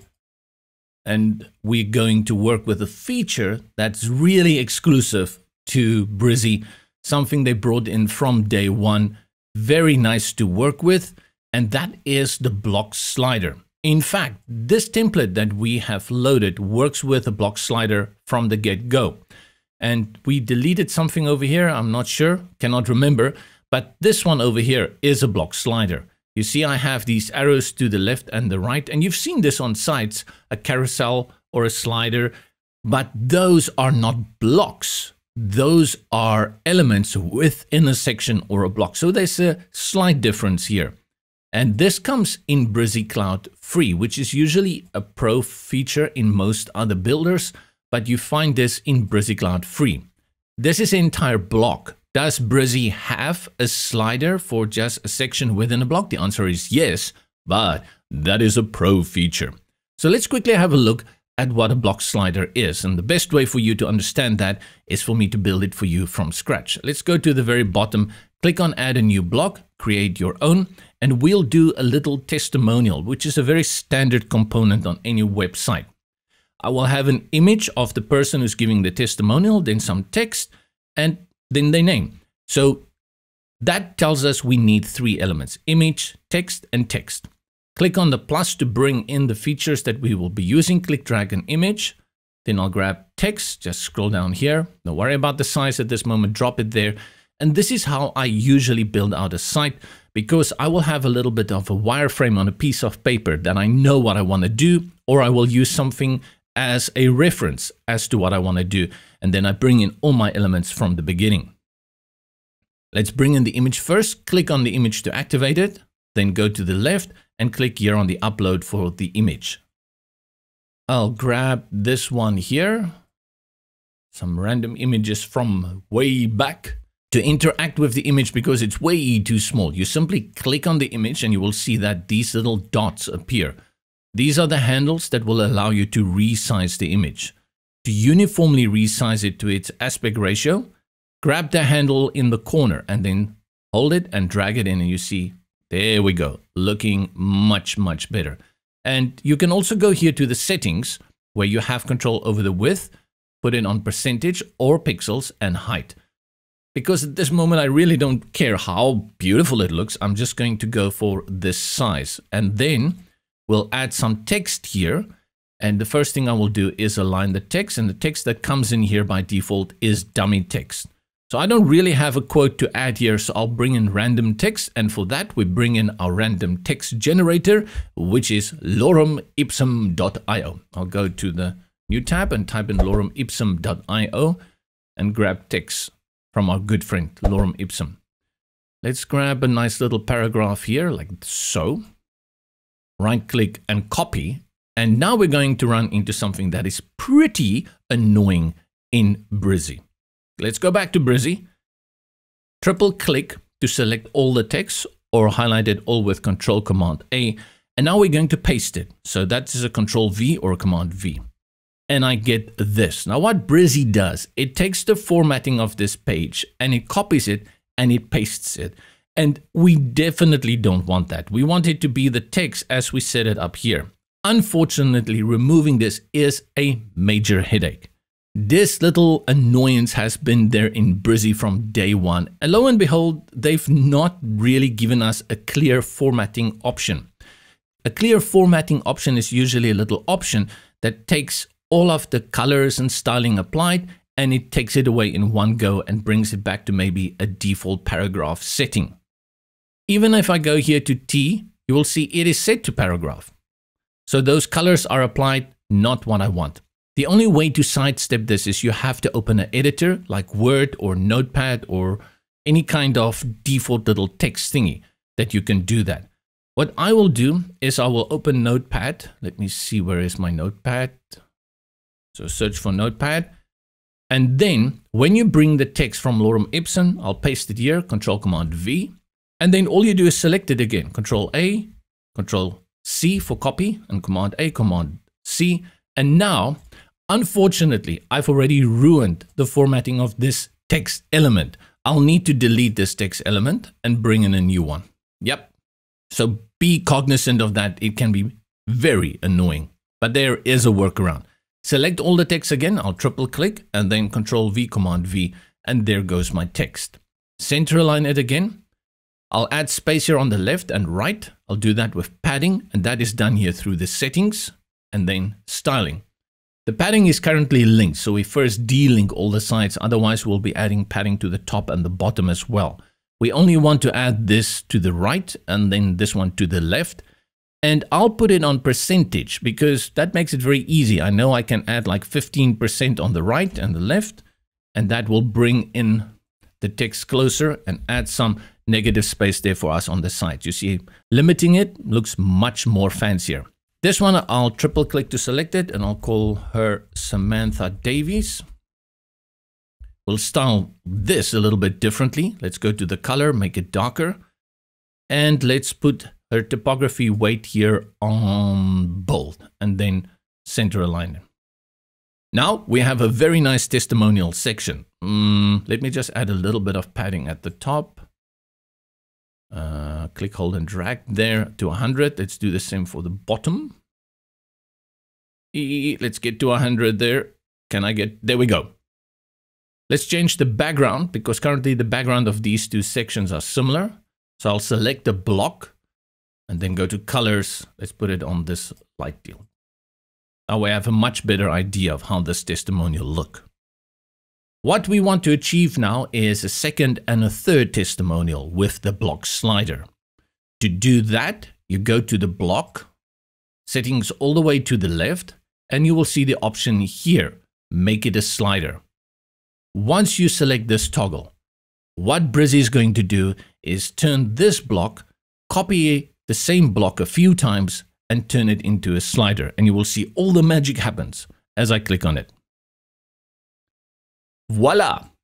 Now we have two slides, and we know that by these little dots at the bottom. The slide you are busy editing is the one that is filled in. So if we want to go to the second slide, select the dot. Let's click on the image, and now we replace this image. Delete it, click upload. We bring in the next one. Nice. And we'll just change her name. I'm not going to change the quote. We'll call her Beatrice Deluce. Now let's cycle through. That's very nice. But we want a third one. And the third one is done by going to the block settings up here and then now you have the option to duplicate it. That will give you another slide. Make sure that the order in which you want these slides to appear, that you select it properly. So if I want to add this one at the end, make sure you first select the last dot and then click on copy. It will add that third one. If you select it, you will see Beatrice. She is the one that has been cloned. Click on Beatrice because we don't approve of cloning. And then we go to image and we select this guy. And I think that's actually a cool name. Select his text and we call him this guy. Now we have 3 testimonials in a block slider. Remember, that's very important to remember. It's the entire block that is sliding. It's not the content in the block, it's the entire block. So you can slide and slide and slide. And there's a lot to this block slider. Let's put it on automatic slide, which will allow it to transition by itself without your user needing to click on the dots or the navigation arrows. Again, we access the options here at the block slider options. Go to the left and you will see now the slider has been activated. Select slider and we have 3 options here. First is the autoplay I mentioned.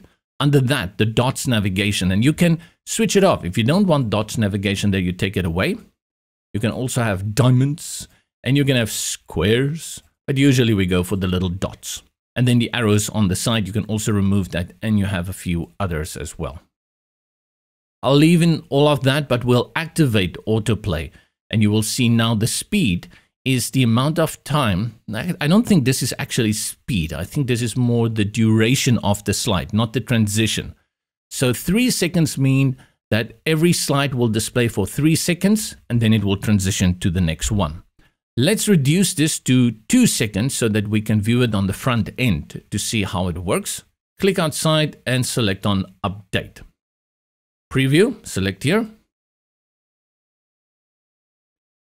And scroll all the way to the bottom so that we can have a look at our block slider. Slow, and here we go. And this guy and Samantha Davies. That was very interesting. I observed that the Beatrice Deluce was the one that had appeared at the beginning. You've also noticed that as I hover over it with my cursor, it stops scrolling. And that's a standard feature. Interesting though that we don't have an option to turn that on or off. It's automatically applied. Many sliders usually have an option to pause on hover. I didn't see that within the Blocksy slider. Let's just go and check. You know, new things pop up all the time. It could be that I've missed it. Slider, no hover on or no pause on hover. That is the block slider. There's actually a little bit more here. And there's a few snags here and there because with the block slider, you really need to make sure that you also make it look good on mobile and tablet devices before you actually clone the slides. Because if you don't, every slide you will need to go and change them individually in your tablet and mobile devices. We'll do that in the tips and a short video for you here on Learn Brizy Cloud. But there you go. This is a great way to add a slider to your site, especially if you have a showcase maybe of images or in this case a testimonial.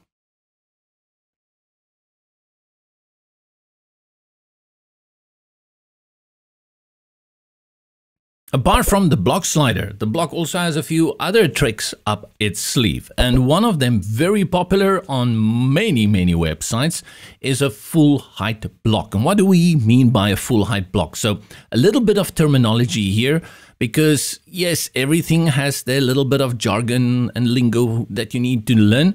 And one of that is the viewport. So currently, as you are watching this video, you're probably watching it on your mobile device, on a tablet, or on a desktop monitor. Now, you are watching it also on a browser. You're using Safari or you're using Chrome or Edge. That is the browser in which you are viewing what I am showing you. Now, the viewport is the display area within your browser. So I'll grab my paint tool here just to show you. You can see very clearly we are working here in Microsoft Edge. Everything that I'm viewing inside Edge is my viewport. So all the way from this corner up here to all the way to here in the bottom right, this is my viewport. And I can actually just fill it in a little bit for you. Let's just change the transparency so you have a good idea of which area is the viewport. These parts of the browser, like the tabs and the URL, as well as this part of your Mac, or in my case, Windows, they are not part of the viewport. There is actually a measurement in website design for how you can display something in a viewport. And you can think of it in terms as a percentage. If you have something that displays all the way from the bottom to the top, so in the viewport, very important, from here all the way to here, then we say it is 100% of your viewport height. Of course, it's height, you know, so that's why we say it's viewport height. And we write it as VH. So let me type that in there for you, VH. On the other hand, if we are displaying something that stretches all the way in your viewport from left to right or right to left, as such, we are talking about viewport width, right? The opposite of viewport height. So we will say that is VW for viewport width. And these are very standard measurements in often saying how we want something to display within a website page. Remember, if I say that something is 100 viewport height, it will display all the way from the bottom to the top, and that's what we call a full height image. And if something is displaying all the way from the left to the right or right to the left in the entire viewport at 100, then it is stretched across the canvas. Let me clear this out. Let's exit this and let me show you how to do that. Let's bring in a new block. Instead of bringing it here in at the bottom, I'll add it between these two. Hover there in the middle, click on add a new block and create your new block. Let's bring in an image for the background. Select the block settings. We go to background and we select an image. Do I have a hero here? Yes, I have a hero image over here. Let's bring that in.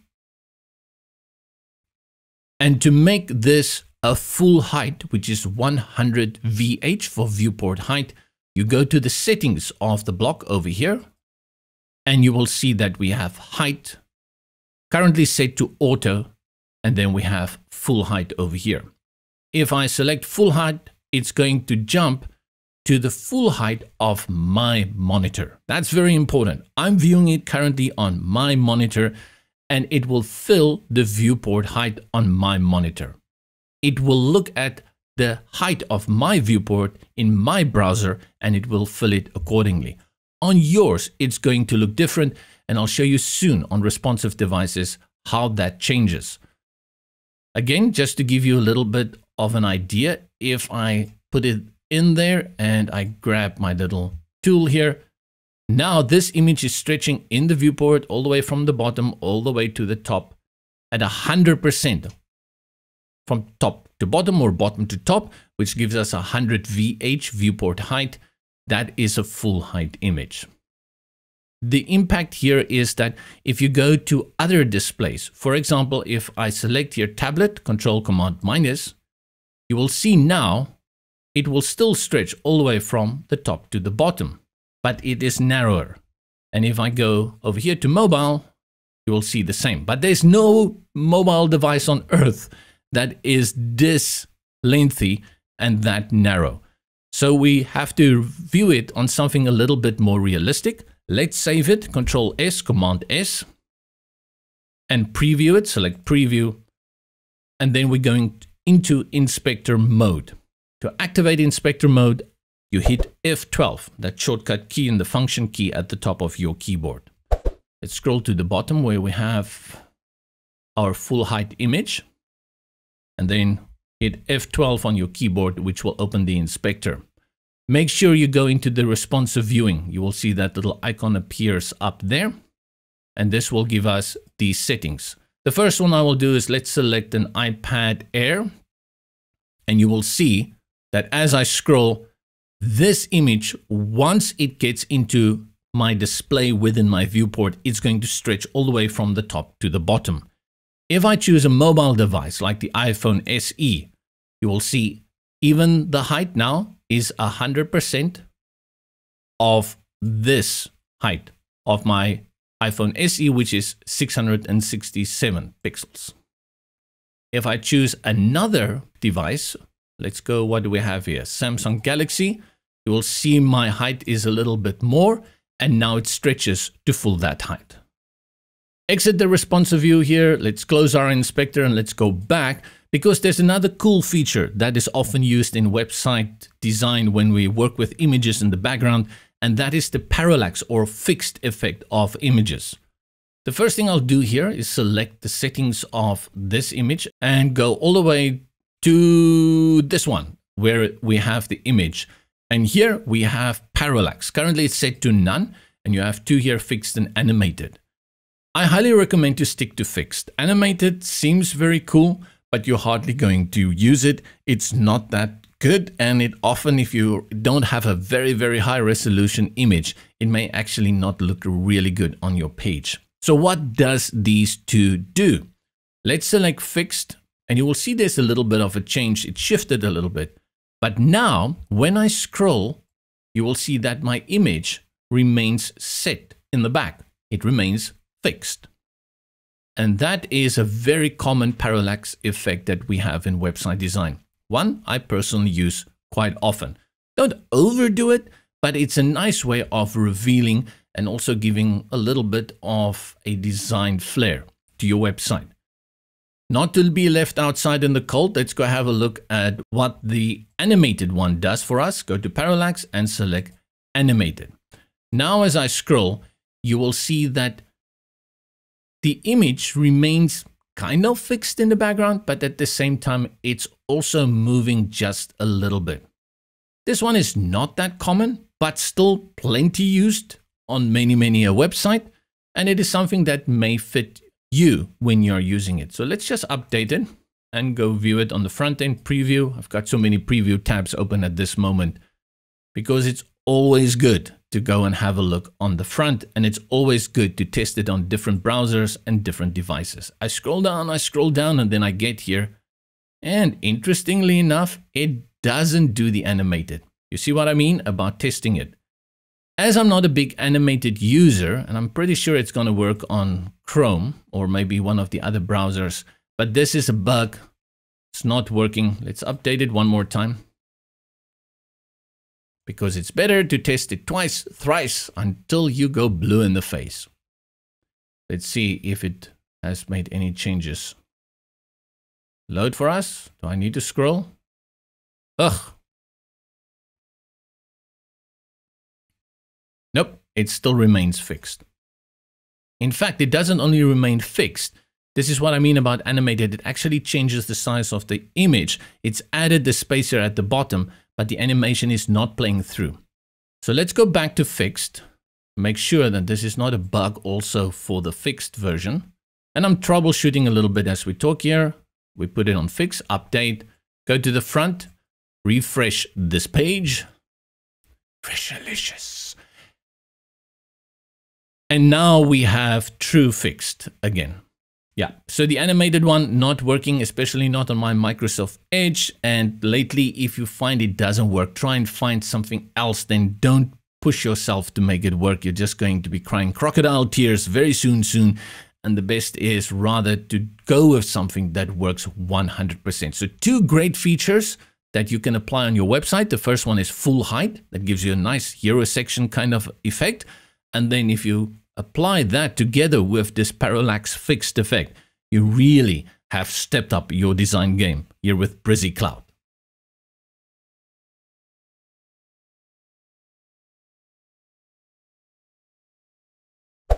The ability to hover and apply different effect when you hover over it pops up in numerous places within Brizy.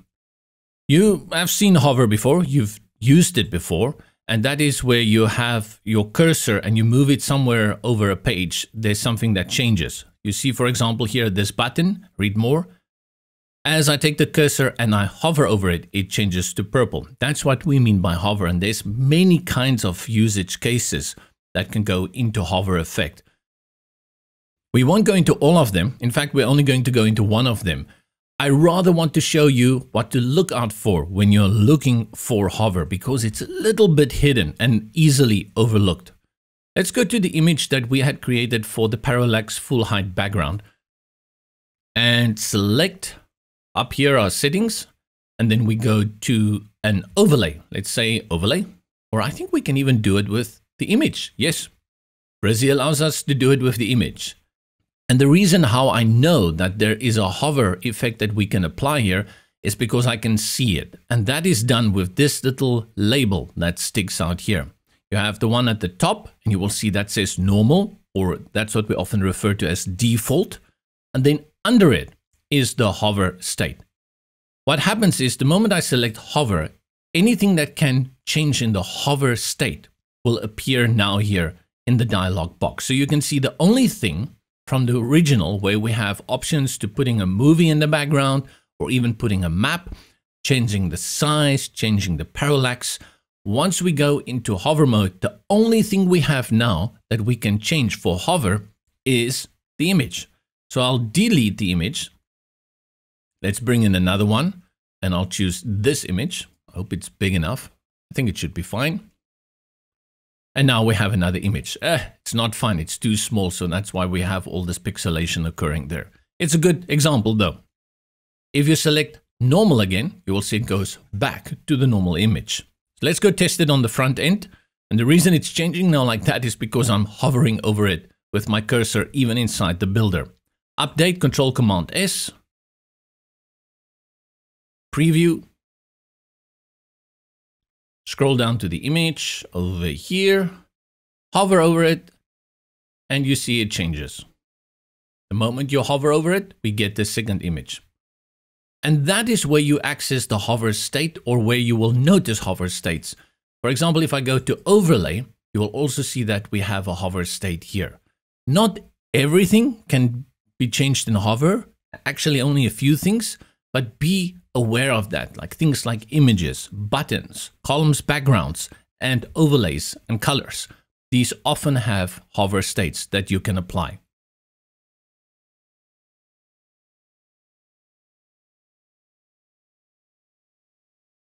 In the previous video on hover, I mentioned about an image overlay, something that I use all the time. Let's have a look at that. This block has gotten completely out of control. I'm going to delete it so we can start from scratch and have something reasonably respectful to work with. I'll delete it and I'll bring in a new block. Click here on the plus, create your own. Let's do the same thing. Click here on the settings and we go to the background image, and I'll bring in the same image that we had previously. We add content in there just to give it a little bit more of an effect. So we can say a heading and a paragraph, and we can bring in a button as well for people to click on. So we call this our main heading. And I'll see what we have here for heading 1. Under typography, heading 1. Okay, good enough. And then for this text, and let's also put all of this in the center, But I have a problem here, and you can see that the image that I've chosen here with this light text that we are using, we have an issue over here, and that is I cannot read what it's saying there. In short, this happens when there is not enough contrast between the two elements. You have text and you have the image in the back, and the two colors, there isn't enough contrast, and that makes it very difficult to read the text. So what you need to do is apply contrast. There's a few ways you can do it. The first way you can do it is to actually change the color of the text. Let's select the text and let's go to the two opposites. The first one is white, all the way here. Wow, now I can read it very clearly over this tulip, but now it gets lost over here because there's not enough contrast on the left. Let's go for black. We choose that. Much better, but still not that easy to read over here. Now what we do in this case, and let's put it back on that gray, the second one from the right that it started with, is to apply an overlay over the entire image that will help you have that contrast that you are looking for to make all your text legible. Go to the settings of your block, and then here you notice where you add your image, and right next to it is where you can apply a background color, which is named overlay when we work with the block. Now, if I choose something lighter, let's say we go here for white, it's going to apply that white color as a background color over the image. But absolutely not what we want, because whoop, our image is gone. And that's where the transparency slider here on the right comes into play. Currently, it is set to 100% opacity. And opaque means you cannot see through it. So it's 100% not see-throughable. That's not a word, but kind of there's no transparency applied to it. What we do is we increase the transparency and decrease the opacity by dragging this slider down. And now the image in the background comes through, but also we retain that contrast that we had with the white, and the text still stands out. Here you have to look at your text over that tulip and make a judgment call at what point you think it becomes very difficult to read.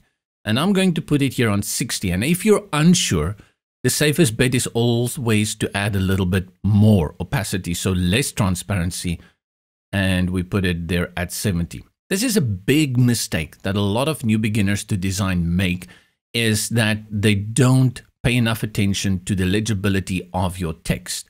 If text gets lost over something that is not contrasting enough, it just doesn't look good. In this case, let's say you come to me and say, but JP, I really want the colors of this image to pop out. I really want the original image. I don't want this overlay. You can go for other design options.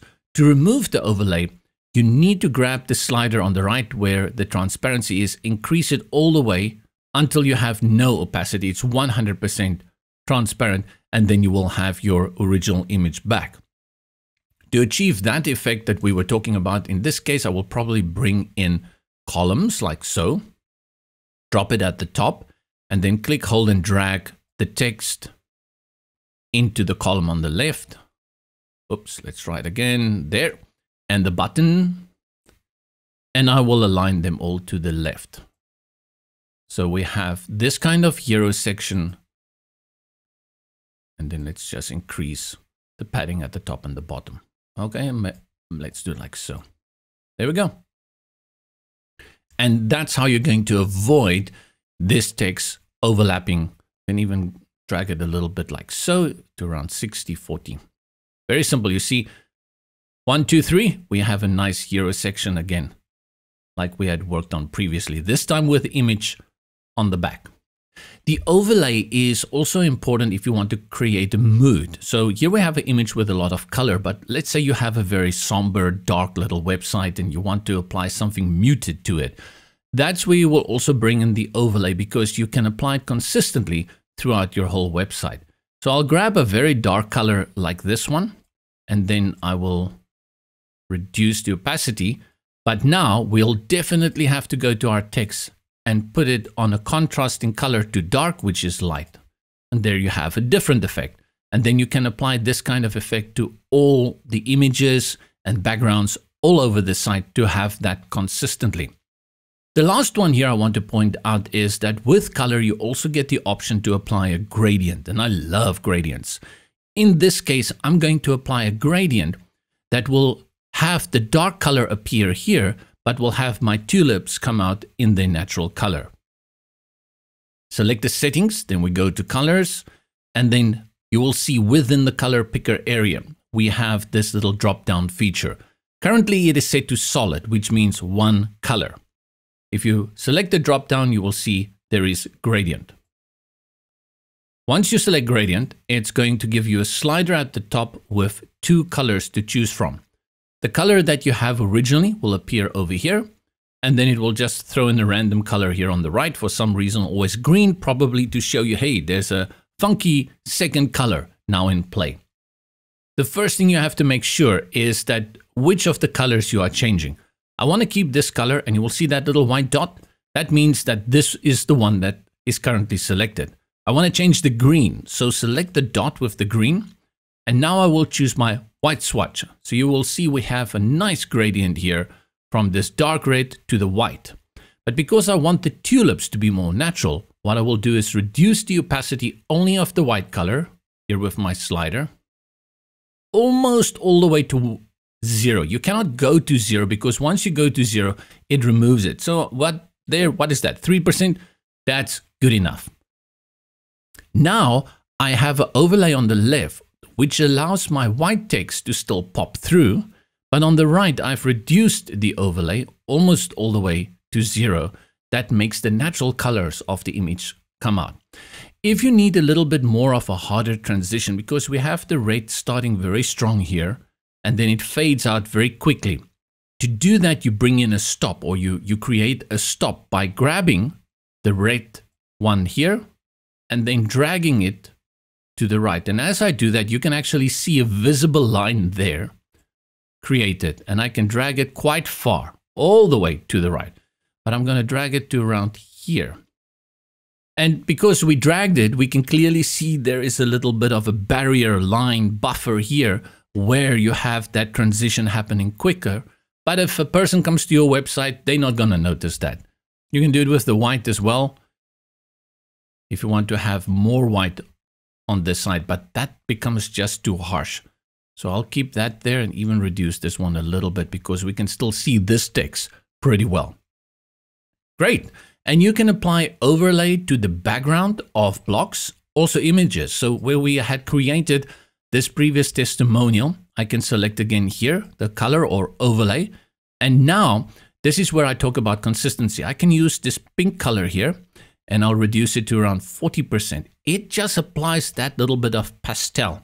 And if I go to each and every image now and I apply the rose pink and I bring it down to 40, more or less to 40, we're not going to split hairs over that 1%. We do the same for Samantha. Even though Samantha prefers teal. We're going to put that on 40. There we go. Now you have these images that they are from different people taken with different cameras in different settings. But because you have applied this overlay consistently on all of them, they feel as if they are unified. Overlays work great for that. Overlays work great for contrast. And then don't forget about the gradient, that also very useful, especially if you have something like a button here. You click here on the button. Let's include a hover. So you remember now the hover is over here. For the background, I'll put it now on gradient. I'll change this one. I'll put it on teal, but what I'll do is I'll select the teal. So we have two teals now on both sides, but this one I'm going to drag to a darker color in the color picker. So when I hover over it, you have that kind of effect there. It's a little too strong, so I can reduce that a little bit, but that's a very nice effect also to apply for the button. Check out the overlays. Have a look at the gradient and also how you can change the angle of the gradient. So with the hover selected in the gradient, you have the option here for linear or radial, which will give you that round effect.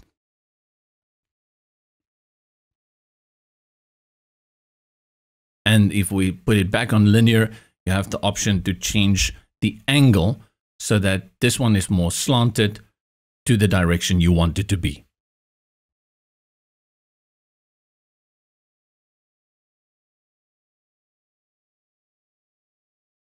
Welcome back to Learn Brizy Cloud with me, JP. We are going full steam ahead with our starter kit for Brizy Cloud. And if you only join us at this point, I highly recommend that if you're brand new to Brizy Cloud, that you start from the very beginning.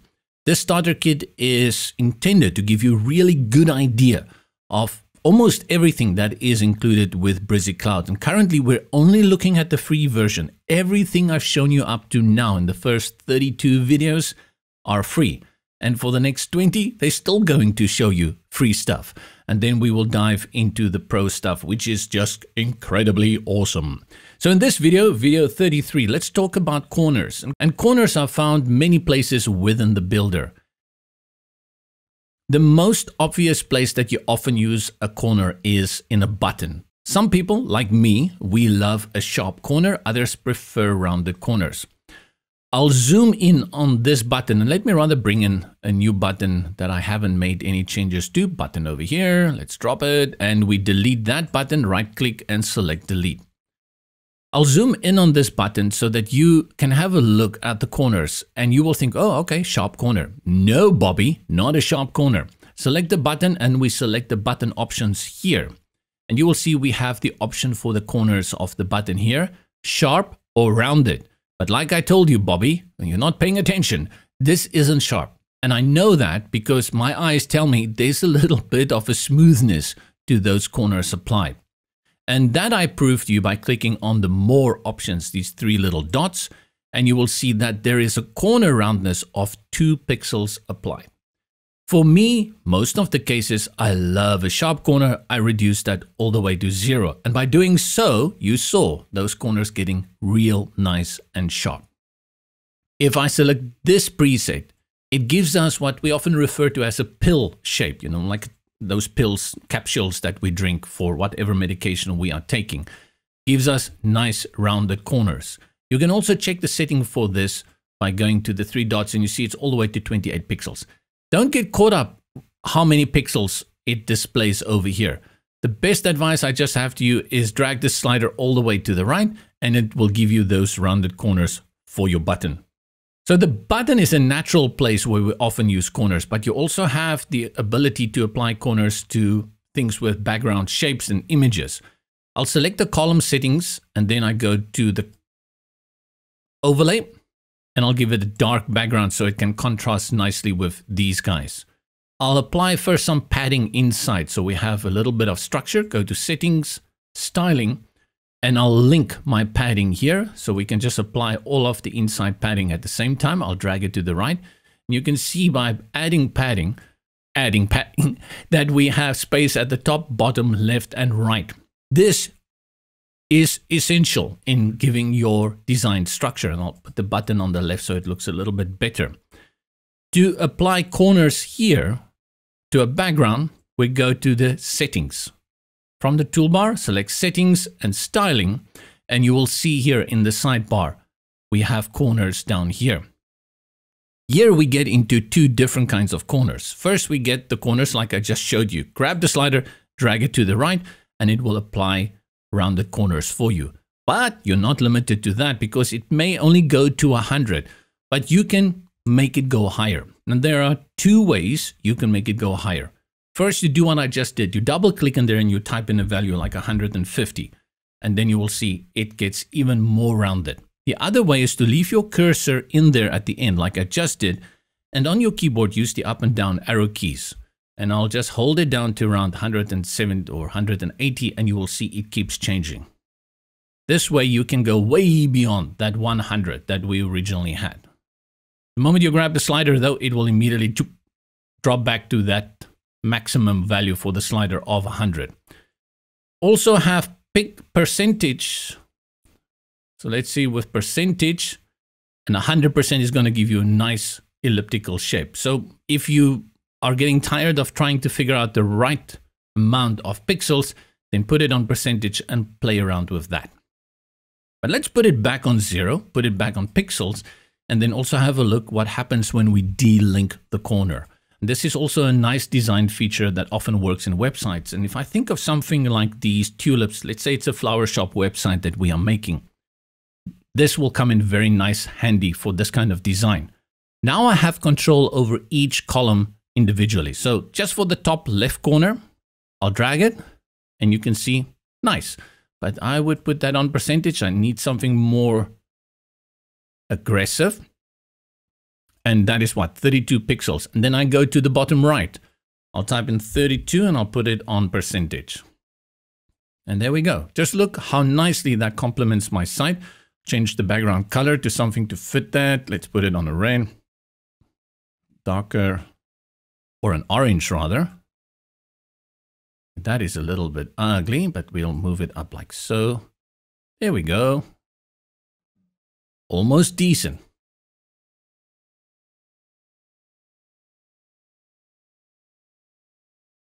Block dividers are a great way that you can bring some separation to the different sections on your page. This is a very easy to apply feature within Brizy. This is done at block level. So with your block in front of you, go to the settings and then select the settings, styling, and you will notice in the sidebar at the bottom, you have the divider section over here. You can apply a divider at the top and or at the bottom. With the top selected, you go to type and you will see you have quite a number to choose from here. You can scroll down or grab the little handle on the right and go through all the different types available. Standard ones start at the top, and as I cycle through them, you get an idea of what a block divider is all about. And I think what you are aiming for is a transition from the previous block into the new block. As you can see, this one has got a white background. This black here is very disruptive. So the idea is to make the divider flow seamlessly into the previous block. To do that, we select the color below the divider and we put it on white. And immediately you see the kind of effect that we have achieved here. Below this, you have control over the size in terms of height of the divider, give you this kind of effect. And you can also flip it. Currently, this sharp arrow is here on the right. And if I click on flip, it's going to be on the left. The last feature you will almost never use is where this divider is positioned. If I increase the height of the divider, you will see it goes behind all of this. If I click bring it to the front, it's going to cut it out. So you can achieve a cut out effect even for the content that is on top of the block. Let's just bring it down a little bit more manageable and then see how it will work at the bottom. Select bottom next and you will see the top bottom divider remains. And now you can do the same for the bottom. This time I'll grab this one, put it on this teal color so that it can go together with the slider. And that's more or less the idea behind dividers.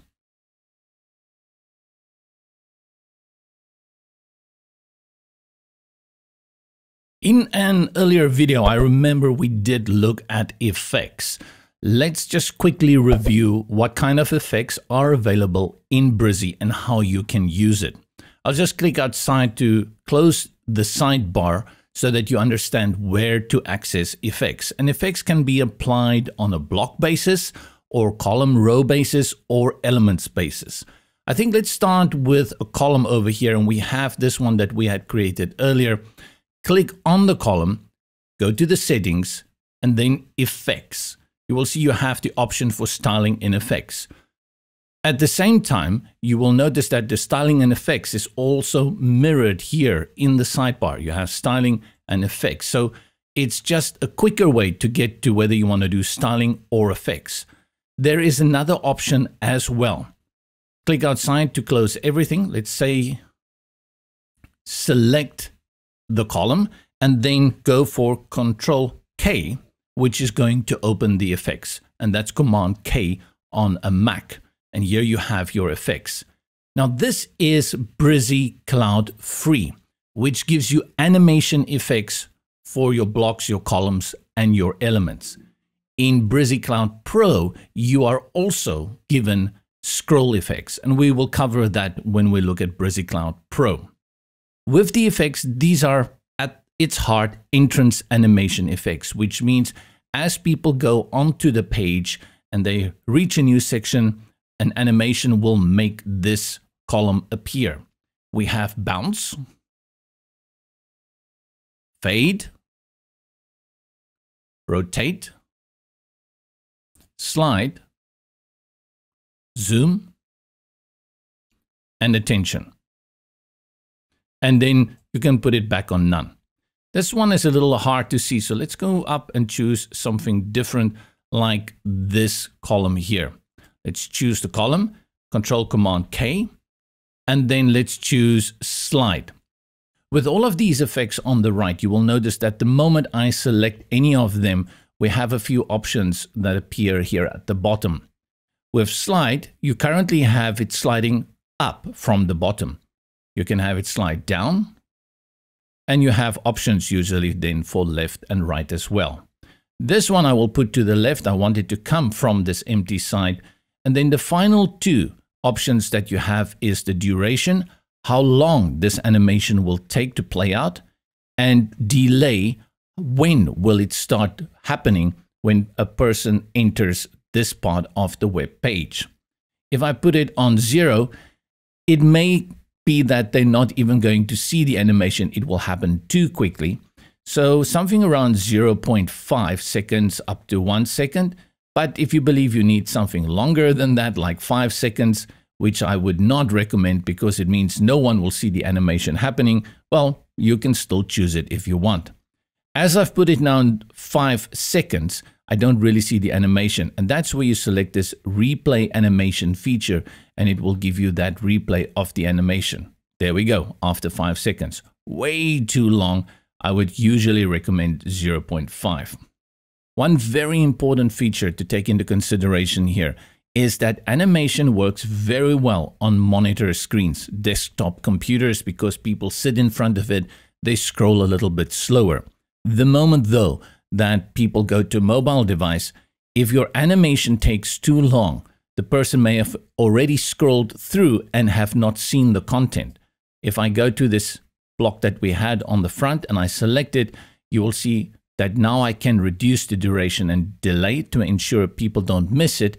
In my case, I usually will deactivate it for a mobile device, as I do not want people to accidentally miss the content. If we go back to desktop and we select that column again, Control Command K, you will see that the animation is still there.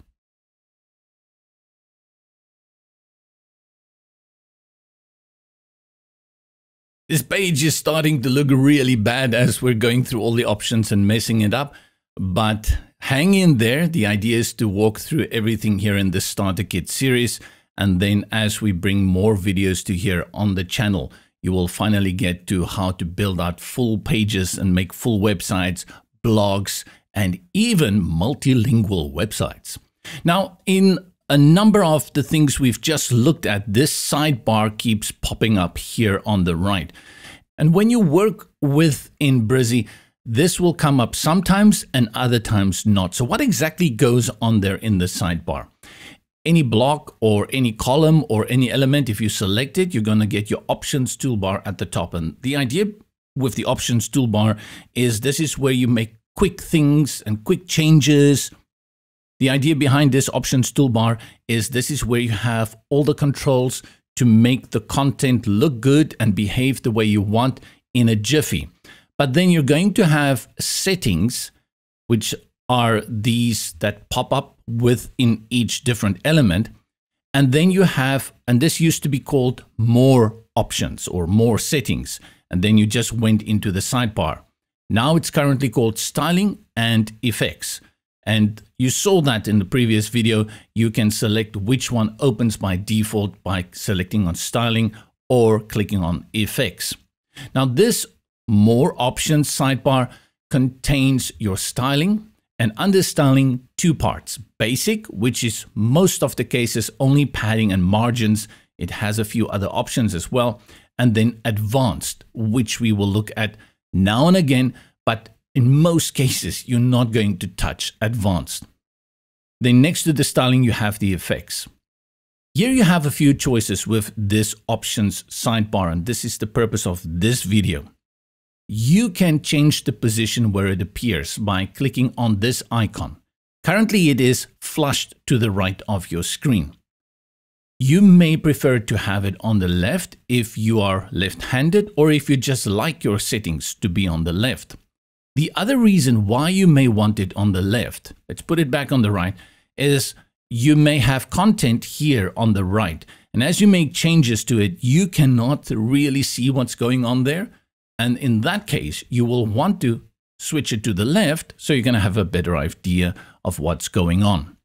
Another thing that also happens, and let's just put it back on default right, is that many times you are working with different elements and you're making changes to the same settings. For example, margins. I'm going to grab this image and now you see the sidebar closes. So I have to go again to settings, styling, and then if I want to change my margin options here, I do that. Now I want to also increase the margin for this text element over here. And as I select it, sidebar closes. There is a shortcut key if you want to open the sidebar. Go to the bottom here, select it, shortcuts, and you will see you have styling is Control M, and of course the effects that we did in the previous video is Control K. So I can do that, click on it, and then Control M, and it will open the sidebar, and I can change the margin here. But if you've got so many elements that you want to change and the same settings that you want to change, then this open close of the sidebar can be quite a little bit irritating. For that, Brizy gives you the option to lock the sidebar in place with this icon up here. Currently it is unlocked, select it, and you will see it has closed now. Now, when I select on any other element, you will see that the sidebar remains open and also that it keeps the tab you have selected like basic here so that you can just go ahead and also make changes to the margin over here.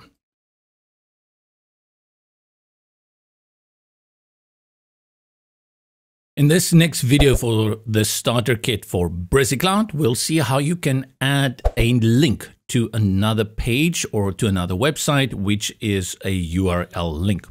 Before we do that, this page is becoming horrendous. I've changed so many things. It really doesn't really look good. So let's go to the bottom right-hand corner, select here next to update and select clear layout.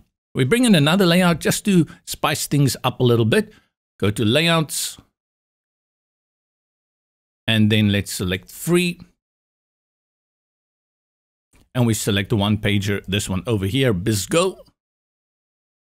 Select replace global styling. And then import this. Now, of course, we've actually created the multi-site. So the other pages will still remain those original ones that we've brought in. And their theme colors will also change to this new theme color we've brought in. And you can check that over here in the styling. In the sidebar on the left, you will see the current style is set to BizGo. BizGo. Let's save Control Command S, or you can just click here on Update in the bottom right-hand corner. To link almost anything in Brizy can be linked, and that means you can put a website address in there so that when people click on it, it can take them somewhere else. The most common one that you may want to use is a button. So let's find a button here on this page. Let's get started. You select the button and notice this little link icon over there. And as you hover over it, the tooltip will tell you link. Select it and it opens up with three options: URL, block, and then pop-up. And we'll talk about all of that very soon. There are a few more pro features like download file in the pro version. The one we're interested in is this one. And with this, you can add a website address in here so that when people click on this button, it will take them to that website address. If you want to link them to this lorem ipsum generator, let's just go take this away, loremipsum.io. I'll select the link, Control Command C to copy it, and then go here and say Control Command V to paste it. If you want it to open in the same window in your browser, leave this unchecked. But in this case, because I'm navigating away from my own website, I don't want to close my website. So I select here on Open it in New tab. Update. Click on Preview next to that, and let's see how that button works. Let me close this generator so we don't get confused. Scroll down, and this is the button we worked on. Let's get started. And there you go. It takes us to lorem ipsum. You can also link to other pages in your website. So I know we have an About Us page. Let's close this one first. Go to the top. Select this. Let's get started. Click on the link. This is the one at the top. And because it's a page from your own site, you only have to use the / and then the name of the page. And in this case, I'm going to just say forward about. Let's leave it as so. Open it in preview. And now when I click on Let's Get Started, it will automatically take me to the About page. There you go. You can still see this is the old design that we brought in. It doesn't look good because it's taking the new theme settings. We can go back to home.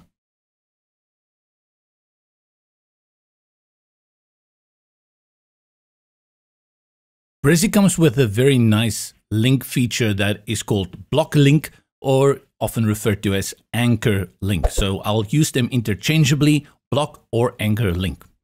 We go back to the builder and let's bring in a button over here. I'll go to the plus and then say button, click, hold and drag, and I drop it. The purpose of this button is that I want people to go all the way down to the bottom here and maybe fill in a form that I will post there. So when people click on this button, and we call this button Contact Us, then the page will scroll down to the bottom. So select the button, go to Link, and then select Block.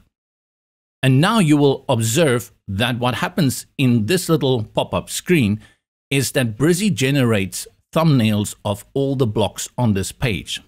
And all you need to do is simply click on the block you want to go to, like this one, and note that there is a blue, light blue frame around it, which shows you that it is selected at this moment. Click outside, click Save, and go preview it on the front end. Scroll to where the button is and select it, and you see it scrolls down all the way to that block. And that's how the block/anchor link works in Brizy.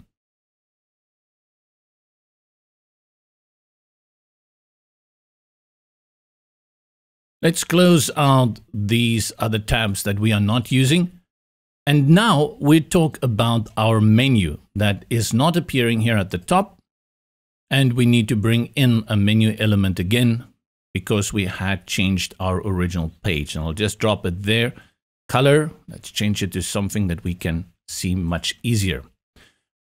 In many cases, you often add a link in your menu that may take it to another place on your site, or it may take to another website. In this case, again, let's say, for example, this lorem ipsum. For some reason, I want people, when they click on that link, to take them to that page of lorem ipsum. And that is a custom link that you can add to your menu. To do that, let's just save the page, Control-Command-S. Go to the menu level, which is in your CMS, by clicking on the hamburger menu in the top left-hand corner. Menus. Custom link. Select the custom link and click on Add to Menu. It drops it automatically at the bottom. Go to Settings, where you will edit it. And then here, you will put in the link, which is that one from lorem ipsum we have copied. Select the page title and we'll say lorem ipsum. And I also want this to open in a new page because I don't want people to leave my site. I want to steer them to some useful resources, but I still want to keep them with my site. So that's why we select on Open in New tab. Save changes, close out. And what I usually do is just save again. But because it hasn't reloaded the menu, it still shows it without that new item. Refresh your page. You can simply go up here in the browser and Control-R, Command-R, or select the refresh. And that will bring it in with this new custom link we've just created. Great. Thinking a little bit, and there you go. Click on Preview, and we close this lorem ipsum. And now you see lorem ipsum. Click on it, opens a new tab, and there you go.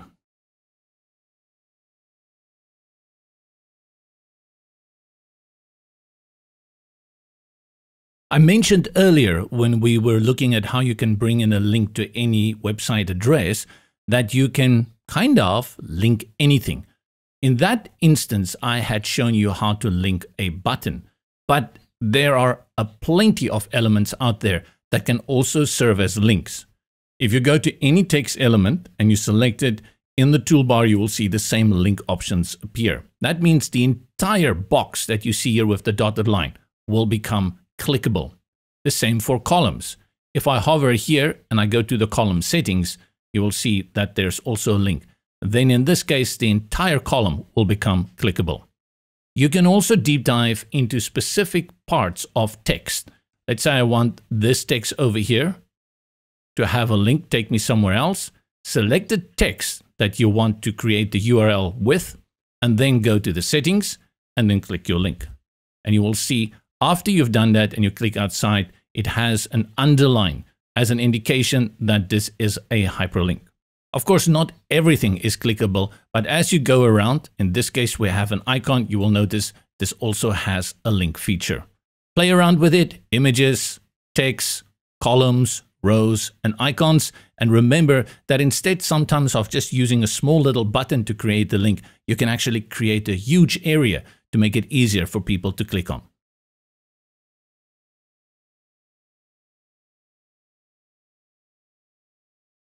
Welcome back to our starter kit for Brizy Cloud. I am JP, your friendly host, and we are running to video 42 in the starter kit series, which gives you an in-depth overview of what you can expect when you want to try out Brizy. You've got nothing to lose. Go watch the videos at the very beginning. Cloud gives you a free option, and everything I've done up to now is free. And even this page that you see here, created with links, that's available for anyone to access, and you can share it and you can have interaction with your audience for free. Go and try it. You have nothing to lose except a little bit of time. And as long as you watch the videos, you won't lose any frustration. Let's talk about fonts. Now, fonts is much like personality. Some people want to use specific fonts, others really don't care. And you're going to run into the situation where you want to use a font that's not available here. If you're totally new to website making, you may not even understand where these fonts come from. So let's talk quickly about that. I'll select this one up here, the text element, and then click on the T in the options toolbar. On the left, I grab this little handle. You will see we have all these fonts that we can work with. And they are pretty good. A lot of these are standards. For example, Montserrat, very standard, notice serif. We have Josephine, I like that one. And Lato or Lato, Overpass, all of these are standard, good to use and recommended fonts for website display. You shouldn't just go for the crazy ones. You should try and choose ones that are easy for people to read on all kinds of devices. But in the event where you want to bring in a font or you want something different, you just don't find the font that suits you here, you can do that by bringing in a Google font, and we'll talk about that now. Click here on Add New Font, and you will be greeted with this splash screen that's going to give you new fonts. And if you click here on Fonts, you will see this is where you can manage the fonts on your page. If there is a font here or you want to do some management here, like this Gaussian script, which you don't use, you can delete it over here. It's removed. And actually, I highly recommend the fonts that you don't use. Go in here, clear them out, get rid of them. You see this one with the green box? That shows you that this is the default font. If you bring something in new, you can set the default font over here. In this case, let's say I want to put it on Arvo. I can simply select Arvo, and now it will become the default font. But let's talk about how do I bring in a different font. You can bring in a custom font, something you can upload and use if you have the Pro version. If not, then you use Google Fonts. And Google Fonts are free fonts, and there are thousands that you can use. Go to your browser and type in fonts.google.com.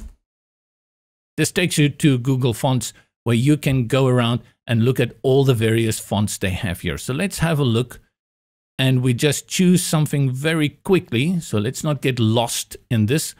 Start Liches. And then we go back, click on Google Fonts, type in there Start, and there you see. It will give you all the options. Start Liches, and then click Continue. Brizy is going to think a little bit as it communicates with Google Fonts and say, can you please give me access to this font? And done. Voila. It is in there now. Select again the text, go to T for Typography, and that one that you have brought in will appear here at the top. Select it and look how quickly that changes. And that's how you bring in Google Fonts. Go to fonts.google.com, have a look around there, but don't go crazy. Most of the fonts here are the fonts that you'll be sticking with. And before you just go for any kind of font, do a little bit of research online as to recommendations to what kind of fonts you should be using on your website.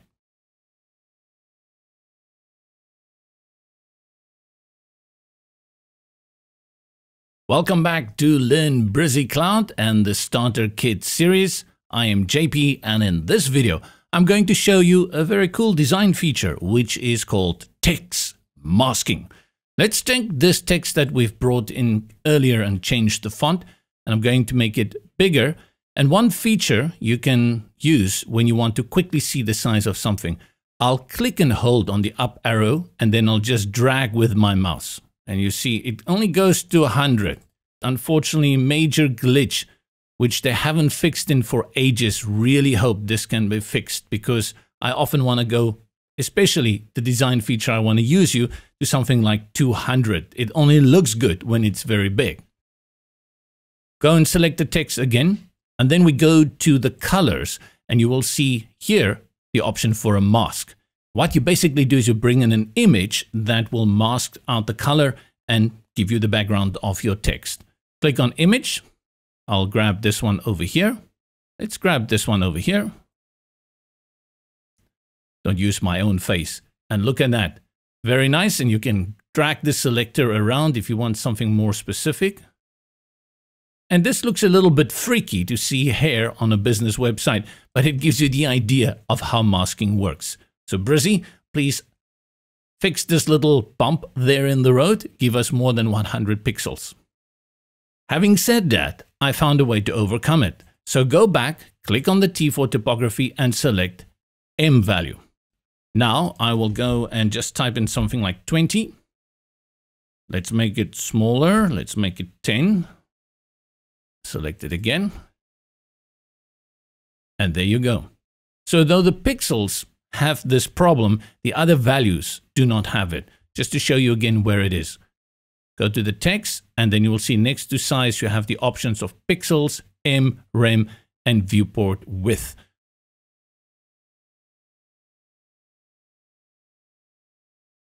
In many cases, you will want to bring in a list of things, and you can do that with the text element. Scroll down to the bottom and let's bring in a new block, create your own, and then go to the sidebar where you have your elements, grab the text element and drop it.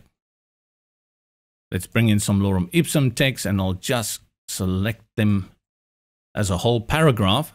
I got a very nice tip how you can do this very quickly. Go to your browser address bar, select it, Control Command V, and then Control Command A, and then Control Command C. So you paste, select all, and then copy it again. And now you've cleared the formatting. So when I select all the text here and I go paste, Control V, Command V, I have nicely brought it in without any of the formatting from the website.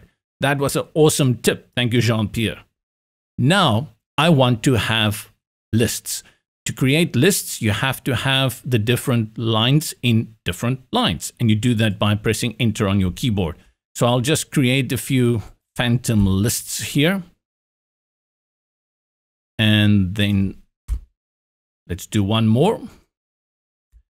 Select them all. You cannot select just one. And then go to this one next to the alignment option where you see list. When you click on it, it's going to give you numbers. And when you click on it a second time, it will give you bullets, and a third time, it will remove it. This is a very rudimentary function. And what I mean by that, that's all you can do with it. You cannot really style out anything. You cannot create space between the full stop and the rest of the sentence. And I wish that we had a few more functions here that could really help us build out cool lists, like changing the icon. And this basically has been this way since Brizy was released. We've not seen anything happen to it except the bugs being ironed out. It's really archaic, and I do wish we had a few more options, or that we had an element that could give us pro lists. In the event where you need to list something, remember, this is where you're going to get it.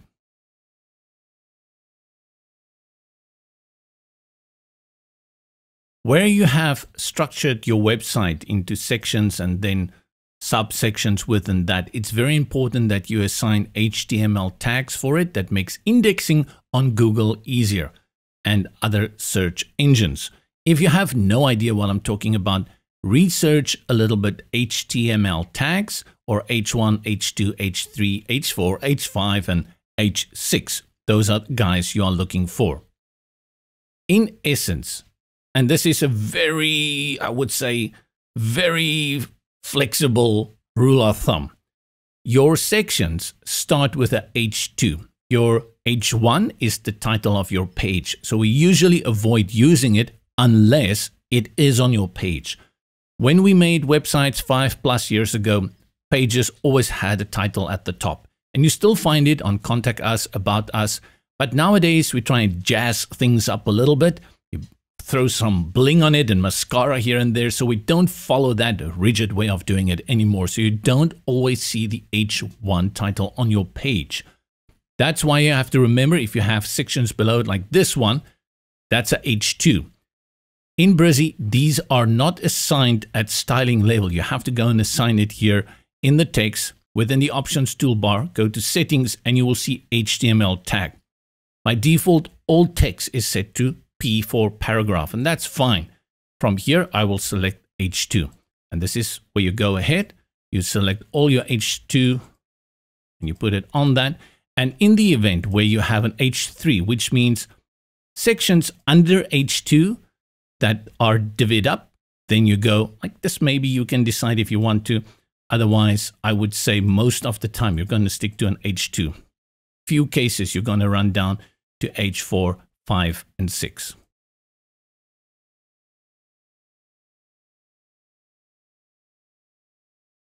Welcome back to Learn Brizy Cloud with me, JP, in our Starter Kit series. And today we talk about leads and forms. Brizy Cloud Free comes with a feature that no other free page builder can beat, and that is an integrated form builder. And you will need forms. If your website doesn't have a form, you're in trouble. Then it's just a little notice that you've thrown out there. You'll find once you put a contact form on your site, you're going to have people contact you, and sometimes that's going to lead to business. So you just want to have a contact form there in case somebody reaches out to you with an idea, proposal, or they want some information. You never know what the future holds. Bring in a new block. I'll click here on the plus, and instead of creating one, I'll go to the contact selection here under categories, and we look for a free one. Simple one over here, drop us a line, select that, and that's it. Your name, email address, and your message. Check out the video document on how to build forms within Brizy because there's a lot of functionality here. I just want to make sure that this is set to a text field because we want name there. This one should be set to an email field because we want an email, and this one is set to the message. So we want paragraph. Then go to the button and you'll see this little option here like a plugin, a socket on the right. Select that and you will see that you have apps here, you have reCAPTCHA that you can add in the free version. Everything else is a pro version. So what happens when people fill in this form on your website? Where does it go? Does it just go into the ether? Is it lost forever? Or do you have to have some telekinesis to receive the message? Because you don't have an email notification and you also don't have mailer integrations. That is where the lead function in Brizy comes in. So all I need to do here is save this, and let's open it as a preview and fill in this form. So along comes Sally Lee. And Sally Lee wants to fill in, and Sally Lee wants to reach out to you and look at a collaboration. She will put you on her TikTok channel, and for that she wants 1 year's free ice cream. So Sally types in her name, Sally Lee McBarsky, and then her email address is lmcbarsky@ridiculous.com, and then her message. Can I get free ice cream? And I'll talk about you on my TikTok channel. And boom, she sends the message out, and there's a little notification. Your email was sent successfully. Now you, on the other hand, how do you know you got this message? Remember, you're in Brizy Cloud Free, so you actually don't know. This is a habit that you will have to establish if you're using the free version. Let me show you. First, we need to exit the entire builder because this has got nothing to do with the builder. Go to the bottom left-hand corner, click on More, and then select Go to Dashboard. And this takes us back into our Brizy Cloud workspace and dashboard. Go to Starter Kit, 3 dots in the top right-hand corner, select it, and click on Leads. And there is the message. that the entitled Sally Lee McBursky had sent you. And you can export this as well to Excel. Everything is going to be here. So in the free version then, you do have the option to receive these messages, and we call them leads. Every person that you meet online is referred to as a lead. If you want to have this appear in your own email box, like your Gmail or whatever extension you are using, you will need to sign up for Pro, and then this message will be sent onward to your private email. This can also be sent in the Pro version to distribution lists where the fields are automatically filled in. Great way, interact with your people, but make sure if you're only going to use Brizy Cloud free, that you have a habit of come and check it like once a week. If you don't expect anyone to ever speak to you, just then make it like once a month. But I can guarantee you the most obscure, unknown, gray kind of websites that I thought no one will ever respond to, once in a blue moon, somebody contacts you, and it's always very interesting to see what it is. I'm not talking about spamming. I'm talking about people with real connection needs. And close out.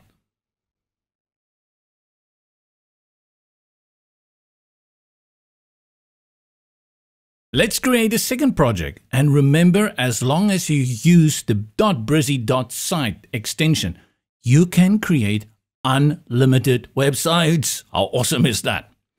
This one is starter kit, so I want to create a new one. Go to website and landing page, and I call this one starter kit 2 example, you know. Project 2, select and call it starter kit number 2, give it a name. And if you want to publish it with a different name, you go to the subdomain, and like we did at the beginning, you have here a boysenberry. I've never seen that, and a number. And you can call this starter kit 2 for 2022 and submit. And if anyone took that, I'll eat my hat, which I never wear. And there you go. That's how you can create a second project. And now go ahead, build another project. Very nice. You know, sometimes I send people a PowerPoint presentation for something. Why don't I create this on a page like this? And I send them the link. How awesome will that be? Something that they can instantly view on their phone. Don't need to download it. They just need to have an internet connection.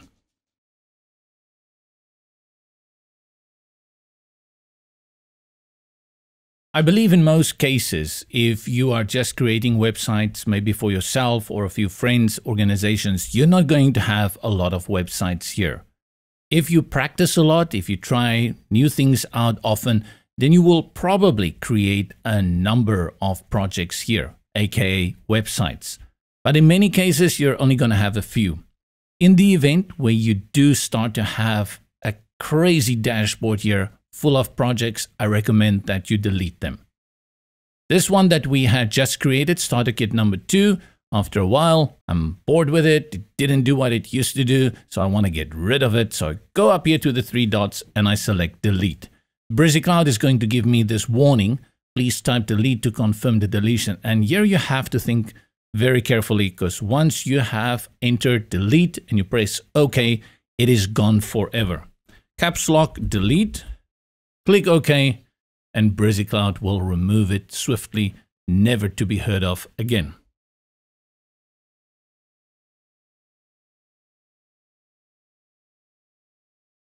One of the reasons to decide to go pro in Brizy Cloud is for the pop-ups feature. But interestingly enough, in the free version, you still get what we refer to as external pop-ups. Here in the workspace, you will see next to your websites, you have an option for pop-ups. This is just a filter. To create a pop-up, click here on Create New Project, and you will see that the middle one tells us pop-up and alert. Create. And Brizy Cloud is going to create a new project with a different background that says pop-up number 1. So let's call this one Starter Kit Pop-Up. This is an external pop-up, which means we're going to build a pop-up with the Brizy Builder, and then you will get a link. And that link you have to insert on a website. And I'll show you how we can do it on the starter kit. So you can create the pop-up here and then insert it in the starter kit. When it comes to pop-ups, and I'll click here on Edit Pop-Up so we can go into the builder, There's a lot that can be done with a pop-up, and we have dedicated videos for that here on Learn Brizy Cloud. To cover everything pop-ups will do will take quite a lengthy time because there's so many features, triggers, automatic triggers, conditions, and that is best tackled when you go to the Pro version. Many of those features are also here in the external pop-up. Now, the moment I open this pop-up builder, you think, well, this looks like the builder. Great, it's the builder. But you'll notice there are a number of things missing here. In the sidebar, you will see we only have styling options and then plus for elements. And then at the bottom, we have the responsive view. Also, when you click here on Start Building Your Pop-up, you get a different library. This gives you the pop-up library. And as you can see, all the pre-made ones are locked in Pro. So you need to learn how to create one from scratch. We'll do that very quickly. This is how it looks by default. 2 columns, you have your pop-up in the middle and you have a background. I'll go to the background of the pop-up builder and I will say overlay. Let's make it this teal color and I will reduce the opacity so that we can see the background shine through, and we'll see that soon. Then let's just bring in a heading, text, more text, and a button so that people can click. Select all the text here. I'll type in 10% discount. Go to T for typography. Let's put it on Lato, make it black, and I'll increase the size. And we change the color as well. This dummy text we'll leave. The button we can move. And you see more or less exactly the same what we had done within the Brizy page builder. This is just the pop-up builder. I click in the second column on the right, bring in an image. Let's bring an image. And I'll grab this lady again. Lovely. There you see is a little X. This is your pop-up closeout function. I'll change the color so we can see that better. I can move it. I can put it inside or outside. I can move it to the right bottom, left bottom. And what I can do, let's put it left top. I can also add, I think, a background. So let's add a background and we put that on white. And then for the background settings, we go to the icon here, background. Let's make it bigger and let's make it round. Select it again and let's move it to the right. You see there's also a shadow applied. And this is what a pop-up is. Save, go to the bottom and select Publish Page. And our page is published. Go back, go to Dashboard, and then select here Get Embed Code. And this is going to give you the code that you need to add to your page. It's a huge code. Don't get scared. There's a little function here, how to embed the code. And it will tell you, add a new external project, create an edit, publish, blah, blah, blah. And then you go here. You need to have access to your footer tag. Remember, that's very important for this one to work. Click on copy the code, close out, and then we go back to our starter kit. And now we will insert it in the footer that you will find in the CMS part, your content management system, which is accessed through these 3 little lines, your hamburger menu. You can do this on a site basis, so it will appear all over your site on each and every page, or only on a specific page. We'll do it on a site basis for now, so click here on project settings at the bottom, and then at the top, you select this one that says code inject. Brizy told us don't put it in the header, you have to put it in the footer. So click there, Control-Command-V to paste that, and click on Save Changes. Click outside, let's just update for good measure, and then click on Preview. It's opening the new page for us. And there we go. Regrettably, you don't get all the super features in the Brizy Cloud free version for the pop-up builder. So I would recommend, if pop-ups are close to your heart, you definitely need to go pro. But there you go, you can create it. And you don't only have to use this on the Brizy website. You can use it on any website, a WordPress site as well. Just make sure that you insert it in the footer section.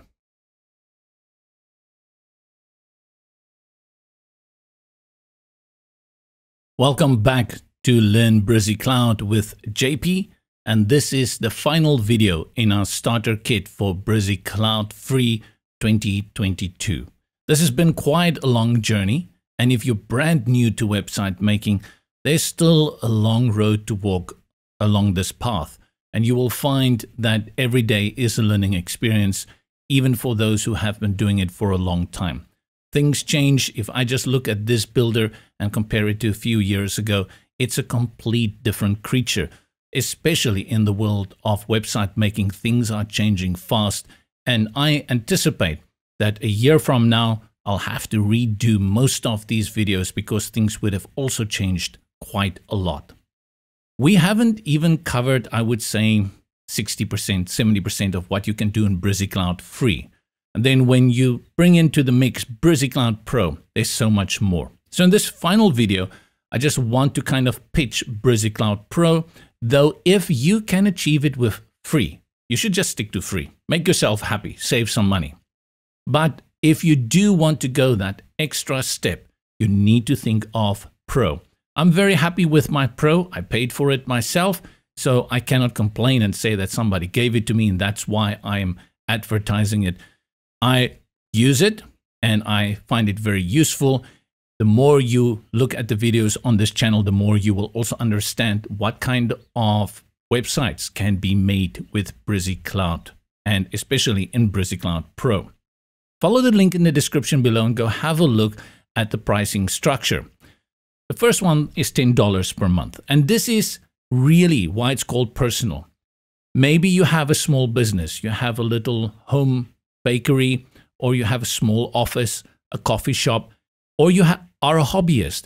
I have so many family members that are experts in their field, some of them retired, and I keep on encouraging them to just put what they know out there for the world. Put it on a website. Stay active, and websites can help with that, and personal is great here. And with the videos we have here, you will learn how to do that. Upcoming videos on this channel include blogging. I know e-commerce is in the works. We have stories. We have advanced custom fields, so many things, and multilingual websites. So much you can do with it.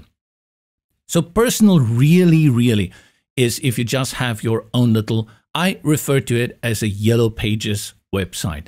And that is where you just want your site there. People are sitting Sunday, they don't know what to do. You have a little bistro somewhere outside of town, and people search around on the internet, and this is where they're going to find it online. Put a map there so that they can find you. Put a contact form there so they can reach out to you. And this is where personal becomes very important. You get the pro features I've mentioned, and also when they send you an email, you will receive it. Between personal, freelancer, the major differences are that you get more sites that you can work with. Personal, it's 1, and freelancer, it's 20. And with that, for each site, you also get workspaces. And we'll talk about workspaces. The idea behind a workspace is that you create like an office, a workspace with team members, and only those team members have access to that workspace. If I work for company A and I do a project for company B, I don't want these two to know about each other's projects. So what I do is I create a workspace for A and B, and I throw the different teams, and they have access to the sites, and they can go look at the websites in those environments. The other thing that you get extra here is membership functionality, which is where you will have people maybe pay to access your site, and only certain things they have access to. And finally, when you get to agency, you are working with 100 hosted sites. And then you also have options for 5 domains. This one, 2 domains only, and white label for people who want to present the product as if it's their own. Check out for the sales. If you want to have a discount, wait for things like Halloween, Black Friday, Christmas. There's always sales happening around the internet. Then if you want to have a look at what's going on in terms of what you get in terms of functionality, then check here on the Compare Cloud plans. And I think most of it happens between free and freelancer. And you will see for a number of these, they're all the same. And as you go down, you will see here Pro Design, Vectors, Display Conditions, Fonts Manager, Pop-up Builder, no. Blogging functionality, no. Dynamic Content. these things are not included in the free version. And then you have some export to HTML, VIP support, white label, publish sites on third party, all of this, and that goes under the agency. So have a look at that, decide what works for you. But my recommendation is play around with the free version as long as you can, get used to it, feel comfortable with it, so that when you make that decision to go freelancer, personal, or agency, you know what you're in for. Appreciate all the support. Look forward to the next videos coming up, and I'll see you around. From me, JP, go well, stay safe, and take care.